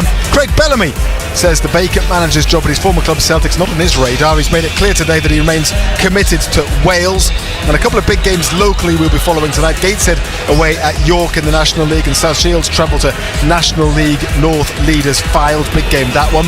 In basketball, the Newcastle Eagles have been playing in Europe against Iraklis away in Greece. Not gone well for them though. They have been beaten by 85 points to 71.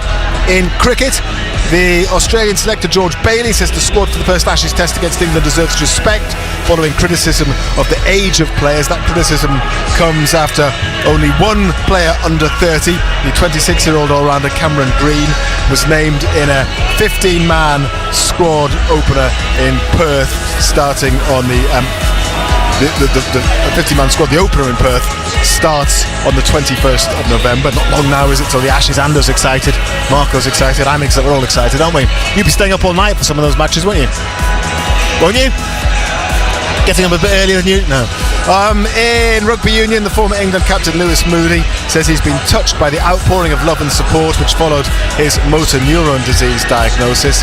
In tennis, China's Wu Yizhe came from 4-0 down to beat the world number one Judd Trump 5-4 at the International Championship in Nanjing. I bet they were going nuts there. And in tennis, Cameron Norrie, big Newcastle fan of course, is through to the Moselle Open quarter-finals after coming from behind to beat the Frenchman Arthur Cazot in 3 sets.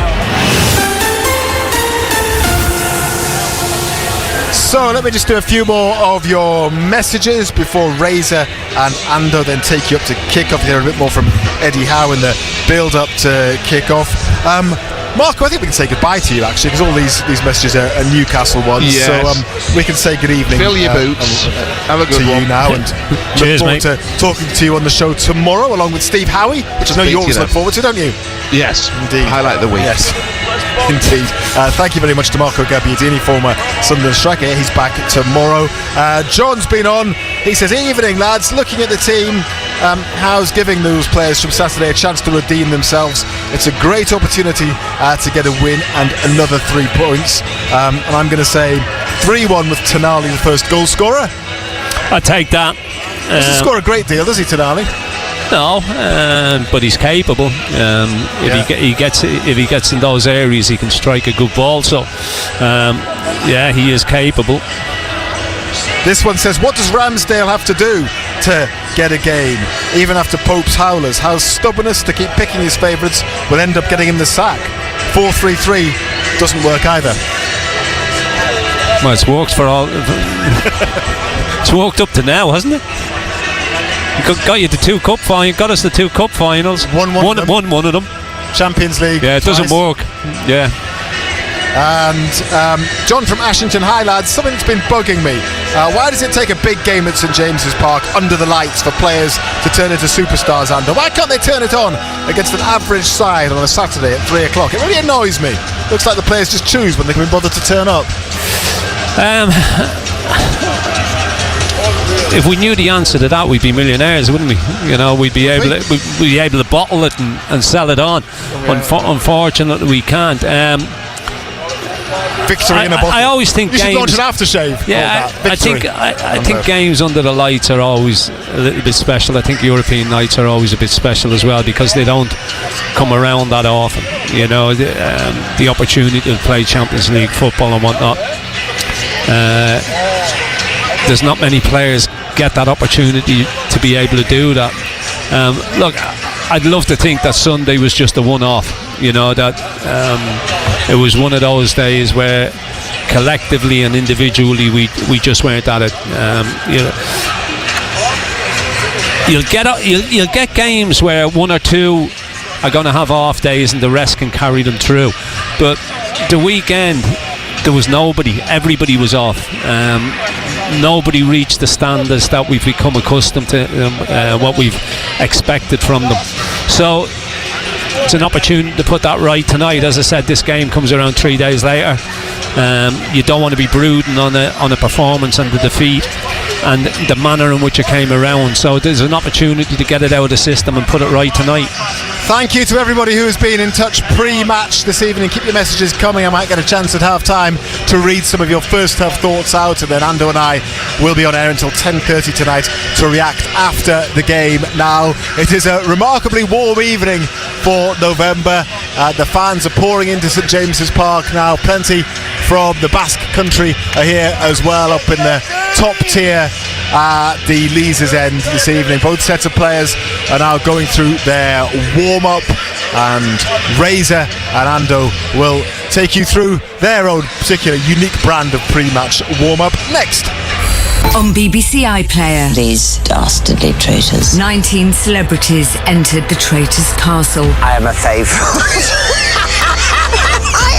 But now, only 5 remain. It's so close to the wire now. I do feel changed by it. I'm scared. Everyone's so vigilant. It all comes down to this. I can try and pull the rug from under their feet. Sorry, traitors. I'm coming for you. The Celebrity Traitors Final. Tomorrow night at 9 on BBC One and iPlayer. Total Sport North East. The Champions League. Matthew Raisbeck and John Anderson. BBC Radio Newcastle.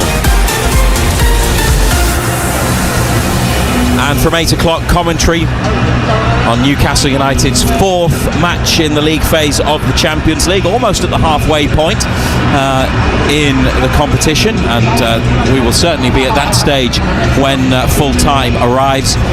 If they were to go on to 9 points from 3 games, then they would have a fantastic chance of getting through to the next stage.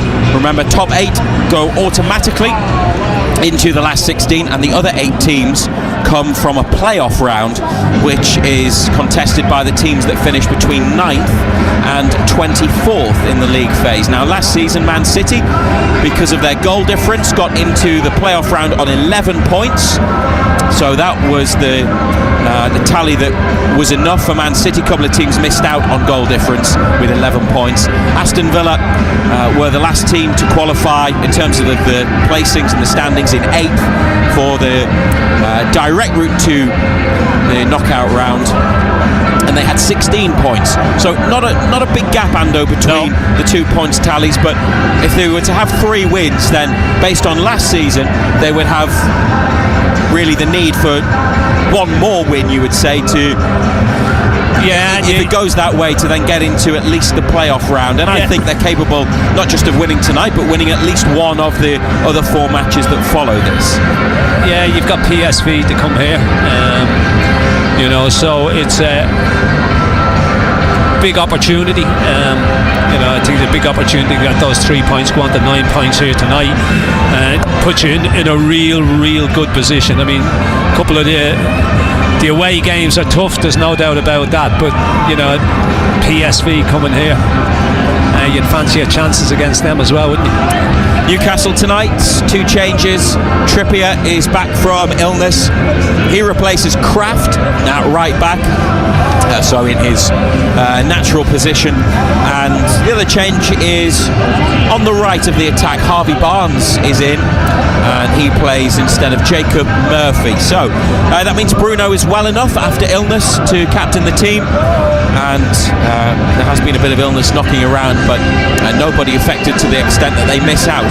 Pope in goal, Trippier, Chow, Botman, Byrne, Bruno Tonali, Joelinton, Barnes, Gordon, Voltemada. Very familiar look about the team, Ando. Obviously Barnes in instead of Murphy. There's been a lot of change in that position because Alanga's had his starts as well this season.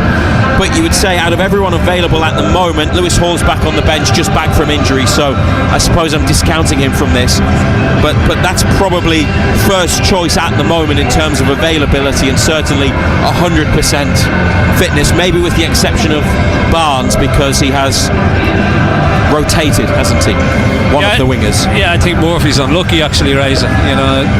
Tottenham Pride earlier, I think Murphy will feel a little bit aggrieved. He got the goal at the weekend.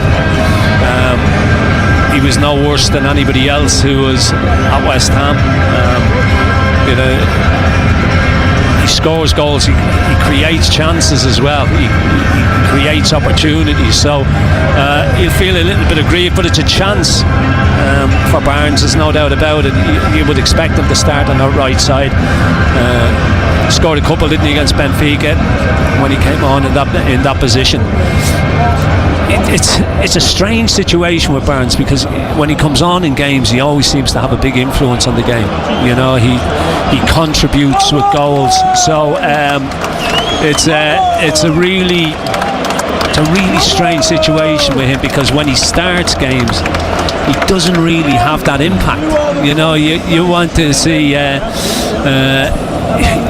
You would love to see him do it from the start, but as I say, when he comes on in games, he usually has an impact. So, but an opportunity for him tonight to stake a place in the starting 11. The bench is Ramsdale and Thompson, the 2 goalkeepers. Hall, Scher, Kraft, Elanga, Murphy, Willock, the other Murphy, so Jacob and Alex Murphy, both substitutes, Ramsey and Miley. 2 changes for Newcastle against Athletic Club, or Athletic Bilbao if you prefer, that's how they are commonly known, from the Spanish city of Bilbao in the Basque region of northern Spain. And unusual or unique in the sense they have their philosophy with recruitment that they only sign players who were born in the Basque region or who were trained and developed in clubs in that area of northern Spain and part of southwest France as well. That's a policy that's been in place for more than 100 years. Strong identity, big club, got a great stadium in Bilbao, the San Memes, and They've brought a healthy following tonight. Looks like a couple of thousand. There are some empty seats, but red and white stripes against black and white stripes at St James's Park. But there is a link between Bilbao and North East football generally, because I think there is a sort of a connection to Sunderland, isn't there, in terms of supporter group, but also with Newcastle, who they played in the UEFA Cup in 94-95. Now, there was a match here, you'll remember it well, 3-0 up, 3-2, and then Newcastle went to Spain and lost 1-0, because back then they had the away goals rule. That's right. Yeah. So they scored 2 away goals, 3-3 on aggregate, and then they went through. I mean, you were in dreamland here. You know, you're 3-0 up, and all of a sudden they pull it back to 3-2. Made life difficult for ourselves, and as you say, got beat 1-0, and went out in the away goals rule. Do you remember that they came here for testimonial in 2001 for Rob Lee? That's right. In the summer, they were also on Tyneside 3 years ago for a pre-season friendly in 2022, one that Newcastle won by 2-1. I think it was Wilson and Sam Maxima who were on target that day for Newcastle. So they've met each other a few times before, but this is the first time they've played each other in the Champions League, and you'll hear it live right here on BBC Radio Newcastle. We bring you every Newcastle United match exclusively live, and every Sunderland game. And remember, Total Sport North East is on Monday to Friday between 6 and 8 with the latest from both clubs, and the chance to have your say with former players from both. And if you miss any of our Total Sport shows, you can listen back to them by searching for Total Sport North East on BBC Sounds. Newcastle United then in what is a pretty hectic period of the season again, like it was before the last international break, and there's internationals next week, and then they come back and they play every midweek pretty much up to Christmas again, so it's not going to get any lighter. And where they are now, this is match 6 in 19 days in this period of the season, and Eddie Howe accepts that just managing and navigating their way through the fixture schedule at the moment has been tough. The games are an amazing experiences, but there's challenges. I think there's challenges with all types of schedules. I think it's the mental challenge rather than the physical challenge, in my opinion. I thought West Ham was a mental challenge for us, and we failed it. So I think there's always learnings to take and improvements to make, tweaks to adjust, whatever we're doing, whether it's our schedule or how we're approaching things, and we're trying to do that to improve things. How well do you think he's used the squad? And that certainly was a success against Spurs last week. Only 2 changes tonight, and as we were saying, he's gone back to pretty much at the moment the favoured starting 11, or the expected starting 11 in most cases. Yeah, I think he's rotated well. You know, we've seen him where he's made 7 changes in midweek, and then come to Saturday he's reverted and made 7 more changes. He's obviously got his first choice 11 that he thinks is his first choice 11. Everybody's got what they think is their best 11, but at the end of the day it's Eddie Howe who decides what the best 11 is. I think he's rotated well. I think he knew that he was going to have to, with the amount of games that they've had this season, Razor, you know, and the amount of games, they come so quick. Was it 7 games in the space of 22 days? As you say, December's an absolute nightmare. You know, there's games all over the place in December. So he's going to have to use a squad. He's going to have to rotate. But I think up to now he's done it very well. About 10 minutes until kick-off here on BBC Radio Newcastle. The Champions League branding is out on the pitch. It's ready. UEFA Champions League in white lettering laid across the halfway line. The 2 club crests on navy blue boards placed alongside it. The ball on a plinth just at the front of an arch at the mouth of the tunnel. And Newcastle United and Athletic Club will be with us in the next few minutes. And after Sunday and the deep disappointment that was felt following the way that they performed, never mind the result at West Ham, a response is required. Let's hear from Dan Byrne, who says the players let each other down at the weekend, and he thinks that motivation for every match is important for this Newcastle squad, not just being up for nights like this, the big European and the big domestic cup ties. Athletic Club are a very good team. They're a Champions League club, so we're expecting a very, very tough game, but if you could tell that we could be at home in the next game, sort of under the lights in a Champions League game, then yeah, we would be happy with that. I'm a Newcastle fan as well, so everyone gets excited by the Champions League fixture. So far Saturday and totally that wasn't the case, I'd be lying. I do get excited, and I think until we've been playing in this competition for a number of years, that'll always be the case. But I feel like the challenge for us now is a sort of mentality challenge, whereas like the best teams, in my opinion, which I always say, I feel like Man City are the best at doing this, that whatever competition they go into and however many days rest they've had or whatever, they're always at the certain standards that they're expected and always turn up. And I feel like that's now the challenge for us, now that we're starting to get Champions League football regularly and we're progressing through the cups. More players are playing internationally at the club, that it is about being ready constantly, having that mentality where it doesn't matter who we're playing, where we're playing, what we're doing, that we hit the standards that we expect from each other. Total Sport North East. The Champions League, live from St James's Park. BBC Radio Newcastle. Andrew, I thought Dan Burn got his point across very well there, probably echoing comments and sentiments from fans over the last few days about making sure that they're on it for every game. And something you've said repeatedly is that the way that Newcastle are under Eddie Howe, the way they play, they cannot be anything less than at it. If they're even slightly off, then it can unravel, just the way that they're built and the way that they're instructed to go about things because of the intensity they're at, and when they're not at that intensity, that's when there are problems. I think that showed big style at the weekend. You know, we didn't reach anywhere near the levels that we've become accustomed to. You know, that high press, that intensity, it just wasn't there. When we've got that willingness to close down, to press high up the pitch, that real high intensity that we play with, we're capable of playing against anybody, capable of beating anybody again. But all it's got to be is a little bit below that. You know, it's got to be slightly below that, and all of a sudden we've got problems. And it's just one of those things. But when we're at our best, when we are at that intensity and one thing and another, as I say, we'll give anybody a game. BBC Radio Newcastle, that's the voice of John Anderson, the former Newcastle and Ireland defender, who is with us for every Magpies match. Two changes tonight, Trippier and Barnes in for Kraft and Murphy.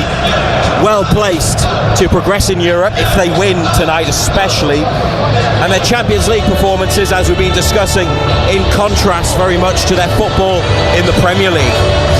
We're well aware of sort of the season, and we're right in the midst of a run of games that is hugely enjoyable but hugely challenging. I think we're disappointed with our Premier League form and the inability to string consistent results together, and I think that's where the competitions that we're in makes it difficult, because you can find consistency in one, and it seems like you're being consistent. Our recent run of games hasn't been too bad, and results-wise has actually been pretty strong, but in the Premier League in particular, we just haven't got those back-to-back wins that we need to elevate ourselves. Results were good going into West Ham, although he makes the point there were no consecutive Premier League victories in that period, and that's the key to climbing the table from 13th where they are. But they've enjoyed Europe. You would also say that as well as they played in Belgium and at times against Benfica and ended up winning comfortably, but at 1-0 it could have been a very different game. The two teams that they've just played in the Champions League, and we'll see what tonight brings, probably not at the standard that a lot of other sides will come up against. Yeah, I mean, look, we went to Union and won very, very comfortably. But they've been conceding goals left, right and centre in the Champions League. Yes, they went to PSV and won, but since then they've let goals in all over the place. Benfica, as we spoke about earlier, I thought technically we're good.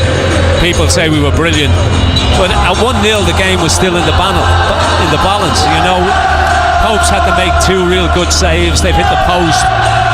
It was only after we got the second goal that we really took total charge of that game. You know, so we were brilliant for the last 20 minutes. But as I say, at 1-0 it was still in the balance.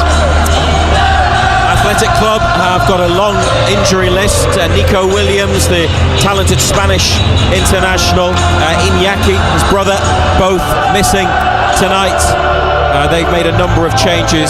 We'll go through their 11 shortly as they make their way up the tunnel and onto the pitch, led out by the referee, who is Ivan Kruzliak from Slovakia.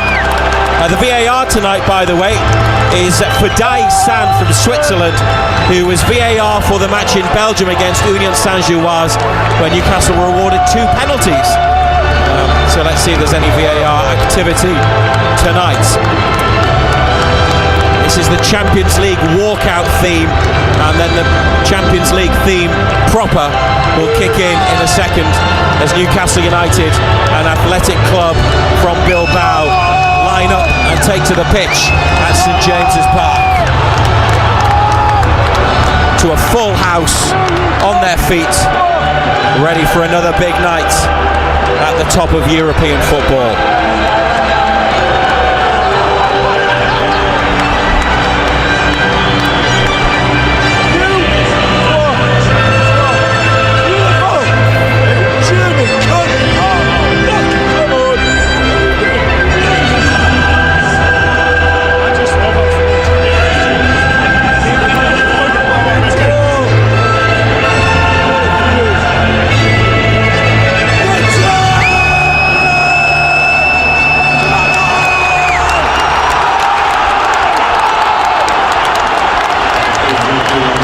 Well, it certainly gets you up for it, doesn't it?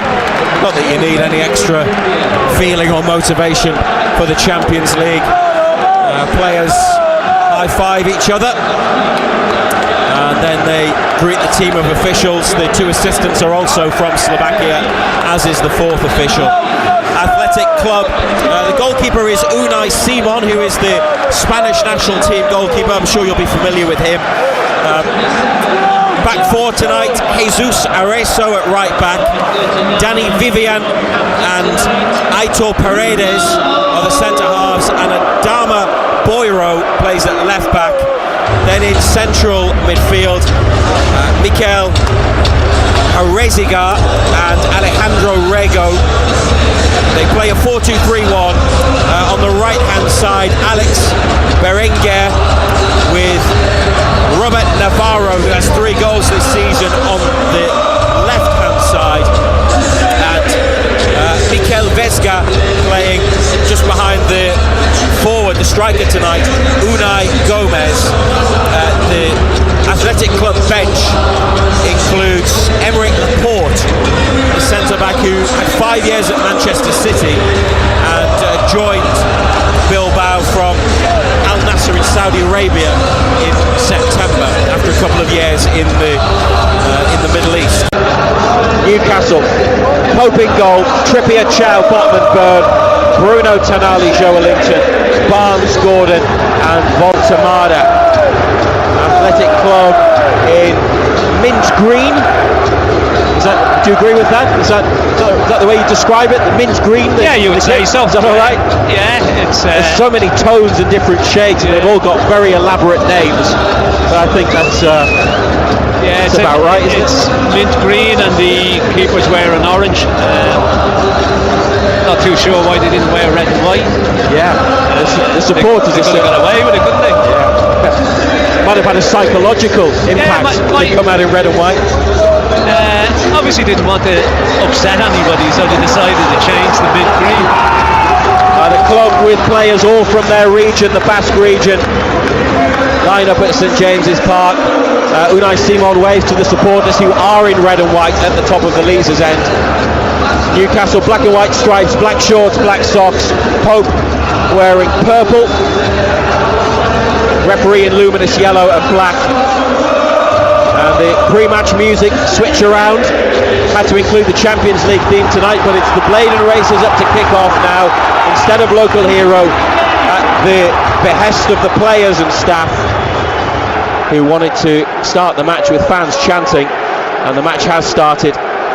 And Athletic Club kick off here on BBC Radio Newcastle, and United kicking up the hill to the Leazes end, to the goal to the left from our perspective,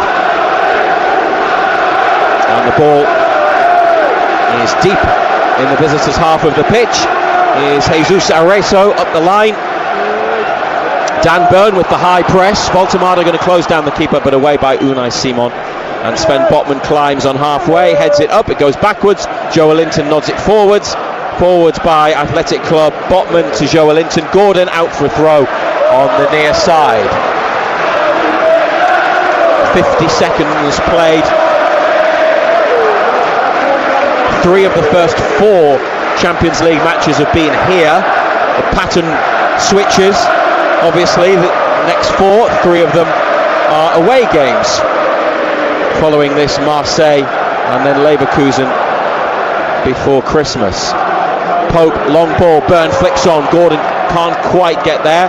Burn with a header on halfway. Gordon to keep it in, and he's lifted it up. It goes backwards. Tonali backs into his man. United without the ball. Then Tonali wins a free kick for a handball in the middle of the park. 0-0 here. National League tonight. Gateshead, great FA Cup win at the weekend, but losing 1-0 to York City in the early stages there. Here's Gordon from Burn, and he goes inside away from a couple of opponents, loses the ball. Voltemada gets his boot to it, but Athletic Club have possession. Then Joelinton wins it back and then gives it away. Nobody can keep it, can they? Back to goalkeeper Unai Simon, edge of the penalty area. Tonali closing down. He takes a touch and looking very composed. He lifts it into the Newcastle half. Burns header. Joelinton challenging for it here, and it's brought out to Areso. And now they get away. Athletic Club into the penalty area. Robert Navarro lifts it to the far post. Chow heads clear. Tonali with a block challenge on the edge of the area. They still can't keep it. Joelinton, good slide to win it. Gordon now to Bruno, who took a touch but then loses out. Daniel Vivian, edge of the area, the defender overhits the through ball. It's gone behind. He might have taken on the shot. Yeah. Went to just play as well he got that wrong, because the boy was in down that left side, wasn't he? 0-0. Long ball up the pitch. Harvey Barnes chases out on the far left-hand side for a throw for the visitors. The match between Garrobag and Chelsea, by the way, earlier finished 2-2, which might be a bit of a surprise. Newcastle at kick-off tonight were down from 8th to 13th in the Champions League standings, but then by the time this one and tonight's other games finish, everybody will have played 4 times, so it'll have a fairer look to it, the Champions League table. Ball in play from the throw, and it's Adama Boiro who took it and then concedes a throw to Newcastle in the Athletic Club half. Back to Chow, and now Botman steps forwards, up to Gordon, holds it, got 2 on him, tried to play it back to Botman. It's diverted into another green shirt, and Botman gets back shoulder to shoulder. There's the physical edge that Newcastle have. Yeah, that's what I spoke about beforehand, that physicality. Unai Gomez, the forward, is not one of their bigger players. The Spanish under-21 international. He's not a regular starter in their team, but with the lengthy injury list, some big names missing.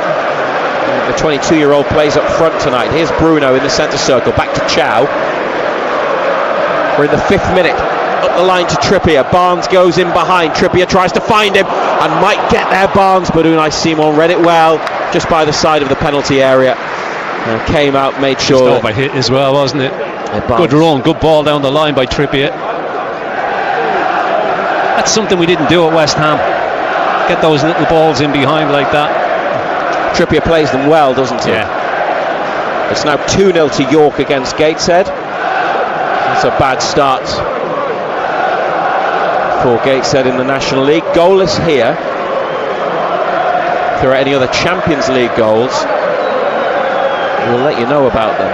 Athletic Club lost to Arsenal and then Borussia Dortmund, home and then away respectively, before beating Qarabag 3-1. So they've got 3 points so far, Newcastle on 6. But both having mixed form in their domestic league. Free kick's gone because Tonali's ended up on the floor after a challenge, and the referee Ivan Kruzliak, he's right there, isn't he? Went sprinting across right on top of the situation with Mikel Vesga, who caught Tonali late after the ball had gone, but there's no further action, no card, and we get the match started again from Newcastle, 0-0. Dan Burn, Gordon comes short, gets it just behind halfway, leaves it for Joe Linton, who couldn't take it in his stride, he was off balance, and Jesus Arezzo up to the goal line, put behind by United. Joe Linton concedes the corner. Has been a goal elsewhere. Club Brugge lead Barcelona 1-0. Corner on the near side in the 7th minute.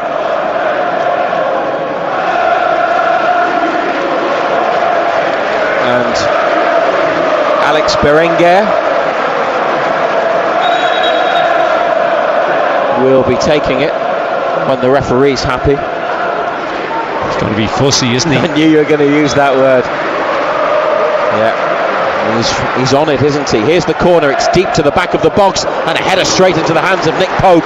A free header. There were 2 players in green that they were aiming for. It's poor defending. And it was Unai Gomez. There's nobody near him. It's a free header. Fortunately, it's straight into the arms of Nick Pope. Well, he's not the biggest, as I mentioned. He's gone out to the left now, having been it through the middle, and it was his header that Nick Pope claimed.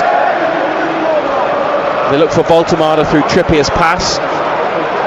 Can't find him, and then one in behind from the visitors. Pope leaves the penalty area and just shepherds it out near the corner. Goal kick. Not really had much of the ball on the floor, Newcastle, have they yet? Early stages, but in comparison to Athletic Club. Meanwhile, Barcelona have equalised immediately through Ferran Torres against Bruges. 1-1 now. Tonali, there's 2 on him, and they almost win it. Maybe that's the plan, double up on Sandro Tonali. Fortunately, Sven Botman was there to mop up and play it back to Nick Pope, and Botman's got it again. About in the centre of Newcastle's half. To the right to Chow. Joe Linton makes the run through the middle. Might be offside as they find him, and he brings it down in the penalty area. Joe Linton, could be a big chance. Joe Linton puts it in. But now the flag goes up. He looked offside. It was a great run, the right idea, but it seemed to just happen a fraction too late, too slow for Newcastle. Joe Linton finished the chance, then the offside flag came up, but let's see. On second look, it might be tight. Right. No, it's given straight away. Let's have a look at that again. They do have the semi-automated offside technology. Looked tight, didn't it?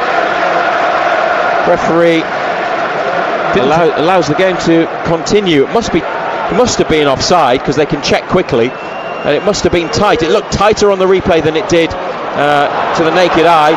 Newcastle have lost it just outside their penalty area. Botman with a big block. It's been a little bit sloppy at times. Here's Dan Burn using his strength well. Voltemada typically neat, and lovely flick and skill. Here's Tonali sent tumbling. Another challenge. Aitor Paredes, the centre back. Tonali getting some rough treatment early on. There are fans off their seats next to us wanting a yellow card. Well, no such punishment, only a free kick. Here's Trippier looking for Barnes. Joe Linton goal ruled out. Didn't take long, did it? 0, Athletic Club 0. Tonali looking for Barnes, and there's an infringement there, and Newcastle get a free kick about 40 yards out.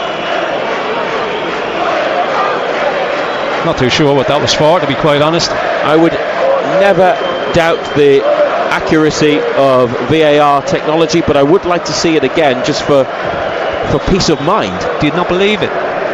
Just when we saw the replay of the aerial shot. Are you saying VAR got it wrong?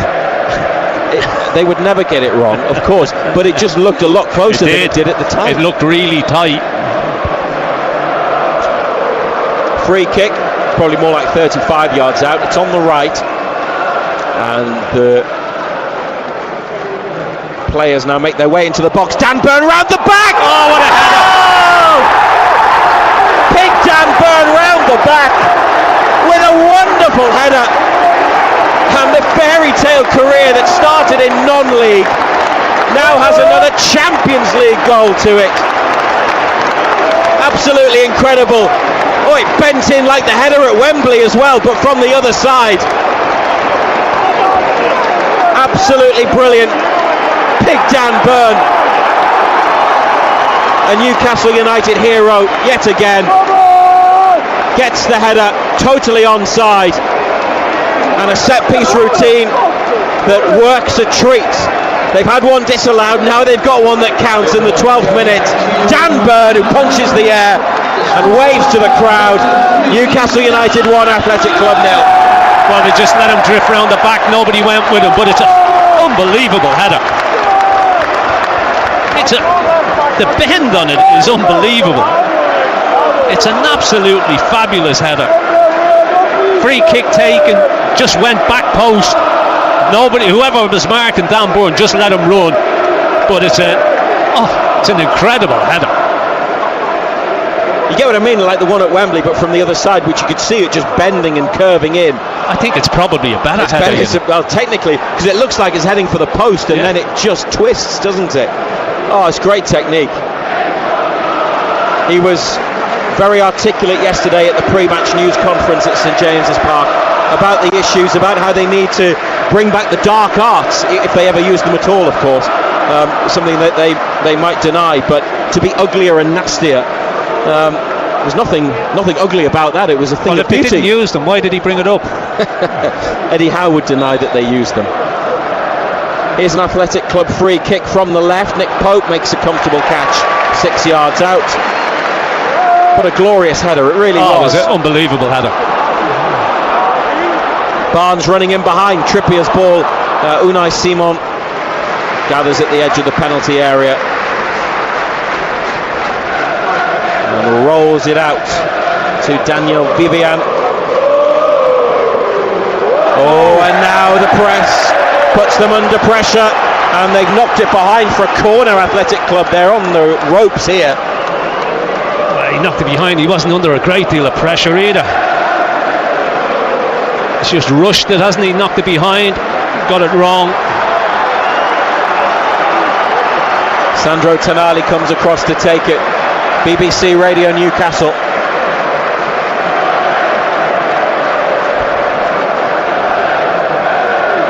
It's on the left, and they're all round the back at the far side. Chow, Botman, Burn. In it comes from Tonali. Unai Simon gathers well. He's a top goalkeeper, and although he's 6'3", but there are bigger. He just got right in the middle of everything. That's a great clearance, that. And claimed. Now it went up the other end from his throw, and Nick Post booted it out. It's like a rugby move. Got it in the corner. So they have a throw-in to take now at right back. Newcastle pushed up the pitch. Chow, the furthest player, back a couple of yards into the attacking half of the field.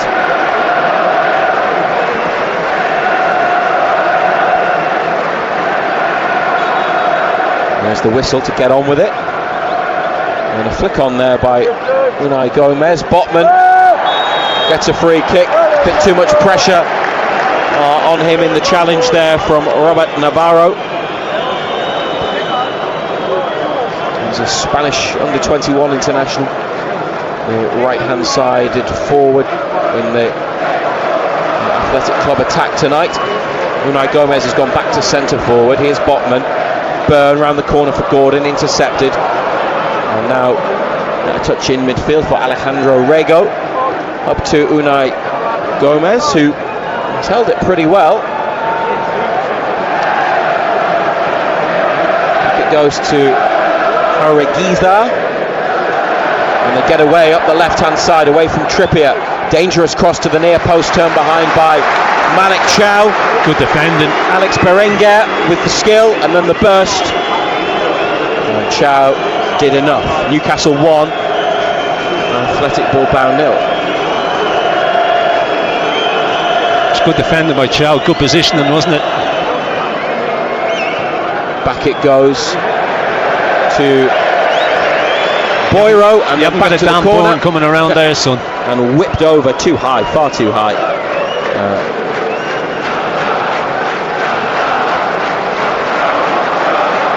So it's going to be a goal kick.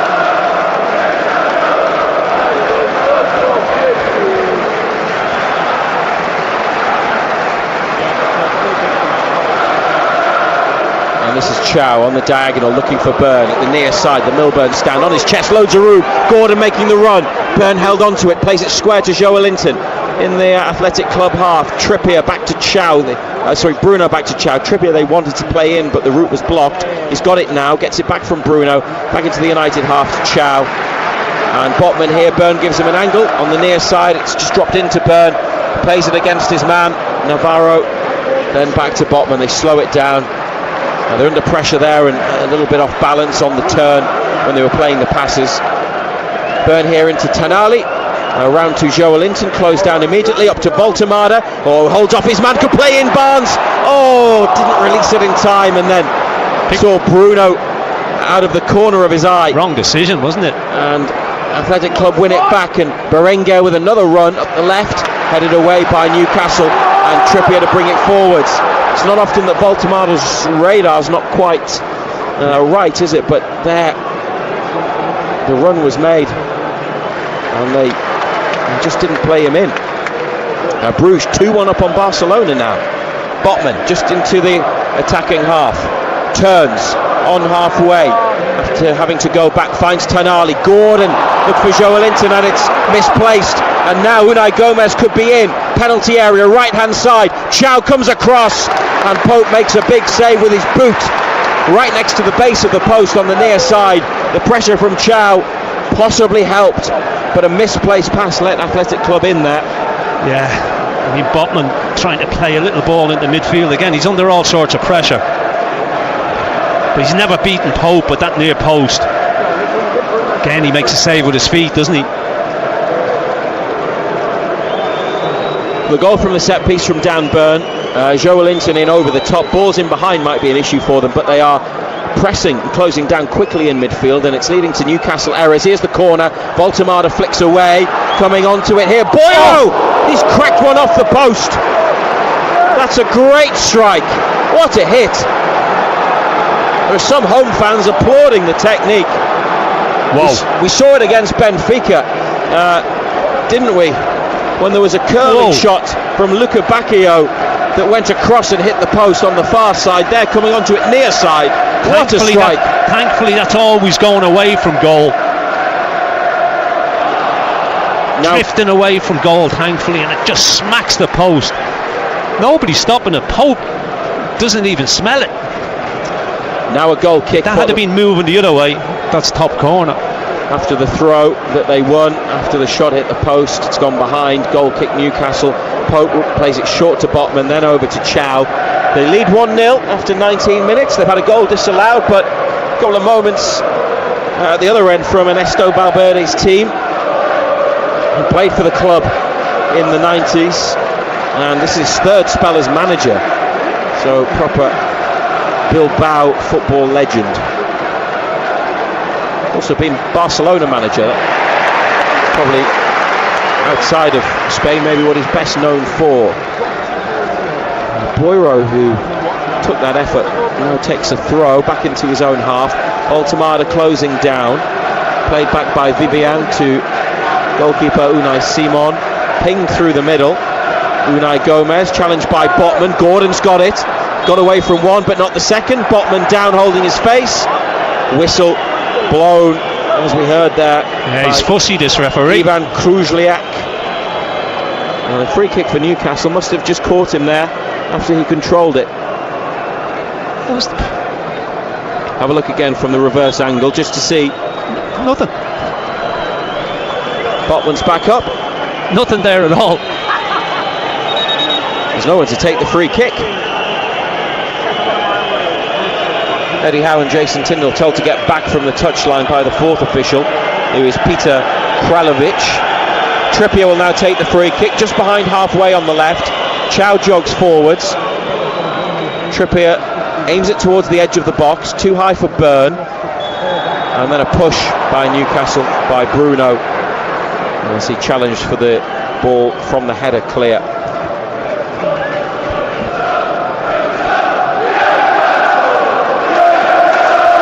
Two changes tonight. The team is Pope, Trippier, Chow, Botman, Byrne, Bruno, Tonali, Joelinton, Barnes, Gordon, Baltamada.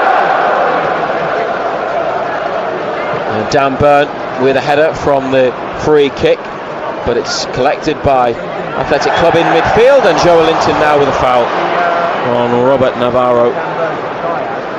Scored in their only Champions League win against Qarabag. Yeah, he's very touchy, this ref. He might be taking the free kick, Navarro. Now he's got help from Alex Berenguer, who's come over from the left wing to the right. And it is going to be Berenguer who delivers. It hits the shin of Baltamada. Gordon turns it clear. Barnes the furthest black and white shirt forwards. And Boyero back to the goalkeeper. Nothing silly, just inside his own half. Long ball from Unai Simon. Dan Byrne heads it back into the area, and Nick Pope catches under pressure from Berenguer. Thrown out to Byrne, back to Botman. Not been able to really find much of a way through with passing, have they? Some of the passing's been a bit sloppy actually, but when the ball's been on the floor, it's Athletic Club who've looked good. There's Gordon, a misplaced pass again. Baltamada's won it back, but has then been tackled himself. Nice step over, and really good play by centre-back Danny Vivian. Chow comes across into the Newcastle box and watches the ball behind. Got some criticism on Sunday. Gordon, I'm not sure he would have had as much criticism, Gordon, if he hadn't been taken off at half-time. He had that chance that was a good strike and a really good save from Areola. But there's been a lot of discussion since about his Premier League form. His Champions League performances have been outstanding, but he hasn't quite been able to bring it all together yet tonight. He's not necessarily the only one, but there have been a few misplaced passes at a time when there's a lot of analysis of his contribution from some supporters. They lead 1-0 though. Dan Byrne, great header from a free kick. Botman in the corner, near side to Byrne. Both closed down quickly. Byrne wins a throw. They don't half hurry you, Athletic Club. Yeah, they're putting a bit of pressure on, aren't they? Byrne back to Botman. Into Nick Pope's got to go. First time left-footed. Gordon chasing. Header down's going to drop for Barnes. Now they might be able to make something. Barnes' touch was heavy, and Danny Vivian cleared. It's back with Nick Pope. They were stretched and quite open there, and if Barnes had been able to have the sort of control that he wanted, there would have been possibilities. Bruno to Baltamada. Nice touch out to the right wing, and Trippier back to Barnes, who whips it forwards, and it's chested into the hands of the goalkeeper by Jesus Areso, the right fullback who was covering around in the middle. Let's tell you about another couple of goals. York 3, Gateshead 0, and Manchester City have taken a 1-0 lead over Borussia Dortmund through Phil Foden. Newcastle a goal up. Botman. Here's Byrne to the feet of Gordon, just behind halfway, takes a touch, then plays it straight back to Byrne. Now Botman just inside him in the box, across the penalty area to Pope. Chow is square. That's where it goes. They've committed, 5 players, now 4 into the press. And out it goes for a throw, but it's gone against Newcastle. The referee says Chow had the final touch. So the squeeze from Athletic Club with the manager in his navy overcoat and dark grey hair. He's just watching on, an interested onlooker there, carrying out his instructions perfectly, aren't they? They are really forcing Newcastle into mistakes in situations like that. The throw ends up in the hands of Nick Pope. Big throw, looking for Gordon. Oh, it's another one of those big throws from Pope in the Champions League to get Newcastle in. Gordon, 3-4 defenders with him, goes on the outside. Gordon's low cross, blocked in the middle. Looked for the feet of Baltamada. Good effort from Gordon, great throw from Pope. Tonali now floats it into the penalty area. Isn't he? No flag. Low cross, flicked into the side netting from Barnes, and now the flag goes up against Trippier. You can see from here he's a mile off.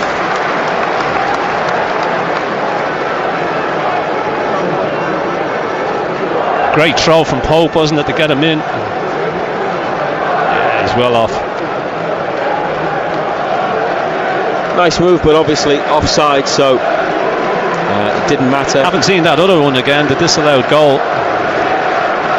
If you're a conspiracy theorist,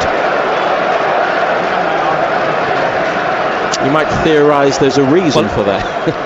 I'm joking, of course. I'm sure they got it very quick, didn't they? They did, and I'm sure they got it very right. We just want to see it. Joe Linton put the ball in the net, took it down, went into the box, turned and finished well. But offside was the call. We thought he was offside, but the replay, the one that we saw, which was a wider shot, not a close-up, at from a higher camera position, just made it look really tight. So just out of interest, we wanted to see it again. Ball into the corner. Nick Pope comes to the side of the penalty area, puts it out into the east stand. 27 minutes, and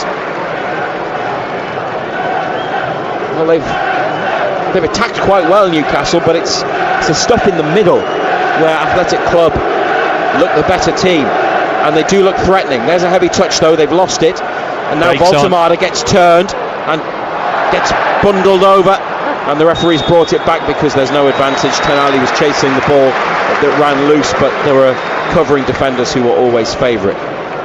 Still 1-0 up though, and if you're looking at the live league table, which you can do on the BBC Sport website and app, Newcastle are 6th.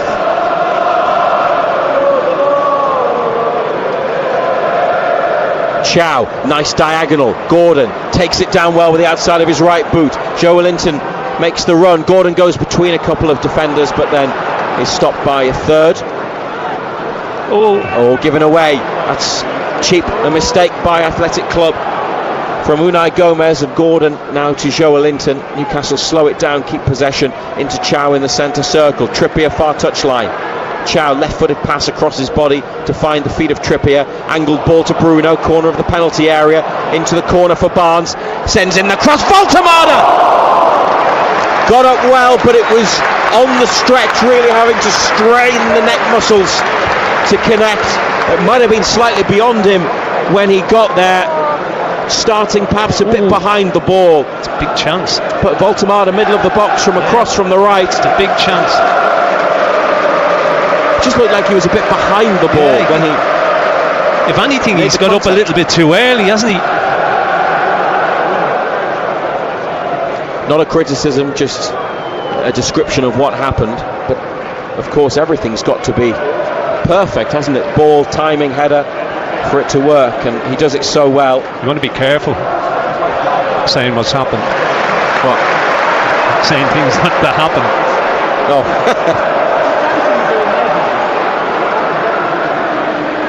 Anthony Gordon says that the ball is flat. Newcastle were on the move, and he stopped the game. He's actually picked it up. Hopefully he won't get penalised for handball, because he did it before the whistle had been blown. Referee's telling him that. So what happens now? They need a new ball. Referee's testing. Is he testing the one that Gordon put out, and have they given that back? He's dropped it at the feet of Sandro Tonali, so there's no punishment for handball. Anyway, Newcastle playing again. And Man City go 2-0 up on Dortmund through... Guess who? Yeah. Erling Haaland scored the second. I'll give you one guess. Here Newcastle still have their 1-0 lead. On BBC Radio Newcastle, back to Pope. Pressure on the ball, and now Botman into Tonali, trying to find space for a pass into midfield. Byrne here up the line. Voltemada's come out wide left, chests it down. Finds a bit of room. Tonali takes it off him. He's surrounded by green shirts. Forwards, shout of handball, nothing given, and Athletic Club have it about 10 yards from halfway. Diagonal ball in behind Trippier. Berenguer comes onto it, gets himself turned. Boiro goes beyond, the big fullback, and here it's played back to centre back. Dani Vivian, Spanish international, looks like a good player, doesn't he? Yeah, he really does. They're all comfortable on the ball, but there's a couple of things he's done. We said beforehand, technically very good, aren't he? You can see he has been exposed to the highest level of football and at international level with one of the very best teams. Now a ball to chase him behind. Pope's come and left the penalty area, lifted it up and out. He's done that a couple of times tonight and has completed the clearance, but it's a nervy moment for some supporters at least. 31 minutes played.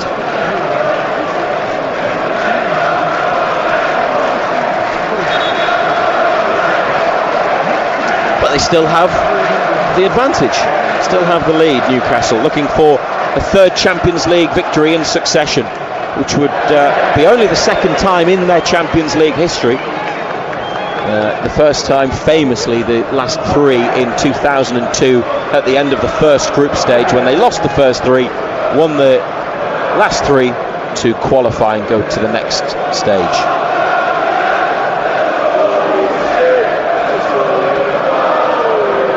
Tonali up and then out after a Newcastle throw. It's taken by, or to be taken by, Jesus Arezzo. Back to Paredes. He's another Spanish international in their team. Trippier, good battling, and they've won the ball back. Newcastle. Barnes, nice quick feet, gets away, then tries to take on two players, but just ran into trouble, tried to run through them really. Berenguer, who has moved the ball well, does so once more, finds Vivian near the halfway line, and United get everybody behind the ball, scooped up. Played back to the centre-backs on halfway. United have won it, then Bruno said he was caught late, but he may have caught an opponent as well. Play on, says the referee. Didn't want to give a free kick to either team. Newcastle through Byrne, prevent the corner kick, played into the centre, and then quickly moved out to the right. Over halfway, Newcastle through Trippier, then Bruno inside to Tonali, back to Bruno. Voltemada comes deep. Diagonal ball to Gordon, nice first touch from Gordon, tries to get away, good covering and good speed from Robert Navarro to get in front of him, and now in the corner, tried to clear, but he's given it to Joelinton on the edge of the penalty area. Tonali from Joelinton's pass, Tonali twisting and turning and then gets tripped, and it's a good free kick for Newcastle because he was going nowhere, but he had his feet taken from underneath him. And a free kick about 10 yards back, almost in line with the left side of the penalty area. Newcastle United 1, Athletic Club 0. Yeah, it's in a good area, isn't it? Big boys go forward again.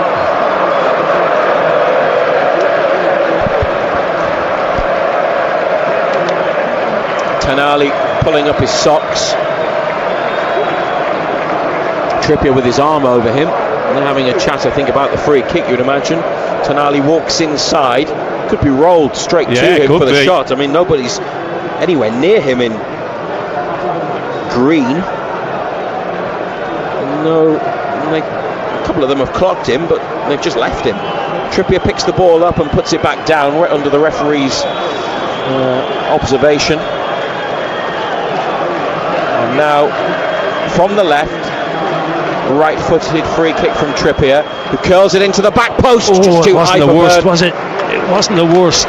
Dan Burn gives him the thumbs up. It was just a bit too high, which, all right, it's Dan Burn, but he was stooping. But there's so much whip and pace on it as well that it was a difficult ball to connect with, but a really good idea. Again, those two whipped into a great area, wasn't it?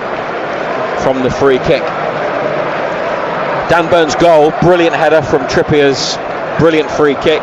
Newcastle's only attempt on target. Obviously the disallowed Joe Linton goal is not counted. Chow wins a good header, volleyed forwards there by Paredes. Gordon trying to chase. Ooh. It was Areso, the fullback. He missed his control, and Gordon, using his speed, put him under real pressure, but he did well second time, the defender, to get it back to the keeper. Now Burn onto Gordon, who wins a throw off Areso in the middle of the Athletic Club half. I've been using Athletic Club and Athletic Bilbao interchangeably because they can be referred to as both. But the team sheet and all the UEFA Champions League official documents say Athletic Club. So we should probably stick with that. Here's Botman. It's a line-breaking pass as they are described now, up to Voltemada, back to Burn. And now Voltemada, another touch, playing it to Botman, left side of Newcastle's half. Bruno comes to the centre circle to get it. Plays it to Chow, they're on the right now. Trippier, back to Chow. There's pressure from a couple of attackers. Botman in the penalty area, going backwards with the ball here in Newcastle. Botman to Burn, drops his shoulder, comes inside, then flicks it back to Botman, did well. And the big switch from the Dutch defender towards Trippier, who heads it back to Nick Pope from about 30 yards from his own goal. Yeah, it was a great header, wasn't it? I've been impressed by their press and their sort of out of possession work. Yeah, you wonder how long they can keep that up though. Joe Linton on the near touchline, inside to Tonali. Dan Burn in that advanced position that he picks up when Newcastle are in possession from his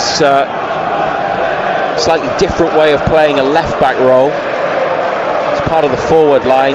They now go back to Botman, and Bruno facing his own goal under pressure to Chow, and given to Nick Pope.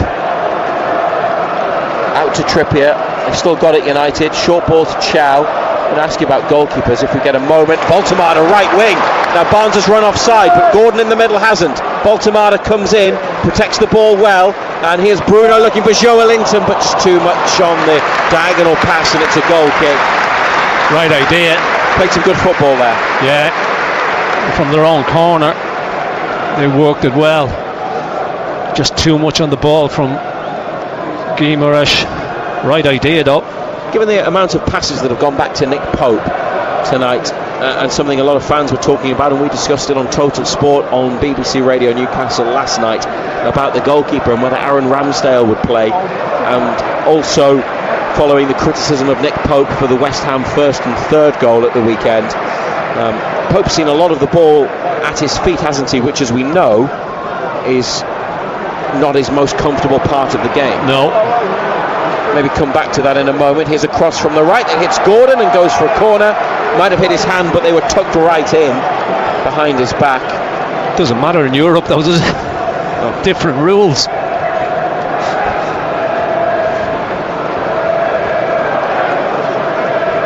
Sometimes one might say it's hard to keep track of the rules. Yeah. Whatever competition. Which rules are we playing tonight? The referee tonight, you described him as fussy earlier. Here's the corner, caught by Pope. Can they go quickly? It's an underarm throw to Trippier, and it's pushed up the right wing. Will it stay in? It does for Barnes, and there's four black and white shirts in the middle. Barnes drifts in off the right wing, flicks it forwards for Tonali. Keeper's coming, is out of his post. He's way out of his post. Tonali's out wide right, crosses to Voltemada. Defender's header, and Gordon on the follow-up. On the volley, over the top. Another offside flag to thwart Newcastle on the break. Unai Simon came a long way and then stayed out of his goal, and Tonali got there before him, took it back out wide, lifted it up for Voltemada. Good defending and it was dropping, but it was coming down really slowly for Gordon. Difficult finish to produce. Yeah, he was offside, Tonali. And it went over the top. Gordon's down and possibly needs some treatment in the 40th minute, so there's a break in play. The physio comes on. Newcastle lead 1-0. Back to the goalkeeper thing. Could this have been a game for Ramsdale given the way that it's gone, or you always thought Pope would play, didn't you? Yeah, I did. I don't think Pope's done badly with his feet, to be quite honest. I think he's done all right. You know, he's come to the edge of his penalty area. Starting position's been good. He's come and he's cleared stuff that's been knocked in behind. Look, we know he's not as good as Ramsdale with the ball at his feet. I don't think he's done badly tonight. They're making the change. Gordon's going off. The substitution was announced by the public address system, over the public address system, before Jacob Murphy had even appeared. I don't know if that's head injury. I don't know if it's something else. Eddie Howe, when I spoke to him after West Ham on Sunday, said that Gordon's been carrying and managing a hip problem, so it could be related to that. Jacob Murphy, scorer in the Premier League at the weekend, has come on, sprinting on to the right-hand side. Harvey Barnes has come to the left. Anthony Gordon's night is over prematurely. Yeah, he hasn't looked right tonight. The Newcastle still 1-0 up. Murphy first touches to flick the ball on, but Voltemada unable to keep it in on the far side.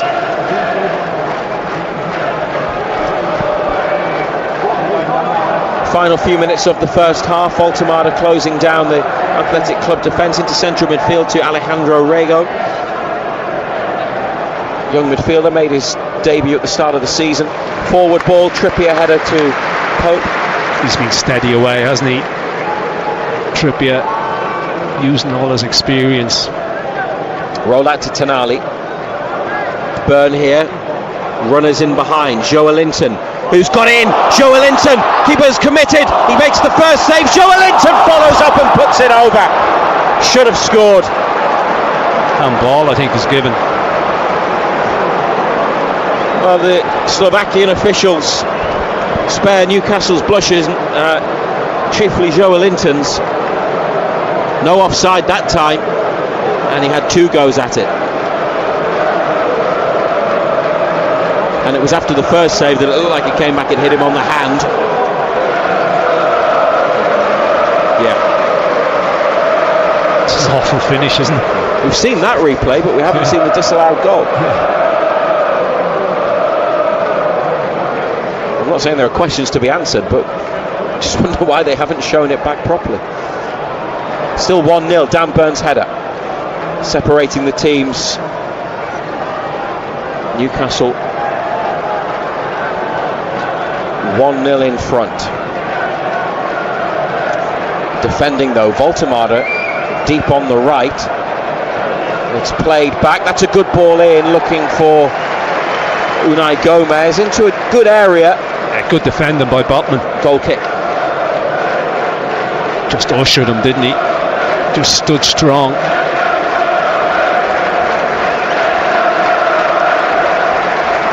How would you characterise the performance overall, John Anderson? It's been a bit hit and miss, hasn't it? Some good, some bad. They're not bad, these, mate.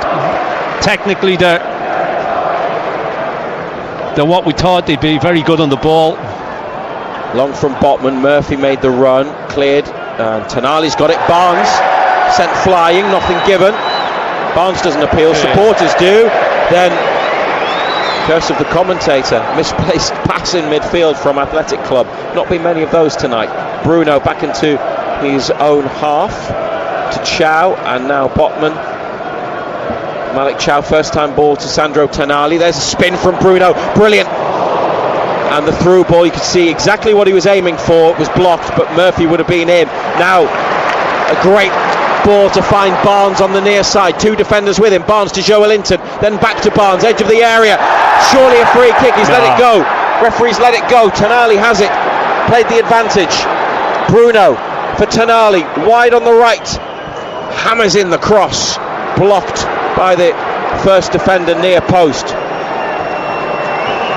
And they bring it out to the near side. And the transition up the pitch from attack to defence from Athletic Club, Dan Byrne. It's a great tackle, by the way.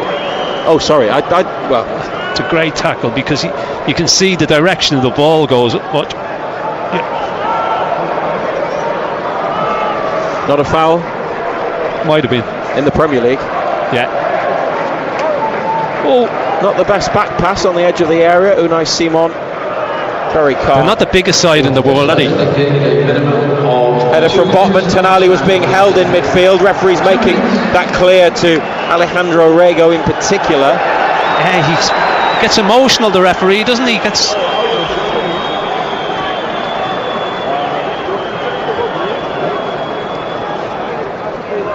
Bruno, return ball to Murphy. They went for the 1-2. It's safely played back to the goalkeeper. A minimum of 2 additional minutes here on BBC Radio Newcastle. Unai Gomez gets up and flicks on. Burn back to Pope, 6-yard line. Ooh, he's played it to Chow under pressure. Just on the edge of the area. Trippier tries something clever, goes one side of the man and then plays the ball the other, and just about came off. He's won a throw. Just been another goal in the Champions League.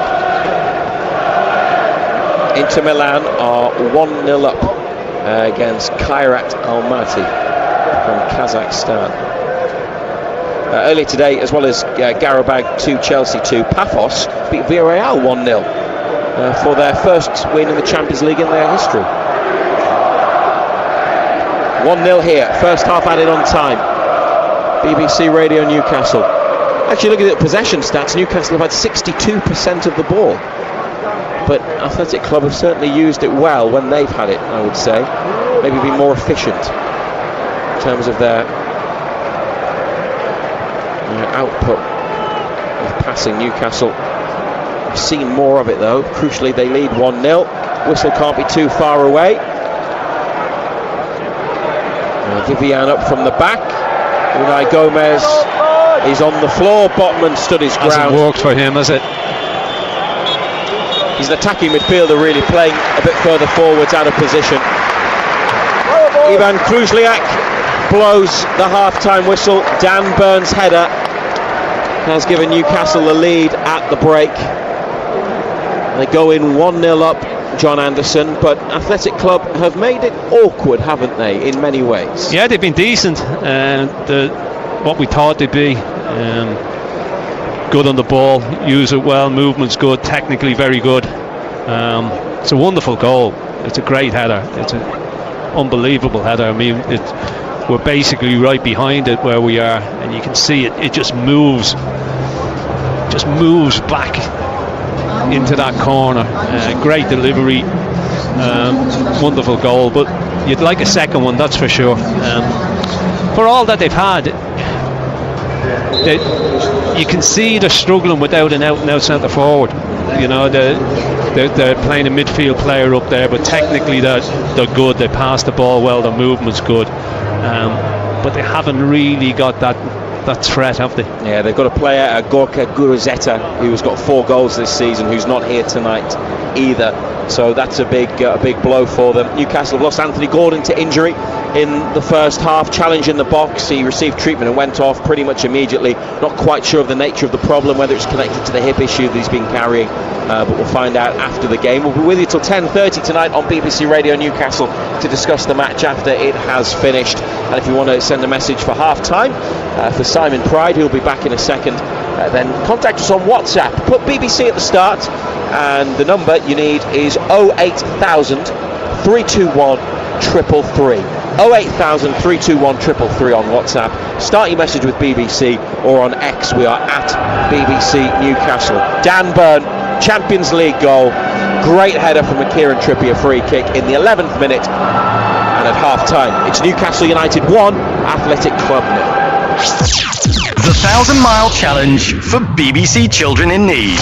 We did it! Huge congratulations to BBC radio teams from across the British Isles. Together, walking 3-legged for 1,000 miles for BBC Children in Need. Thank you for your support. There's still time to donate. You can donate £5, £10, £20, £30 or £40 by texting the word 5, 10, 20, 30 or 40 to 70712. Text costs your donation amount plus your standard network message charge, and 100% of your donation will go to BBC Children in Need. You must be 16 or over and have the bill payer's permission. For full terms, more info on the registered charity or to donate online, head to bbc.co.uk/walk.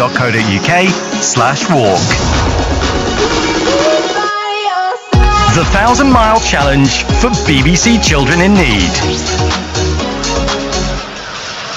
And this is Simon Pride at St James's Park. Newcastle leading Athletic Club Bilbao by 1-0 at half-time in this Champions League fixture. Former Newcastle fullback John Anderson still with me, by the way. If you want to send us a message, 08000 321 333. Start your WhatsApp BBC, 81333 on text.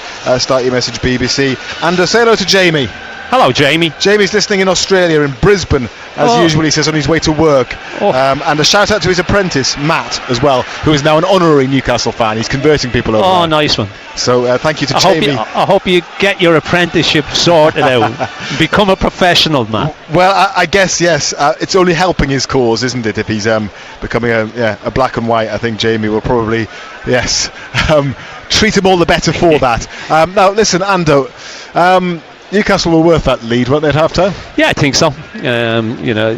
We spoke about Atletico before the game, saying they'd be technically very good. They were. We've seen that. They are, yeah. And they are. And they were quite ambitious in that they pressed Newcastle quite high up the pitch. Yeah, they have. But when they got it back, they didn't really have any quality, did they? No, that one shot that smashed off the post. Yeah, they've got nobody up there. They've got no forward players, basically. They're playing a midfield player in that advanced position, but technically very good. I mean, it's a wonderful goal. It's a fabulous header. It really is. It's an outrageous header. But yeah, as I say, Athletic decent on the ball, pass it well, but got no cutting edge. I mean, the strike is that they've hit the post with is great strike. Pope's getting absolutely nowhere near it. Thankfully, the post got in the way of it. As you say, the goal was fantastic. We had a perfect angle. We're right behind it. It was the curl on it. I mean, he meets it absolutely perfectly. Yeah. He gets over it enough to keep it down, but it absolutely flies in, and it was started just outside the post, and it's coming curled back in. Keeper absolutely no chance. I mean, he just stands and watches it. I mean, yes. I'm not too sure who was supposed to be marking me. Just drifts. He's there all on his own, but it's still a wonderful header. He still has so much work to do. Great delivery, but the header, the technique in the header was brilliant.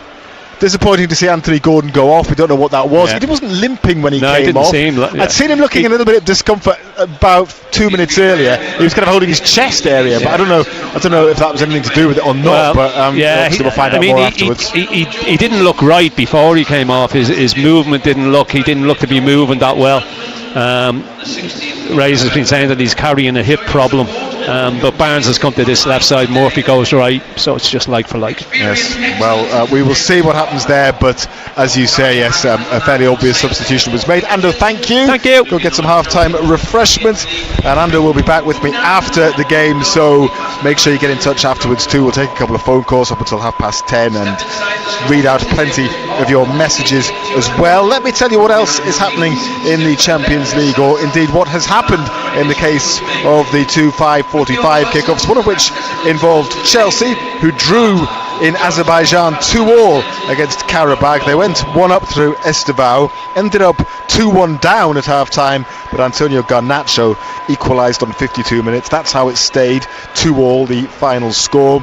And in Cyprus, Paphos have beaten Villarreal by 1-0, so a good result for them, and it keeps them competitive in that Champions League group. Elsewhere, Ajax 0, Galatasaray 0 in Amsterdam at half-time. Benfica 0, Leverkusen 0 as well. Could there be a shock on the cards in Belgium? Club Brugge leading Barcelona by 2-1. They took the lead. Ferran Torres equalised, and then Brugge scored again on 17 minutes. So all the goals coming very early in that game. And Bruges lead at half-time by 2-1. Inter Milan currently 100% in the Champions League. They look like they might well continue that tonight. because they lead Kairat by a goal from Martinez just on the stroke of half-time for the Italian team. Manchester City lead Dortmund by 2-0. Phil Foden and of course that fella Erling Haaland with the goals for City. And it's Marseille 0, Atalanta 0 in the other game in the Champions League. 4 matches taking place in the Championship. Preston leads Swansea by 2-0 now. They're into the second half. It's 0-0 between QPR and Southampton. Barry Bannon has scored an early goal for Sheffield Wednesday, who still lead Norwich by that solitary goal. And it is Portsmouth 0, Wrexham 0. A game of interest to us in the National League, and it's not going well just down the A19 in York, because Gateshead are trailing by 3-0. All 3 of those goals coming within the first half hour of the first half. York 3, Gateshead 0 in the National League. And in the National League North, it's now Fylde 2, South Shields 2. South Shields led 2-1 at half-time, having come from behind. Kedwin Scott with a couple, including one in first half injury time. But Fylde have equalised at the beginning of the second half. So the team who are top of the table, Fylde, drawing 2-2 with South Shields in hot pursuit. South Shields do have a couple of games in hand, but a very interesting second half in prospect there. We will, of course, keep you updated. And if you would like to get in touch with us this evening at any time, do send us a message. 08000 321 333 on WhatsApp, 81333 on text. Start your messages please with the letters BBC. Elsewhere, let's tell you a little bit about the former Newcastle striker Craig Bellamy. He's the current Wales manager, and he's been talking about the vacant manager's job at his former club Celtic. He says it's not on his radar. He is committed to his current job. I have a number of years to run. I did sign a 4-year contract. Now I know the game as well, but I feel as long as I'm wanted and people in Wales feel I can add, then that to me is something that motivates me. Then I stay. So yeah, doesn't fancy the Celtic job. He's going to stay at Wales for the time being at least. A basketball result to give you, not a good one either, unfortunately, from European basketball. Newcastle Eagles once again in European action this season, and they've been in Greece, long trek to play Iraklis, but they have lost today by 85 points to 71. Let's bring you a little bit of golf now, because Rory McIlroy has been speaking ahead of the Abu Dhabi Championship, which begins tomorrow. Next week, the race to Dubai concludes in, well, Dubai, and it's still all to play for. You know, these 2 weeks, I really need to be locked in. I need to be playing well, and it's not as if I came to these last 2 events last year and I finished 3rd and 1st. So, but I could approach them a little more relaxed, I guess. With Marco so close, with Tyrrell just behind him, and with so many points on offer over these next 2 weeks, I know I'm going to have to play well. So, in a way, that's a nice challenge. I remember a couple of years ago, I think it was the 2020, 22 or 23 race to Dubai. I remember I was flying to Dubai, and I sort of had found out on the plane that I'd won the race to Dubai before we'd even competed at the last event. So, it would be lovely to win it that way every single time, but at the same time, I'm excited for the challenge of these next 2 weeks. And I remember trying to win my first race to Dubai in 2009, and going up against Westwood those last couple of events, and I was motivated and hungry and really wanted to do it, and I'm sure that's exactly how Marco feels. So it's going to be an exciting couple of weeks. Englishman Marco Penge and Tyrrell Hatton are Rory McIlroy's nearest challengers in that race to Dubai. So a couple of very interesting weeks to come in the world of golf. To cricket, and well, not long now to wait until the Ashes series begins down under. The Australia selector George Bailey says the squad for the first test against England deserves respect. That's following criticism of the age of the players. There's only one player under 30. It's the 26-year-old all-rounder Cameron Green. He's the only one named in what is a 15-man squad for the opener in Perth, which starts on the 21st of November. So as I say, not too long now. In rugby union, the former England captain Lewis Moody says he has been touched by the outpouring of love and support which followed his motor neuron disease diagnosis. The support from the RFU, from Maro Toje, Steve Borthwick and the England team has been second to none. You know, they invited us down to the changing room. They generously donated their match shirts, both England and Australia. The gratitude that I was able to share with them was the important piece, and just the love and support that the rugby community had shown has been really special.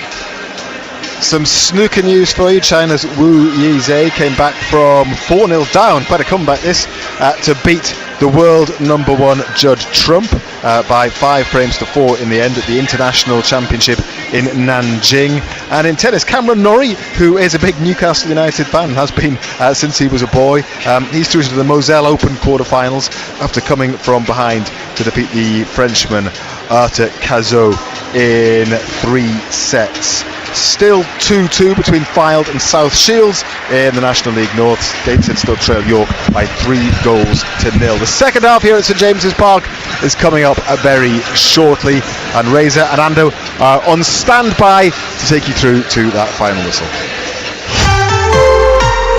Half-time highlights. Total Sport Northeast. BBC Radio Newcastle. Free kick, probably more like 35 yards out. It's on the right. Players now make their way into the box. Dan Burn round the back. Oh, what a header! Oh!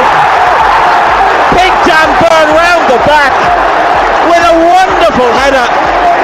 Bent in like the header at Wembley as well, but from the other side. Absolutely brilliant. Big Dan Burn, a Newcastle United hero yet again. Newcastle United 1, Athletic Club 0. Total Sport Northeast. The Champions League. Matthew Raisbeck and John Anderson. BBC Radio Newcastle. That's the only goal then. And Newcastle 1, Athletic Club 0. Ahead of the second half. The change made before the whistle with Jacob Murphy coming on for Anthony Gordon, off with an injury, couldn't continue after going down under a challenge. No changes for the second half from Newcastle or from Athletic Club. We'll go through the lineups again in just a second. We are about to get back underway here on BBC Radio Newcastle. Bruno plays it back to Chow, and shooting towards the Gallagher end to the right hand side. Away go Newcastle. Voltemada competes for the ball in the air. It's cleared, and Byrne with another header, this time out of play, far side of the pitch. And they line up with Pope in goal, Trippier, Chow, Botman, Byrne. Bruno, who has overcome illness to play. Tonali in the centre, Joelinton left, Murphy, Barnes and Voltemada on the bench. Thompson, Ramsdale, Hall, Scher, Kraft, Elanga, Willock, Alex Murphy, Ramsey and Miley. Throw for the visitors in Newcastle's half. They've gone too far forwards with it, they've got to go back. Can't take your throw from the wrong position. Not with this referee, John Anderson. Yeah. Mr. Ivan Kruzliak from Slovakia. But rules are rules, aren't they? It's a good ball up to the striker, Unai Gomez, but that's not the best effort. It is a shot at goal, but it went wide of the near side. Unai Gomez, Unai G on the back of his shirt, a mop of brown hair. Number 20. Athletic Club, Unai Simon in goal, Jesus Areso at right back, Danny Vivian and Aitor Paredes the centre backs, Adama Boiro, who cracked the post in the first half with a great left-footed strike, he's at left back. In midfield, Mikel Jaureguiza and Alejandro Rego. Then on the left-hand side in the 4-2-3-1 formation is Alex Berenguer, Mikel Vesga and Robert Navarro playing behind Unai Gomez.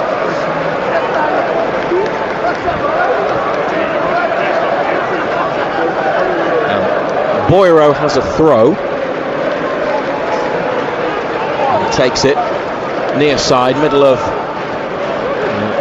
the Athletic Club half, looking for Unai Gomez. Chow just sensible defending using his strength, and the ball ran through. Trippier's there. Chow then gets back behind him to receive it. Square to Botman.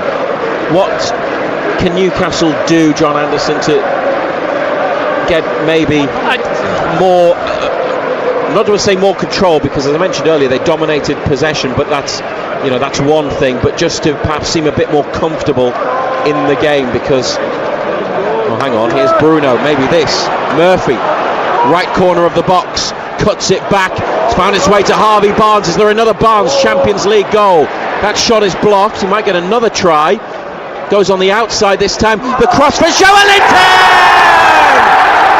And Joelinton, who had one ruled out in the first half for offside, climbs to head home a Harvey Barnes cross from the left. And 4 minutes, not even that, into the second half, they've doubled their lead, and it could be another big Champions League result at St James's. Newcastle United 2, Athletic Club 0. Well, they work it so well. Murphy on this right side drills a crossing, goes to Barnes, and he has a shot block that comes back to, drops his shoulder, and he just dinks the ball into the penalty area. Joelinton's got himself in there from 8 yards out, not going to miss.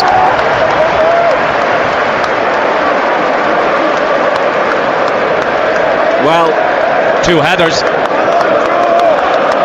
They are physically just bigger, stronger, taller.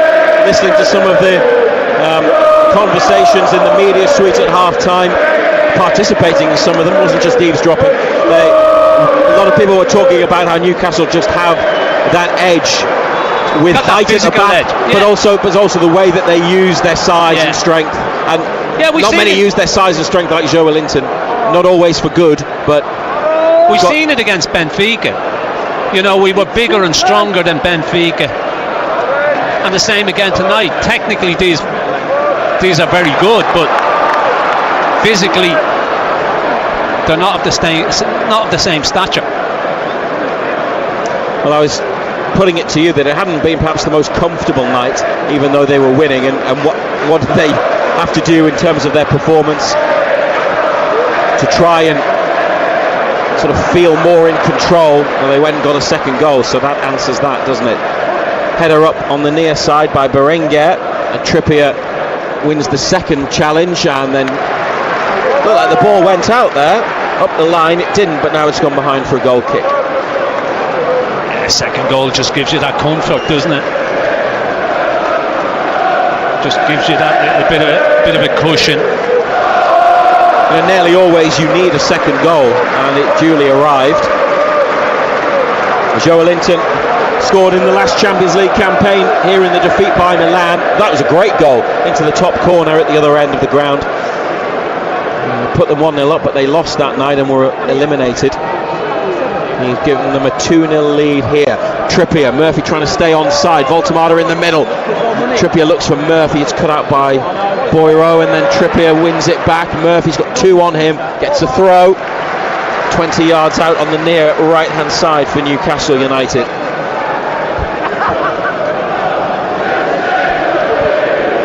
You could win 3 in a row in the Champions League for only the second time. Now, this is only their 3rd European campaign since 2006-07, but that was the last time they won 3 consecutive European games when the late Glenn Roeder was in charge. Bruno from the throw, Trippier's cross, it's behind the black and white shirts in the box. Unai Gomez there with a header, but then not the best control from Navarro and Joelinton on halfway back to Pope. Up to Botman and on to Barnes here, just behind the halfway line. Comes back with it, doesn't want to play a risky pass, and players shuffling over to the near side now. Newcastle through Chow, right of centre, onto Tonali, around the corner. Bruno lets it run for Murphy, who's got in on the near side. Murphy's cross. Oh, the touch from the defender over the top. Joelinton was there. Barnes was coming in. Eddie Howe applauds as they get a corner kick. It's a great ball again into a great area by Murphy. Just gets it out of his feet and just whips it. Great delivery. Supplied the cross for Gordon against Benfica and against Barcelona, Jacob Murphy. Naturally right-sided, playing on the right. Does cut in, but can give you that whip and that angle on a cross. Did so there. It was defended, put over the top. Corner kick on the left, and Trippier's taking it. Everybody forwards, Bartonali and Pope, obviously. Voltemada and Bruno in the 6-yard box. Trippier, they're looking for Byrne again around the back. They found him. Header caught by Unai Simon. That was Botman, I think. Just next to Voltemada with the attempt. They just can't handle the height situation and the physical situation. Again, Byrne just drifts. Nobody goes with him. Heads it back across goal. Paredes to his goalkeeper. They've got the high press on now. Newcastle. Unai Simon to Paredes, just well flicks it outside of the right boot, away and over Murphy's foot. Boyro up the line, a flick. Dan Burns at right back. It's a great sliding challenge, but the ball's come to a light green shirt in midfield. Alex Berenguer, and Robert Navarro takes over, gets it back. Bruno wins it with a challenge.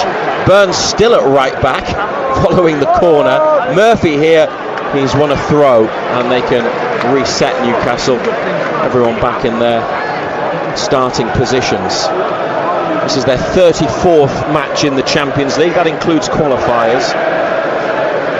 European fixture in Newcastle United history, number 144. And they lead 2-0 here on BBC Radio Newcastle. Malik Chow in the corner. Sells the dummy to Unai Gomez and plays a crossfield pass. Dan Burn brings under control. Botman comes to the middle of the United half. Rolls it square. Both the Premier League and the La Liga, the Spanish top flight, had 5 teams qualifying automatically for the Champions League. Athletic Club in 4th got in, so no qualifiers needed, and Newcastle obviously 5th in the Premier League. Here's Joelinton looking long, trying to get on the end of Trippier's ball. Both clubs mid-table at the moment in their respective divisions.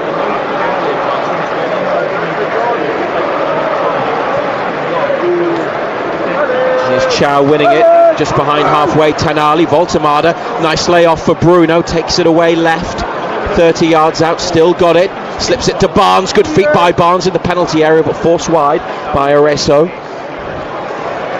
Back to Bruno, slips it through, Dan Burns in, Dan Burn! He's gone for the shot at the near side, and he looks up to the sky. He might have rolled it across, but he went for glory. Wanted his second goal of the night. Yeah.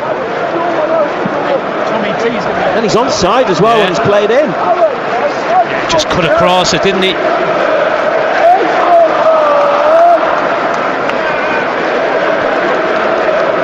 Newcastle lead 2-0, and 56 minutes have been played at St James's Park.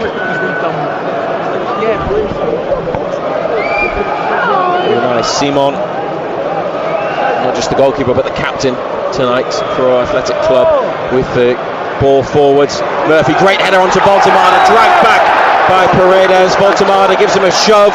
He didn't like that, because he turned him and was about to get away. Voltemada, who's reacted to some of the rough challenges he's been on the receiving end of this season, responded there again, still having a go at other Athletic Club players. Aitor Paredes, meanwhile, is yellow carded, and Voltemada still annoyed, and players from both teams trying to calm him down. Trippier with a free kick, 10 yards beyond halfway on the near side. 2-0.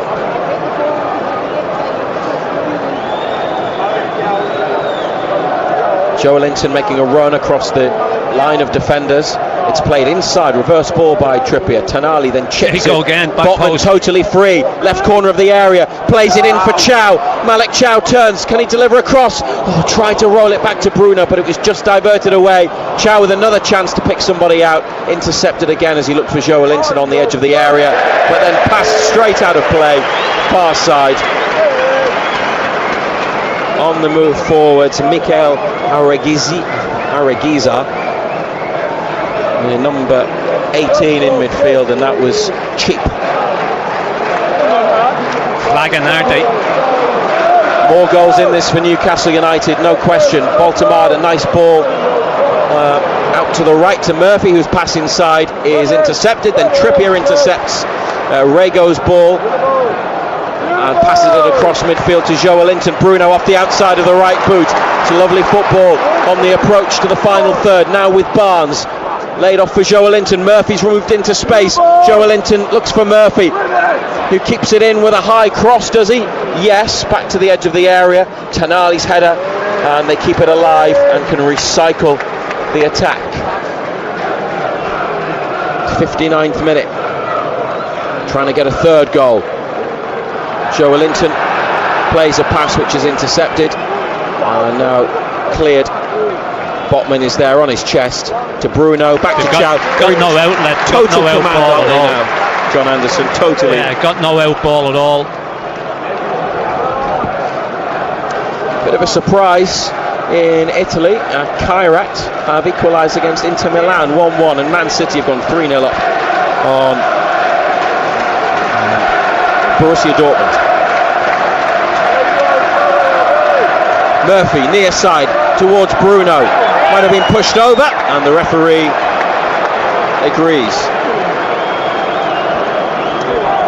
Lewis Hall and Anthony Elanga warming up on the near side. There's 5 Athletic Club players jogging up and down the touchline to our left hand side.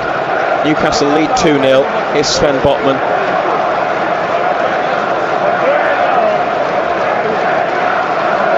Barnes drops his shoulder, gets away, gets it back from Byrne. Ooh, took a nick off the defender just after it had been played, and that brought it into the centre where it was stuck out of play and cleared.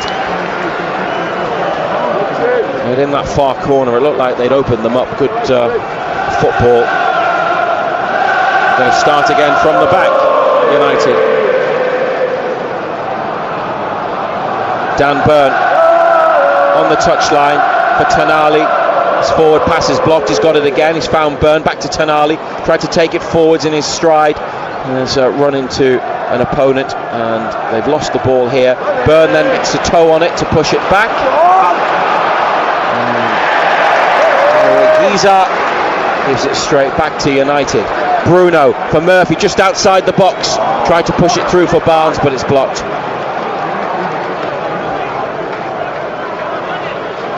Berenguer, ball into the middle. Bruno's guilty of a foul, so the whistle has gone.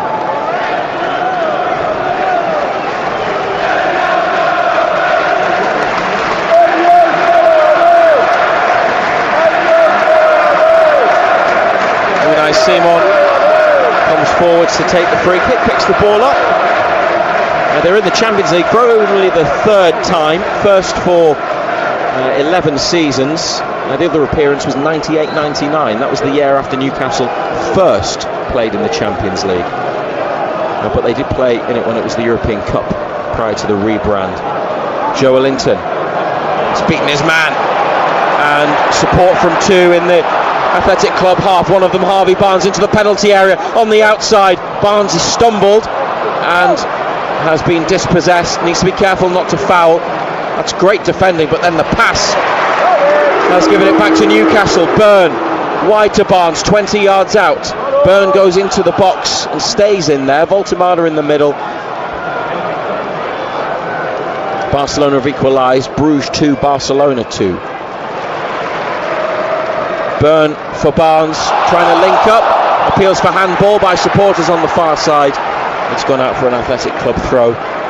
It broke down there, but Joelinton did well in the initial bit of play there to take Newcastle up the pitch, Ando. Yeah, they give it away, don't they? They're looking tired. They're looking really leggy. Atletico Bilbao. That press that we've seen in the first half is just not there now, is it? Haven't got the legs. It was intense play in the first half. Baltamada trying to get the better of the defender in the corner. Oh, and they're out of their seats and hanging over the advertising boards to shout at the referee, because Baltamada got to the ball, knocked it inside, close to the corner, wanted to chase after his touch. Goalkeeper might have got there first in any case, but the referee said there was a foul by the striker. And I don't think he's been really touchy, this referee. So is it Dan Bourne who needs treatment? Dan Burns sitting down. Lewis Hall's come back to the bench. So has Lewis Miley, who's just been warming up, and Anthony Elanga. There might be a few changes. Didn't see what happened, but Dan Burn, who scored Newcastle's first goal tonight, has played in every game apart from Bradford in the League Cup. He is still wearing the strapping on his hand and wrist.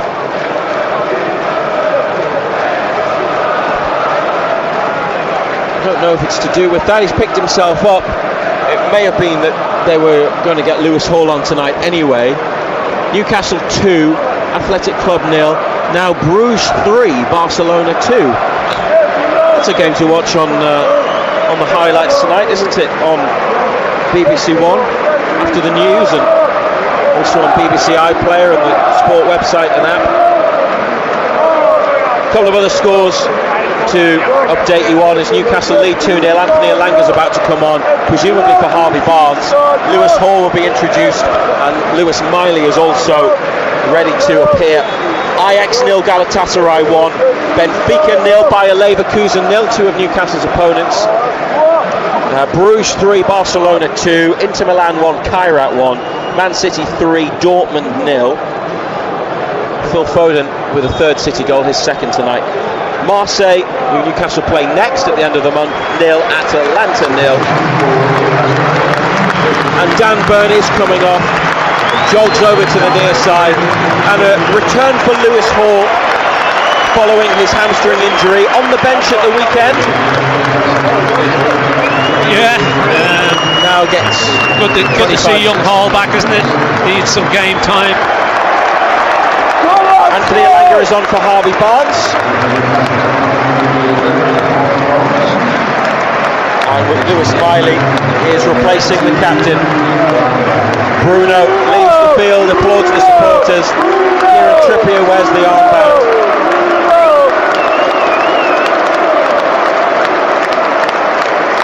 They lead by 2 goals to 0. Eddie Howe having a quick word with Bruno. Makes sense to bring him off if he's been unwell. Looking forward to seeing more from Lewis Miley. In midfield, 65 minutes have been played on BBC Radio Newcastle. Joe Willock and Jacob Ramsey are now warming up. And like-for-like changes. So that shouldn't upset anything really, should it? No, it's all just like-for-like, isn't it? Miley will go and he'll sit in there. Elanga goes to that left side. Young Hall sits in at left back. It's in the Newcastle half, but now Athletic Club play it to Boiro. Oh, Miley, he got turned there as he tried to pinch it. However, Giza was the player who gave him the slip. Bayer Leverkusen have taken a 1-0 lead in Portugal against Benfica. Still 3-0 to York against Gateshead in the National League. Gateshead slipping down to 18th as it stands. And later score from National League North. South Shields top of the table. Great start. They're playing Fylde, who are in second away from home, and South Shields, who were 2-1 up at half time. It was 2-2. Now Shields lead by 3 goals to 2. And we'll keep monitoring that match as well. Diagonal ball Great from ball. Botman. Great Murphy, ball. chest control, back to Trippier, taken away from Trippier. And that's Vesca, who intercepted, but it's out for a Newcastle throw. Murphy to Miley.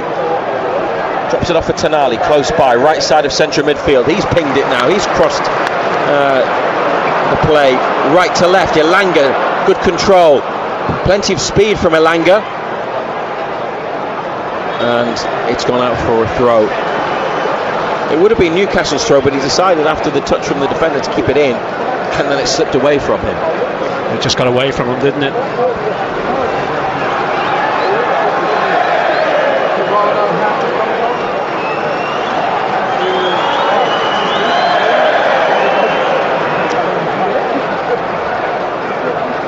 Here's Lewis Miley stabbing it forward. Joe Linton. Strong play, turning. Supporters feel he was being held.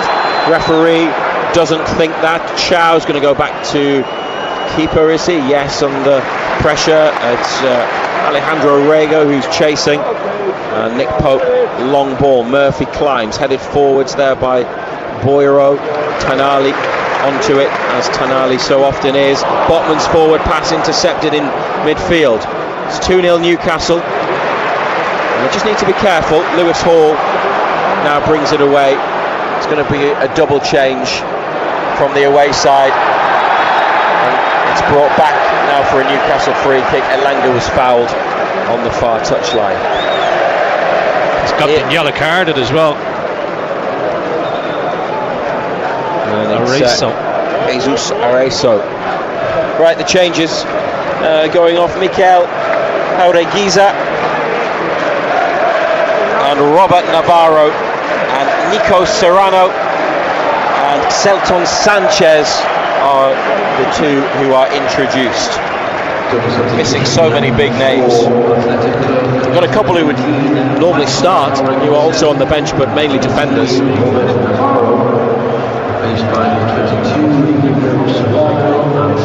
Past the midway point in the second half. Newcastle are 2-0 up. Atalanta leading Marseille 1-0 to the Italian team in the south of France. Miley, that's what caught under his boots. Joe Linton there to mop up, back to Botman, now Tonali. Elanga for the overlapping run of Hall. Back to Tonali, plays it inside short to Miley. Joe Linton beats his man, but a heavy touch. And Unai Simon lands at his feet.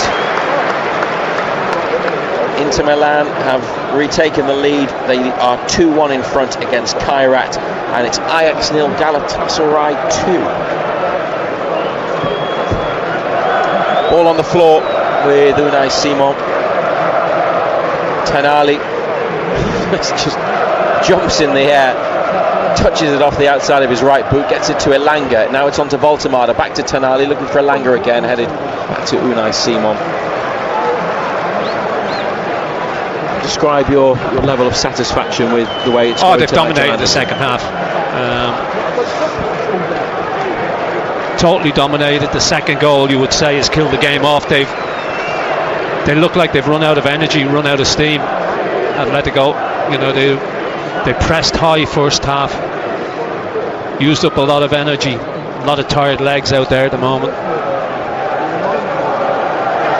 BBC Radio Newcastle, we bring you every Newcastle match exclusively live. Remember, Total Sport back tomorrow night from 6 with reaction to this. You can phone in to have your say on the Magpies and on Sunderland. Total Sport North East 6 till 8, Monday to Friday on BBC Radio Newcastle and BBC Sounds. Miley with a block challenge, ball's gone out in the Athletic Bilbao half. The Opta supercomputer's back, and it's made predictions for the knockout round. They give Newcastle, this was before tonight's match, an 80.6% chance of getting into the last 16 and a 42.1% chance of reaching the quarter-finals. It's pretty good. Yeah. Just modelling scenarios, simulations of games and fixtures. If they hold on to their lead and win this match, and they are... Them supercomputers are brilliant. They're in need of them almost as much as VAR, don't you? Then they're going to be in a strong position to advance. Chow here, stretching edge of the area. connected with the ball just. It's great defending. Trippier then, with help from Tonali, trying to clear. It's come to Athletic Club on the near side, and they've just found Nick Voltemade, who plays it against a green shirt. And there's a shot from a long way out. Nick Pope gets down with a strong right hand that was to stop moving, it from going into the goal. Yeah, it was moving. That was the substitute, Nico Serrano. Left-footed shot. It was swerving in the air, low down, a dangerous one. Lewis Hall drop at the shoulder. Great run from Hall. He's caught his man late, and the whistle's gone. He might get a yellow card for the challenge. I thought he was going to do there what Mickey van de Ven did for Tottenham Hotspur last night. You saw that, Paul? Yeah, just took off, didn't he? Hall was doing the same, but heavy touch. Challenge came in, caught his man late. Just a free kick, no yellow card. What about the Nick Pope save? That's a good save because it bounces just in front of him. It's moving. Strong hand.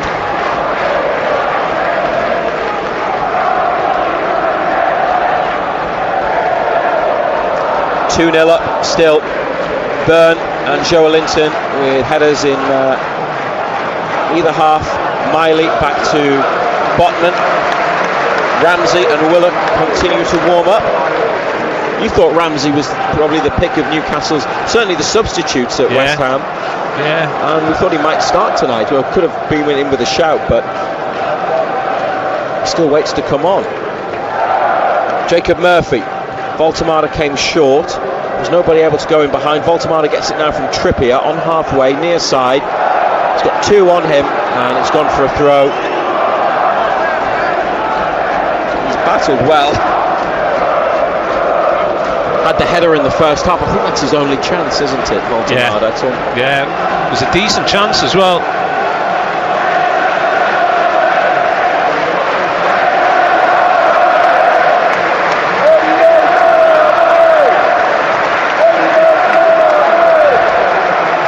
Murphy goes to close down Paredes, who looks backwards and rolls it to goalkeeper Unai Simon.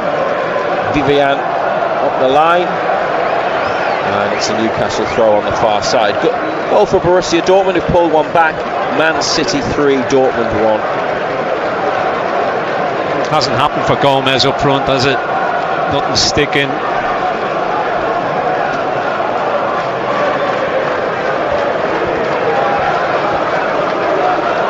Chow turns in the box, back to Pope.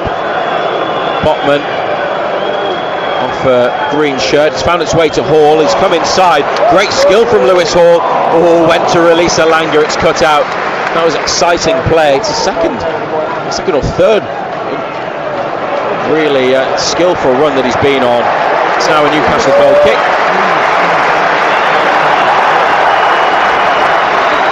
I don't know if we're guilty of forgetting because of how well Tino Livramento has done at left back, but until he got the injury at the end of February, Lewis Hall had been outstanding last season, and it's great to see him. Yeah, he was so unlucky when he picked that injury up, because at the time he was absolutely flying, wasn't he? His confidence was sky high.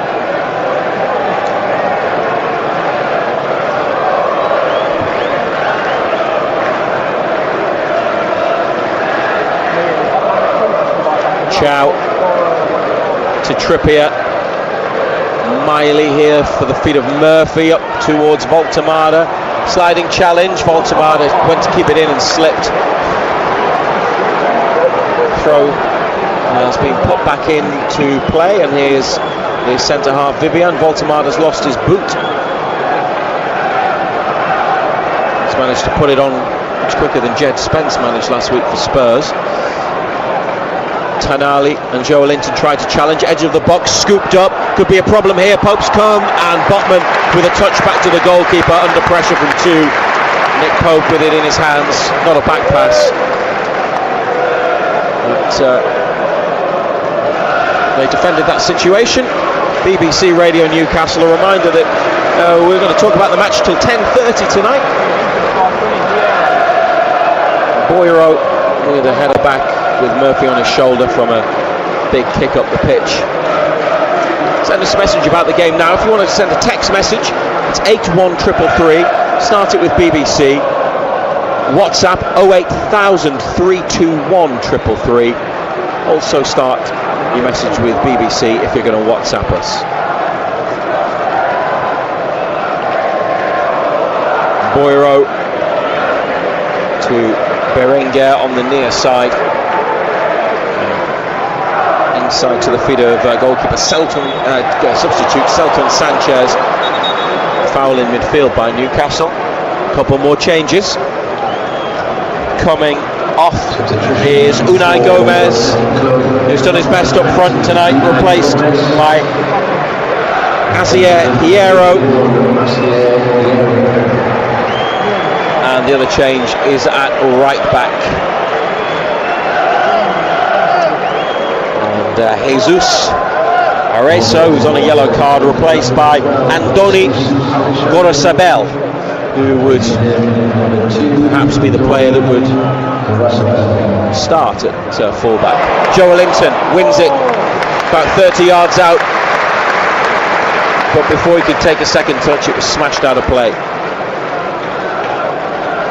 12 minutes of the 90 left, maybe to get more goals.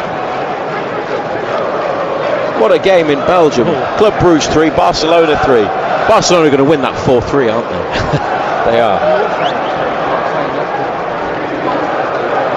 Hall to Elanga, back to Hall. Drags it and then plays it for Joelinton. Elanga chasing. If anyone's quick enough to get there, it's him. And he almost did. There was a lot behind that ball, and Joelinton apologises just for maybe overhitting it. But Lewis Hall, some of the skill he's produced has been mightily impressive. He's a good player, isn't he? Good luck, Eddie Howe, with some of the decisions you're going to have to make. Noah Sula on the bench tonight, by the way. He's sitting in the stands. Nick Voltemada, I don't know if he's going to get through 90 minutes. Still Willock and Ramsey wait. They're on the touchline. They're not running at the moment. I wonder if there'll be any more changes. It's going to be another Athletic Club substitution. Trippier looking for Miley. Boiro back to the keeper. Guess who's chasing down? The man with boundless energy, Sandro Tonali, which he still does at this point in any and every game. Voltemada's won it here and then been tackled. It's hard on his own, isn't it, a lot of the time for Voltemada.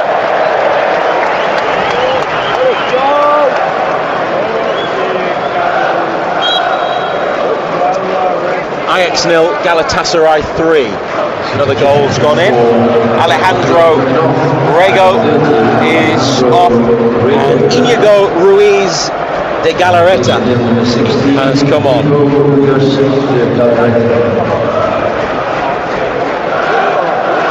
It's a midfield change.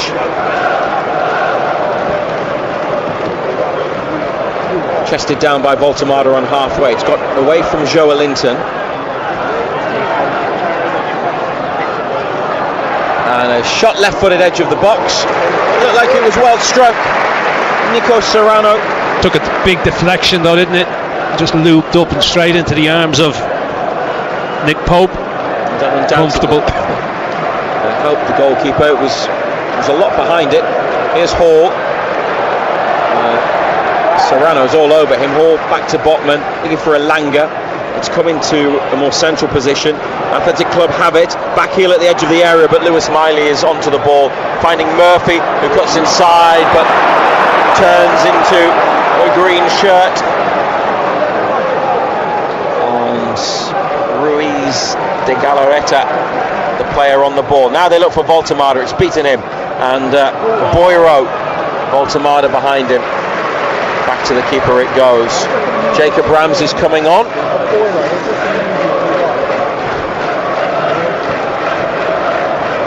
Trying to get this in behind Trippier. Berenguer was with him. Trippier, I think, got the touch. It lifted it up, and Nick Pope came and caught it. Had to be at full stretch here. Good test of the hamstrings. Yeah, he's blown a bit, and he's gone down as well. It's back up. Jogs into position.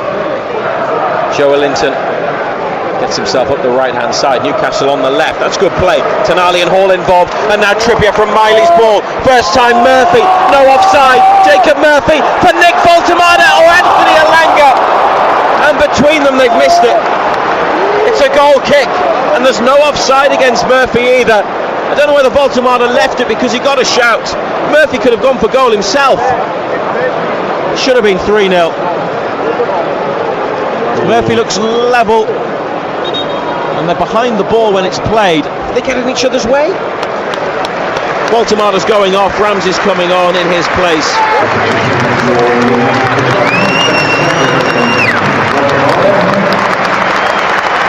Who should have scored? Who actually had the shot? I'm not sure of the touch. Elanga was who had the shot. I'm not too sure Voltemada could have got there. Another great ball by Murphy, wasn't it? Cross goal. Newcastle United 2, Athletic Club 0. Result in National League North, the leaders South Shields have won at Fylde by 4 goals to 2. Another huge victory for South Shields. Title favourites, no doubt about it, in that division. Last we heard it was still York 3, Gateshead 0.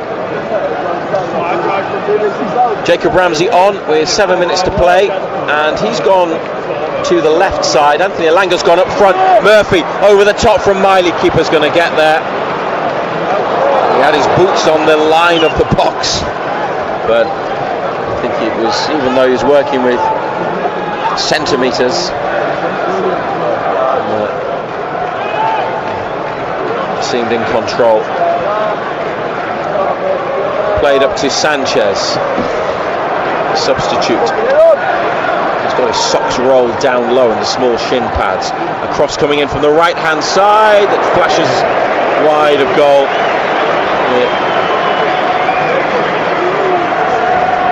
When it was connected with in the middle, it was going away from goal. Asia Hierro. So difficult to generate the power when you're coming away from goal. Yeah, just it's a glancing header, isn't it? Always drifting well wide.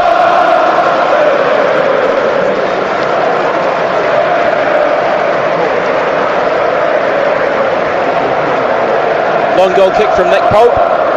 Joe Linton, chest control. Miley to Tonali, first time looking for Murphy, but it's away from him.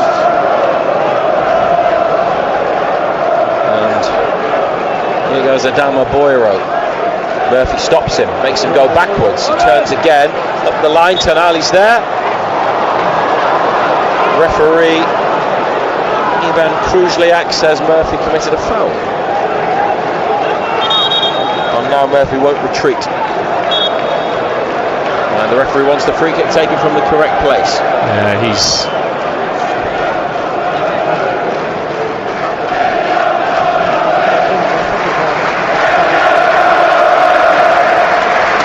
Cry of Eddie Howe's black and white army. Fans belting it out here at St James's Park as they head towards a third Champions League win in a row. Still 5 minutes of normal time plus whatever's added to navigate. Berenguer running at Trippier. Great defending by Trippier in the corner, and then a clearance, diagonal ball towards Elanga. Couldn't get up and control it, and in the middle of midfield Inigo Ruiz de Galarreta into the corner, far side. Lewis Hall in front of the man, tests it down. Such great defending there, tidy and assured. Passes it to Joe Linton, up to Elanga. Elanga's ball's gone back to a light green shirt. Oh, and now there's a problem here. Hierro in, left side of the box. Great block. Great block, Chow. Yet again, Malik Chow with some superb defending. The attack isn't over though, and Pope has to get down to push a shot past his left-hand post. Tell you what, he's made some good saves tonight, him. Nico Serrano with that effort after the clearance from Trippier, which only went about 30 yards from the goal. had a lot of goal to aim at left side of the box, and Pope, as you say, John Anderson, not for the first time tonight, has made a big save. He's had to get down low a few times. Yeah, he's made some good saves, which he's done impressively on a few occasions. Still 2-0 to Newcastle. In swinging left-footed corner, Joe Linton heads it back out to the far side. Ruiz de Galarreta, and then back it comes in again. Vivian's header, Pope punches, cleans everybody out. The referee stopped it. There's 2 down, and treatment may be needed here. Medical teams come sprinting on. It's Chow for Newcastle United. Pope came and punched. I don't think it was his fist that caught them, but obviously as he's getting up and getting in between players, there has been a collision. And 2 players, one on each side, being treated for head injuries. In fact, it's not Chow, I beg your pardon.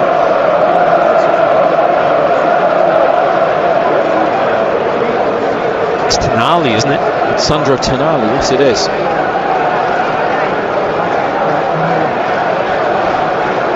Got sandwiched, didn't he? Well, I think it was Mikel Vesga who was needing treatment, but he's going to have to go off and come back on. Tonali's back up. He's holding his right shoulder. He's with the Newcastle doctor. Off the pitch. Wants to come back on, but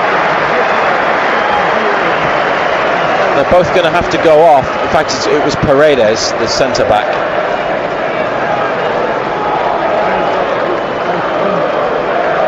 And Vesga's gone into centre-back to fill in, but both teams have 10 players.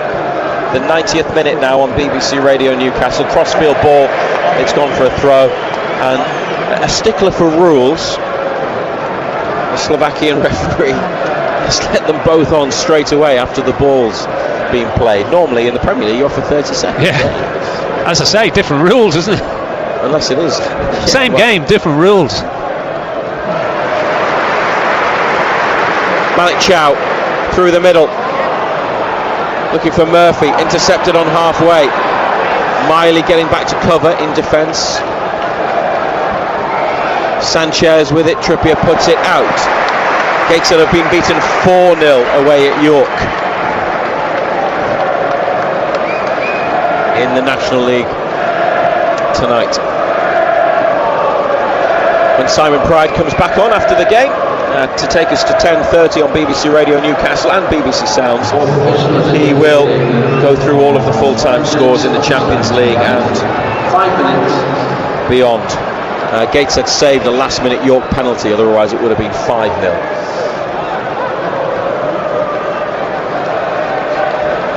And into additional time. Ramsey and Elanga putting the pressure on halfway. Ramsey just got crowded out, but they've got it back to Joe Linton through Elanga, and the referee says there's a foul. It's okay, just stop-start. Just see it out. Mikel Vesga. And now Vivian forwards, helped on. Hall there. Trippier's got to clear at the edge of the box and does. And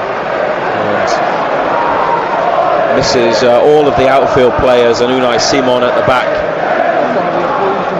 Forward pass. Ruiz de Galarreta. And now across from the far right hand side from well taken by the keeper. Gorosabel, caught by Pope. 6-yard box.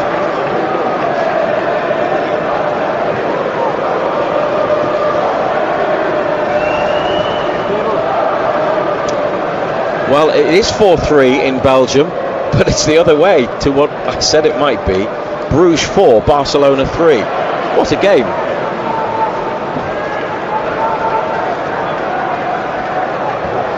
Berenguer with a cross headed away by Chow. Tonali still applying pressure, as is Elanga in midfield. every black and white shirt behind the ball. It's about 40 yards from the goal. Ramsey and Elanga chasing it back to the halfway line. Oh, it's gone under the foot of the defender, but there's a covering player. Elanga wanted to get after it. A chance at the back post that he had with Voltemada. Probably one to look at again and see how it actually played out. But that could have been their third goal. Berenguer has done well on the near side. Boyro's cross. Oh, and a sliced effort. A bit of a miss kick really from Nico Serrano. At 2-0 up, Newcastle have faced quite a few shots. Yeah, keeper's played well, hasn't he? As I say, he's made a couple of decent saves. That's a chance. He just scuffs it, doesn't he?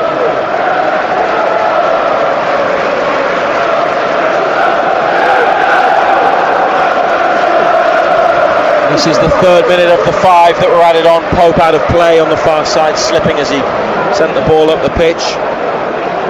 6th in the Champions League standings, just behind Paris Saint-Germain on goal difference. Elanga again chases a back pass. Playing it centre forward. Athletic Club staying in the elimination zone, if that's what they call it. Ajax are bottom and Benfica just above them. Bruges' goal's been disallowed. Oh, no way.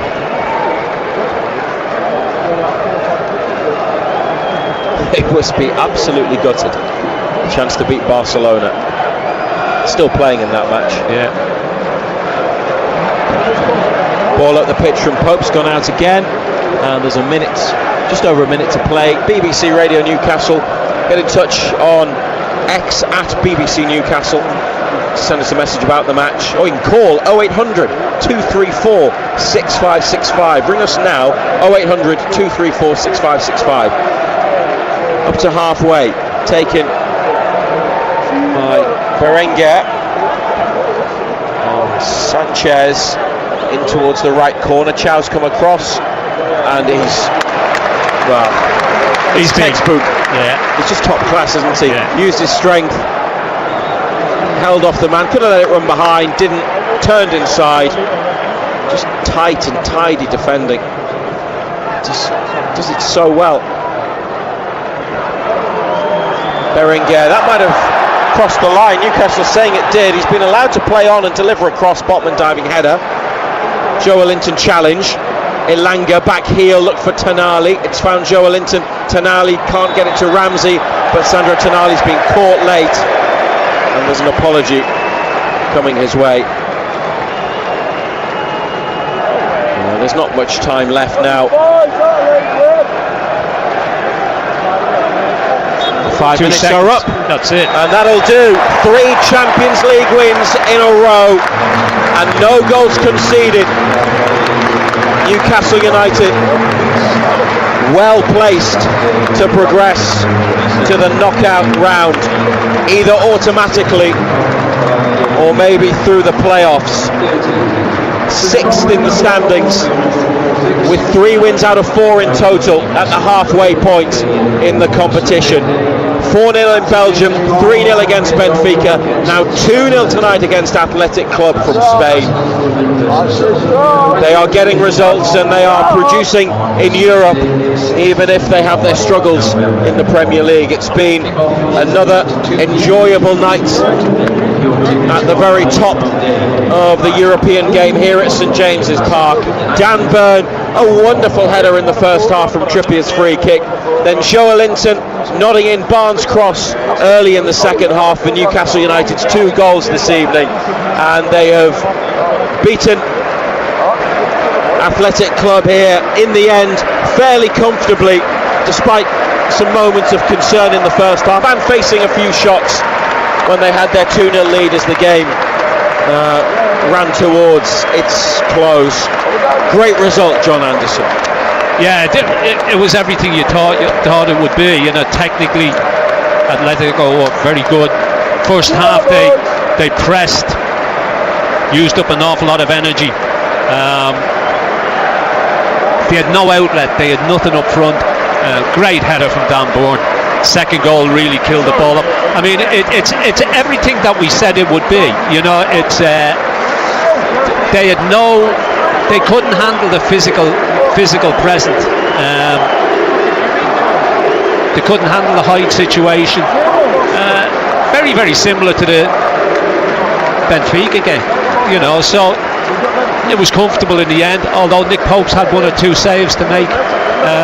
As I say, it was everything we thought it would be, but it was comfortable enough. They're a really well respected and admired club, Athletic Bilbao, for the way they do things, with their unique approach to only having players born in or who were trained and developed in the Basque region, and those players are on the edge of the box at the Leazes end applauding level 7, where a couple of thousand of followers have their red and white scarves stretched out. They played in green tonight. They should have played in red and white. There's a couple of Spanish fans who were sitting next to us, didn't see them. Don't know how they got tickets in the home end, mind. But that's one for the club, not one for us. And some of the Newcastle fans are applauding them as well. The support from Bilbao has been terrific tonight. Newcastle going around the pitch, thanking their supporters. A Player of the Match award is about to be given. Who do you think is going to get it? Tough call, isn't it? Dan Bourne, you think? Dan Bourne got it for his goal. I mean, his overall play was decent as well. Although Tonali was, as usual, we take him for granted, don't we? But his performance, he covered every blade of grass tonight. I think it might be Dan Burn, who did go off in the second half, replaced by Lewis Hall. Good to see him back and looking really sharp as well, Hall. The Champions League in general then, John Anderson, I mean, to be 6th at this point. When you think of the games they had, Barcelona, Sandro Tonali has got the Man of the Match award, and I think there will be few people who will disagree with that. Tonali, I think the results that they've had are the results that you would have expected them to have, all being well. Barcelona at home, always tough, difficult way to start, but then they've won the other 3, and if you want to progress, you've got to win matches like that, and they have. Yeah, look, it was a tough start, Barcelona here. Thought especially in that first half against Barcelona, we matched them. We found the second half really tough because we couldn't get the ball. Barcelona kept the ball so well. But the other 3, there were big opportunities. You know, the Union away from home, they were poor, and they've conceded goals left, right and centre ever since. Benfica, again, neat and tidy, but no physical presence. And again tonight, you know, they just didn't have the physicality to be able to cope with us, especially from set pieces. Important wins, you know, it was important to win those games because they got a little bit tougher from now on in. Newcastle, Marseille away next at the end of the month. That's coming up in 3 weeks.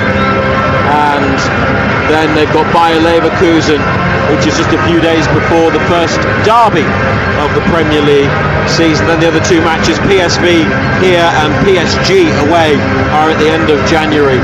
A 2-0 victory tonight, and we're going to talk about it till 10:30 right here on BBC Radio Newcastle and on BBC Sounds.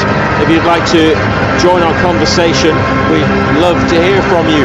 Give us a ring on 0800 234 6565. Whether you're a regular on the show or if you've never been on before, well, we'd love to hear from you. Why not make tonight the night after a Champions League win? 0800 234 6565. Call us, and then we'll do our best to call you back before 10:30. On WhatsApp, send us a message by putting BBC at the start, and the number is 08000 321 333.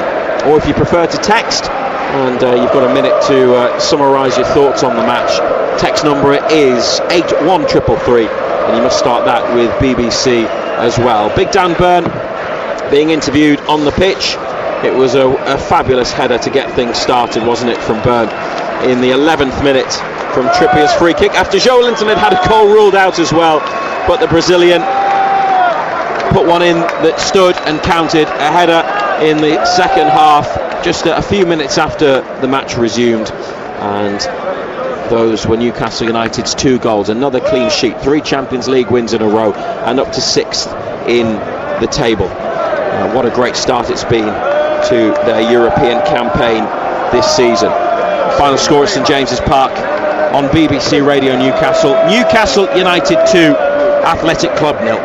The 1,000 Mile Challenge for BBC Children in Need. We did it!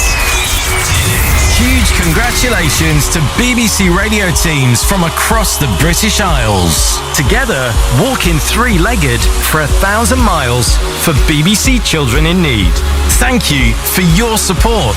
There's still time to donate. You can donate £5, £10, £20, £30 or £40 by texting the word 5, 10, 20, 30 or 40 to 70712. Text costs your donation amount plus your standard network message charge, and 100% of your donation will go to BBC Children in Need. You must be 16 or over and have the bill payer's permission. For full terms, more info on the registered charity, or to donate online, head to bbc.co.uk/walk.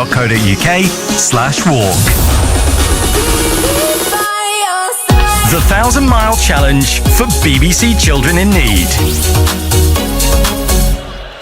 So 2-0 to Newcastle. It is finished here at St James's Park. This is Simon Pride. John Anderson staying with me until 10:30 this evening. Razor will be off to speak to Eddie Howe, maybe a player or two as well, and we will bring you that reaction if we can't get it in tonight, tomorrow on BBC Radio Newcastle as part of our breakfast show, and indeed Total Sport tomorrow evening when the analysis of tonight's game will continue. But you've got time now to have your say, so 0800 234 6565 is the number if you want to give us a call. 08000 321 333 on WhatsApp, 81333 on text. Start your messages with the letters BBC. I'll put some of those messages to Ando very shortly. Let me tell you first, though, about everything else which has happened this evening. In the Champions League, the early games saw Paphos, the Cypriot team, beat Villarreal by 1-0, and Karabag draw 2-2 with Chelsea, who went ahead in Azerbaijan, then ended up behind at half-time, but then equalised in the second half. So 2-2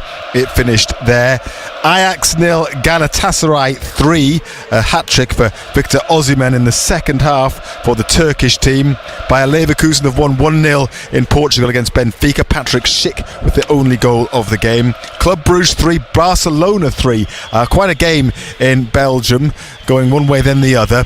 And the Belgian side actually had a goal disallowed after a VAR review, which would have made it 4-3 in injury time, but 3-3 it has finished there. Inter Milan's 100% record continues. They had to work hard against Kairat. They beat them though by 2-1 in the end. Manchester City have beaten Dortmund easily enough at the Etihad. A couple of goals for Phil Foden, Haaland and Cherki, the other scorers in that match. Atalanta have won 1-0 against Marseille in France, with a late goal there for them to win that one. So that's how it looks in the Champions League. I'll go through the table as well before we go off air later on at 10:30. In the Championship, Preston have beaten Swansea by 2-1. QPR have lost at home to Southampton. Just received a message from James, my QPR supporting mate, not very happy with what has happened there. And Sheffield Wednesday won, Norwich City won, an equaliser in the second half for Norwich after Sheffield Wednesday had gone ahead in the 4th minute, and it's been a goalless draw between Portsmouth and Wrexham in that division as well. Not a good night for Gateshead in the National League. They have been playing York City after their FA Cup heroics at the weekend. They've been beaten 4-0 in the National League by York City. But better news from the National League North. South Shields up against Fylde. Fylde were top of the table going into this evening's game, but South Shields have beaten them by 4-2, with Kedwin Scott getting a couple. Ollie Bainbridge also on the score sheet. Caden Kelly too. So 4-2 to South Shields. That means that they now go top on goal difference ahead of Fylde. They also have a couple of games in hand as well, so looking good for South Shields. So those the other results then, both locally, nationally and indeed across Europe. Now time to analyse a bit more what we have seen at St James's Park this evening. Under a full moon on a mild night, the Bilbao fans actually still congregated. They're not allowed to leave just yet, and still in pretty good voice despite the fact that their team has been beaten by 2-0. They did have a couple of chances, Ando, at 2-0. If one of those had gone in, might have made for an interesting last few minutes. Were you a little bit surprised that Eddie Howe made all the substitutions he did? I mean, the game seemed fairly comfortable. When it's only 2-0, if there's another goal pulled back, then you might start to worry. I must admit, I was a little bit surprised that he made so many. Well, I mean, Guimaraes has apparently been struggling with a bug, so no surprise that he took him off when it went to 2-0. Voltemade, I'm not surprised with that one either. Okay. You know, Barnes thought he did okay, but yet again, you need to get game time into Alanga as well. But as well as they were technically, they had no outlet, Atletico, even though Nick Pope has had saves to make. But at 2-0, the game was over. You know, yes, they've had a couple of shots from distance at 2-0, but you know, we were pretty comfortable. You always felt it was comfortable. I mean, Pope did make a couple of decent saves. That one when he had to dive to his right. The boys hit one from about 20-22 yards, and it was moving a bit, and it just bounced in front of him as well. Was a really good save to push away.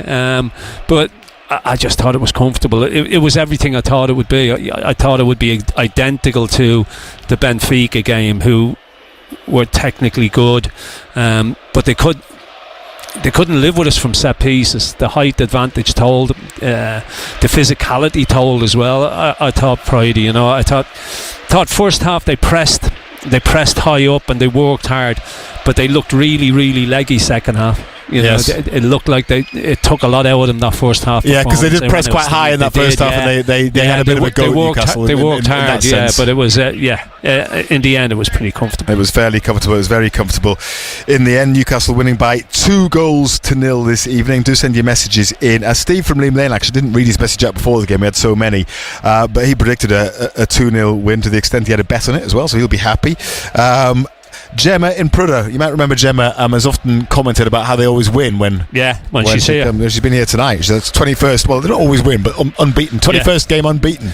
She needs to come back. She needs to continue to come back, does Gemma. And good work again, lads, says Baz in the kitchen. I don't know if he means the team or you and Razor, but he's obviously enjoyed listening. And yes, it was a hugely positive reaction to the defeat at West Ham at the weekend. The point you made there about the physicality, I did notice that was something that really stood out to me when the teams were lining up with the Champions League music playing before the match began. Just looking at the physical stature of the two teams, there was quite a contrast. I mean, Newcastle are a big team. I think that was highlighted by the fact the way they were lining up. Kieran Trippier, who I think is about 5'10", he's not tiny. He was standing in between. I think he had Voltemade and Byrne on one side, and there was Chow and Botman and Pope on the other side of him. He looked titchy. He looked like he was under 5 feet just because he was standing next to them. And then you saw the Bilbao team just at the other side of the officials, and they're much smaller, and two headers that Newcastle scored probably tells a story there. It does, I mean, look, take nothing away from the first one. It's a great header, but they go asleep, don't they? They switch off from the free kick, you know, and they let Bourne just drift around the back. But he still has so much work to do. It's a really, really great header. As we said at half time, I mean, we're right behind it, and the movement on it is just... He met it perfectly, didn't he? Brilliant. But you can't sort of... Great technique. There's nothing you can take away from that. It's one of those headers that curls and bends in the air, and that's down to the trajectory that it's coming in at, and it's kind of meeting it so perfectly. It then just kind of the momentum takes it across. They just couldn't handle it. It couldn't have been better placed. Yeah, but they couldn't handle the set pieces. They couldn't handle us in the air. As I say, from a physicality and a height point of view, we had a huge advantage. Sandro Tonali was named player of the match. You know what it is, Friday? You forget about Tonali. And I don't mean that in a disrespectful sort of way. You know, you see the performances that he puts in, week out, okay, take the West Ham one out of it where nobody was great, but he was outstanding tonight. You know, he just did everything so well, and you just come to expect it. He defended well, he passes it well, got forward. You know, you just expect it week in, week out. There's a level of consistency about him that's unbelievable. Do you want to have a pop at Bruno or not? He did all right tonight, didn't he? All right. Look at everybody did all right tonight. I know. I'm only teasing you. You know, he did what he had to do. Joe Linton did what he had to do. Got himself a goal. Got himself through and finished well with the one that was disallowed, and then he had another one that was thankfully from his point of view that the offside flag went up when the keeper saved it and it comes back to us and he blazes it over the top. But yeah, look at everybody did well tonight. Let's have a chat to John, who's on the line. Good evening, John. How are you? Good, Friday. How was yourself tonight? Very well, thank you. What did you make of that then, John? Well, it was obviously a lot better than what it was on Sunday, Andor, wasn't it? That keeps happening, John, doesn't it? It keeps happening in the Champions League after a league defeat. Well, I'll tell you what we need to do, Friday. That last Gemma who you've just been talking about, we need to get a position to get her to go to the away games as well as the home games, and then we might do a little bit better. But no, I think you're spot on, Andor. The performances tonight, individually and collectively, were absolutely brilliant. You've mentioned Tonali there tonight, who was brilliant, but credit where it's due, Andor. I know we came in for a lot of criticism. Nick Pope made some very vital saves tonight, and if any of those go in, it's a big change on the game. And another one who just seems to get better and better, I know we've talked about him before, Malik Chow is just absolutely brilliant, and I think you've got to put him in the same bracket as Tonali, where you just come off the pitch and sometimes think, do you know what? He was just brilliant. Yeah, the thing about Chow is he just defends properly, and he does what he sees in front of him. You know, he wins it, he gives it. He wins it, he gives it. Yeah, and he's quick as well. I noticed how quick he was tonight. Yeah, but he's big and strong as well. Yeah, and he's fitted in seamlessly. You know, he's come into the side, and sometimes it takes 1 or 2 games, but he looks like he's played there for years. You know, he looks like he's been a regular for years. He was excellent, but he has been since coming into the side. And Young Hall coming back, oh, he was brilliant. You know, he looked great as well. And I said in commentary that, you know, after this international break, Eddie Howe has got big decisions to make about certain individuals, you know, certain players, because there's no way in the world that you're going to be able to leave Hall out of this side on a permanent basis. I mean, Dan Burn said it himself ahead of the game. He was talking about playing at left back and pointed out that he's a very different kind of player to Lewis Hall. And you know, he's knocking on the door, Lewis Hall, and what he offers in an attacking sense is something that Eddie Howe is going to have to seriously consider. But then does he have to leave Dan Burn out? Because you've talked about the centre halves. The only other way you can do it is he plays left-sided centre back and he takes Botman now. You know, so it's nice decisions for him to have. You know, to have that much quality, that he's got big decisions to make. But you know, that's for another day. To be fair, I mean, but tonight, look, it was. It was a result that we expected. Yes. You know, and you're right about Nick Pope as well, John. You know, he's made saves. He's made one really good save second half. The boys hit one from about 22, 23 yards, and it's moved and it's bounced in front of him. But I thought he was alert to balls over the top. I thought his starting position was good. Look, we know he's never going to be the greatest with his feet, but I thought he done well tonight. I thought when he was called upon to make saves, he made saves. When he was called upon to clear the ball with his feet, he did that as well. You know, look, people are going to be split on it. We know that Ramsdale's really comfortable with his feet, and he pings it an awful lot better than Nick Pope. But as I say, I thought Pope played well tonight. Yeah. Well, anything else, John? Yeah, just quickly, I think tonight proved how really important Trippier is to the team, Andor. I think you touched on it earlier in the show, how important even just being on the pitch and his experience, and I think that tonight that really shone through. Yeah, you know, Trippier, I thought we missed him at West Ham from a leadership point of view. I mean, you watched him tonight. He was shouting, he was dragging people around, he was pulling people into positions. we didn't have that at West Ham, you know, and you need it more so as well when things aren't going well as they were at West Ham on Sunday afternoon. You could see players looking around, needing somebody, some advice, somebody to drag them here, somebody to have a word in their ear, and that just wasn't happening. But he just gives you all that. He's got bags and bags of experience, and he cruised through it tonight, to be fair. You know, he played well tonight. John, thank you very much indeed. Good to speak to you. Cheers, John. Thanks for coming on tonight. Martin in Newburn agrees with you, Ando. He says, I thought Lewis Hall looked really good this evening. He's just sprinting in front of us, actually, Lewis Hall, one of the players, the subs that came on doing their warm down. And yeah, I mean, with the ball at his feet, carrying the ball forward, he was excellent.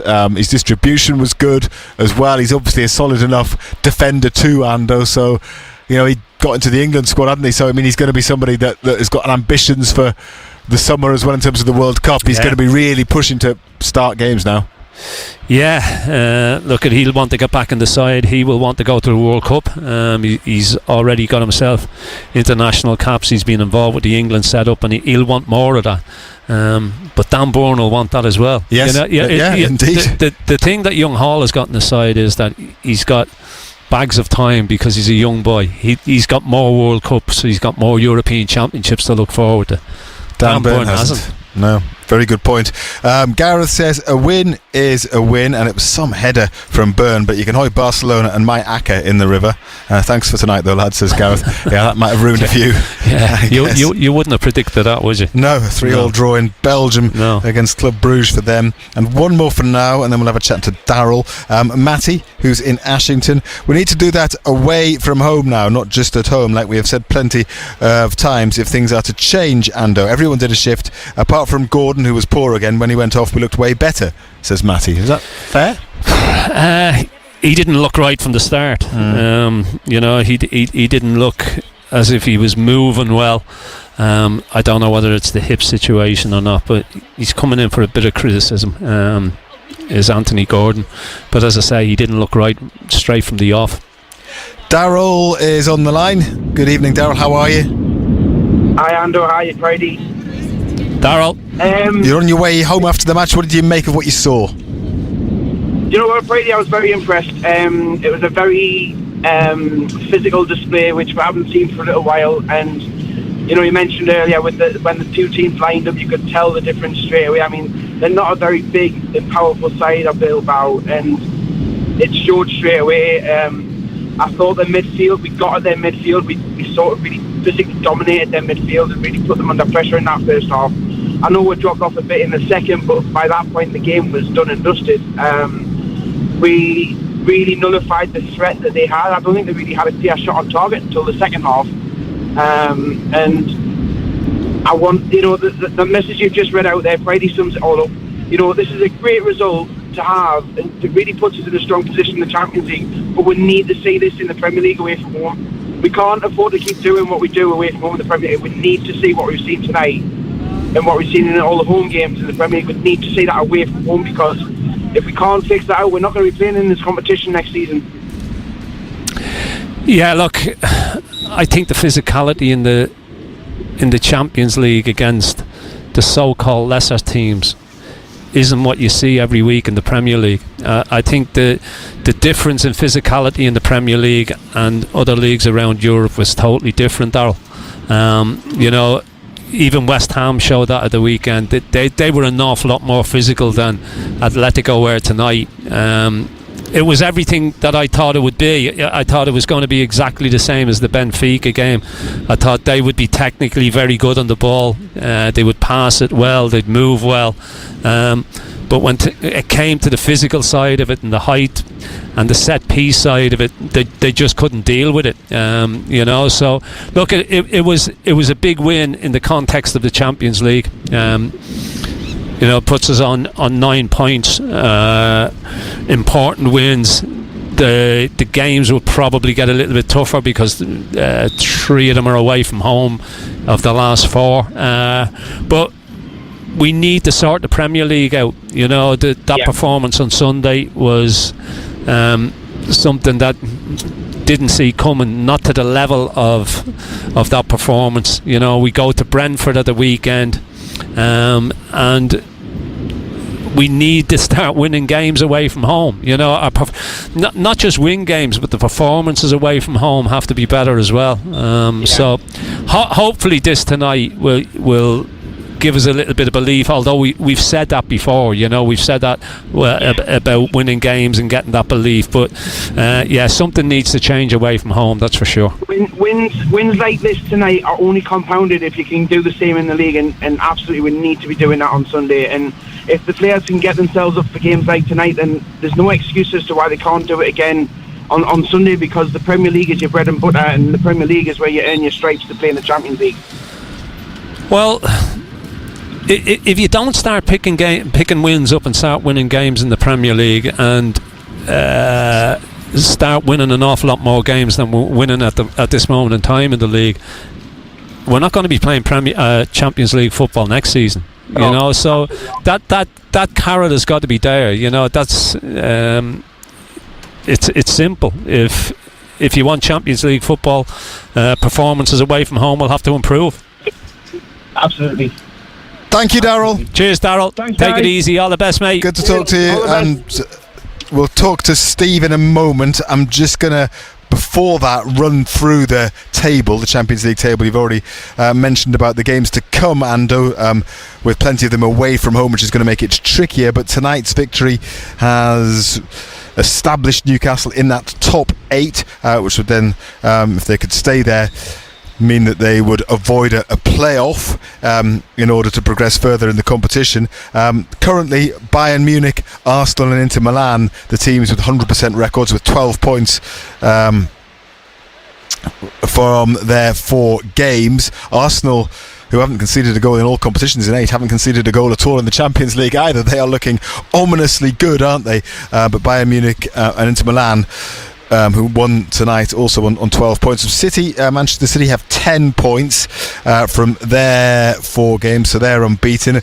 Paris Saint-Germain, who were beaten by Bayern Munich yesterday, they have 9, as do Newcastle, with Paris Saint-Germain just having a goal difference slightly better by 1 goal than Newcastle. Real Madrid also on 9 points with an inferior goal difference. Liverpool on 9, and Galatasaray also on 9 points, so they're just outside the top 8, with Spurs a point behind them. Do you know who the only 2 teams without a point are so far, Ando? Sticking you on the spot there. Ajax. Yes. And a team that's been here already? Benfica. Correct. Yes, Benfica haven't got a point either, so not looking great for them. That said, Napoli, who are in 24th position, so the last position of the teams that will go into a playoff, they've only got 4 points, so things could still very much change between now and the end. We're halfway through, with 4 games gone. Let's have a chat to Steve then, who's next on the line. Good evening, Steve. Evening, lads. How are you all doing? Hey, Steve. Yeah, good. Thanks. Steve, so you won your bet tonight, didn't you? First bet all season. I sent you a photograph during the Total Sports Show. But I've watched the Cup final a few times, and every time Dan Burn headers that goal, I head it along with him. I want to know, is there no fight lawyers out there? Because I've done my neck in every time. He's done us again tonight. Yeah, it was an unbelievable header. You couldn't create that in training, could you? No, I mean the header in the cup final was brilliant, and that'll live in the memory for a long, long time. But that one tonight was probably better because it's moved. He's had to move it so far. We were right behind it, Steve, and you can see as soon as he heads it, the movement on it is, and the keeper's just rooted. He's getting nowhere near to it. It was a wonderful header. It was brilliant. It was a great execution. I've been listening to you guys and watching it on telly, so I've seen it in full speed and in slow mode. It curls just. Yeah, it does. Curls. How do you do that with your head? I've told you guys before, I was useless at football. I was picked as a goalpost, never mind one of the team. And I could never do that with my feet, never mind my head. You can't curl a ball. But you shouldn't be able to curl like the ball. But the player mentioned so far was Harvey Barnes. We've always said he's been great coming on in 10 minutes into the second half, scores goals for what, gets assists. But he's never done anything from the start. I thought he was great from the start. But that's what I'm going to say. So. Go on then, Steve. Your line's breaking up a little bit there, so we'll leave it there anyway. But Ando, Harvey I thought Barnes. he did all right. He was lively. He set up Joe Linton's goal. He did well. It'd be interesting to see if he stays in on Sunday. You would think if Gordon's not fit, well, I can tell you, will. Yeah, I mean, Eddie Howe, Razor will be speaking to him a little bit later, or he might be doing so now. We're not going to get it on air before 10:30 tonight, so you'll hear that tomorrow morning. But Eddie Howe has been talking, and he says that he thinks Gordon went off with a recurrence of the hip injury that's been bothering him, so that would make him a doubt certainly for the weekend, Ando, wouldn't it? Yeah, you would think so. And the rest, he's got that international break internationals coming up as well, though. Yes. Will he want to miss them because he's been the number one choice on that left side for England? So we'll wait and see. If he's been carrying it and he's not 100%, he needs to get it sorted out. Yes. Let's just, before we finish this evening, cast our eyes forward to the game against Brentford, because a lot of people have mentioned already in the comments that we've received post-match today, they just need to replicate that in these away games in the Premier League. And Brentford, perhaps not as strong as they have been in the past. Of course, you'll remember last season at Brentford was one of Newcastle's low points. That might act as motivation for them this weekend as well. But to get an away win in the Premier League, do that before the international break, just get that kind of platform again to push on up the division, having established themselves nicely in the top 8 of the Champions League, having got into the quarterfinals again of the EFL Cup. It's a big one this weekend now, isn't it? Just to kind of prove that they can do it in these sort of games. Yeah, you don't want to go into that international break on the back of a defeat. It leaves a bad taste in your mouth. But Brentford, it won't be easy, especially the way that we've been playing away from home. Our performances away from home haven't been great. We found it hard to score goals away from home as well. Watch Brentford against Liverpool, thought they played very, very well and deserved to beat them. And if we perform anything like we did at West Ham on Sunday, we won't get anything there, that's for sure. So the performance needs to be an awful lot better. William Asula, by the way, was withdrawn from the squad tonight because he's got an ongoing ankle injury, so that is something which is perhaps a little bit of a cause for concern as well, especially with Johan Wissa still not available, which is a bit of a shame. He'd have enjoyed facing his former club at the weekend, of course, but that's not going to happen. Any final concluding thoughts or anything that we haven't mentioned yet, Ando, that you feel I think it was important to get this win tonight. The Champions League draw, whatever way they worked it out, we had Barcelona here, which was always going to be difficult. Played quite well, but Barcelona in that second half were really good, excellent. And then we had the trip to Belgium, which was very, very comfortable. And then obviously the two home games here in Benfica and Atletico tonight. It was important to get 9 points, to get those wins under our belt, because it gives us a real opportunity now.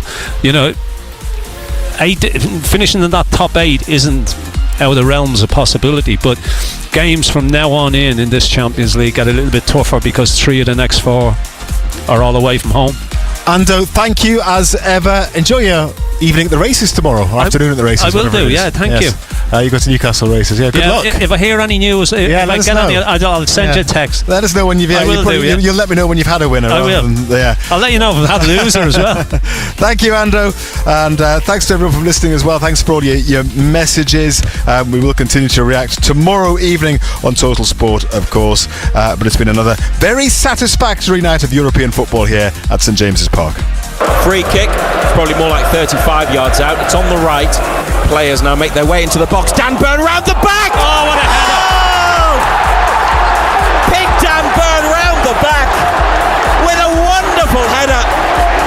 Bent in like the header at Wembley as well, but from the other side. Absolutely brilliant. Big Dan Burn, a Newcastle United hero yet again. Newcastle United 1, Athletic Club 0. That shot is blocked. He might get another try. Goes on the outside this time. The cross for Joelinton! And Joelinton, who had one ruled out in the first half for offside, climbs to head home a Harvey Barnes cross from the left. And 4 minutes, not even that, into the second half, they've doubled their lead. And it could be another big Champions League result at St James's. Newcastle United 2, Athletic Club 0. Total Sport North East. On the station with Newcastle and Sunderland commentary exclusively live. BBC Radio Newcastle. The Late Show with Becky Want. And if you've just joined us, maybe after the football, and you want to mention on the Late Show, all you have to do is give us a ring. It's free to do that, 08000 321 333. You can WhatsApp on that number. You can text on 81333. Maybe you have been out and you are going home. Maybe you are going out, maybe to work. Whatever you're up to, let me know and I'll be delighted to give you a mention. Tomorrow night on Thursday's Late Show, we're going to meet a woman just after 10 o'clock. She's amazing. She travels the world. She's 76 years old. She is letting nothing slow her down. She had, for example, a very interesting time earlier on this year on a nudist holiday. First time for everything, she said, and spoiler alert, she absolutely loved it.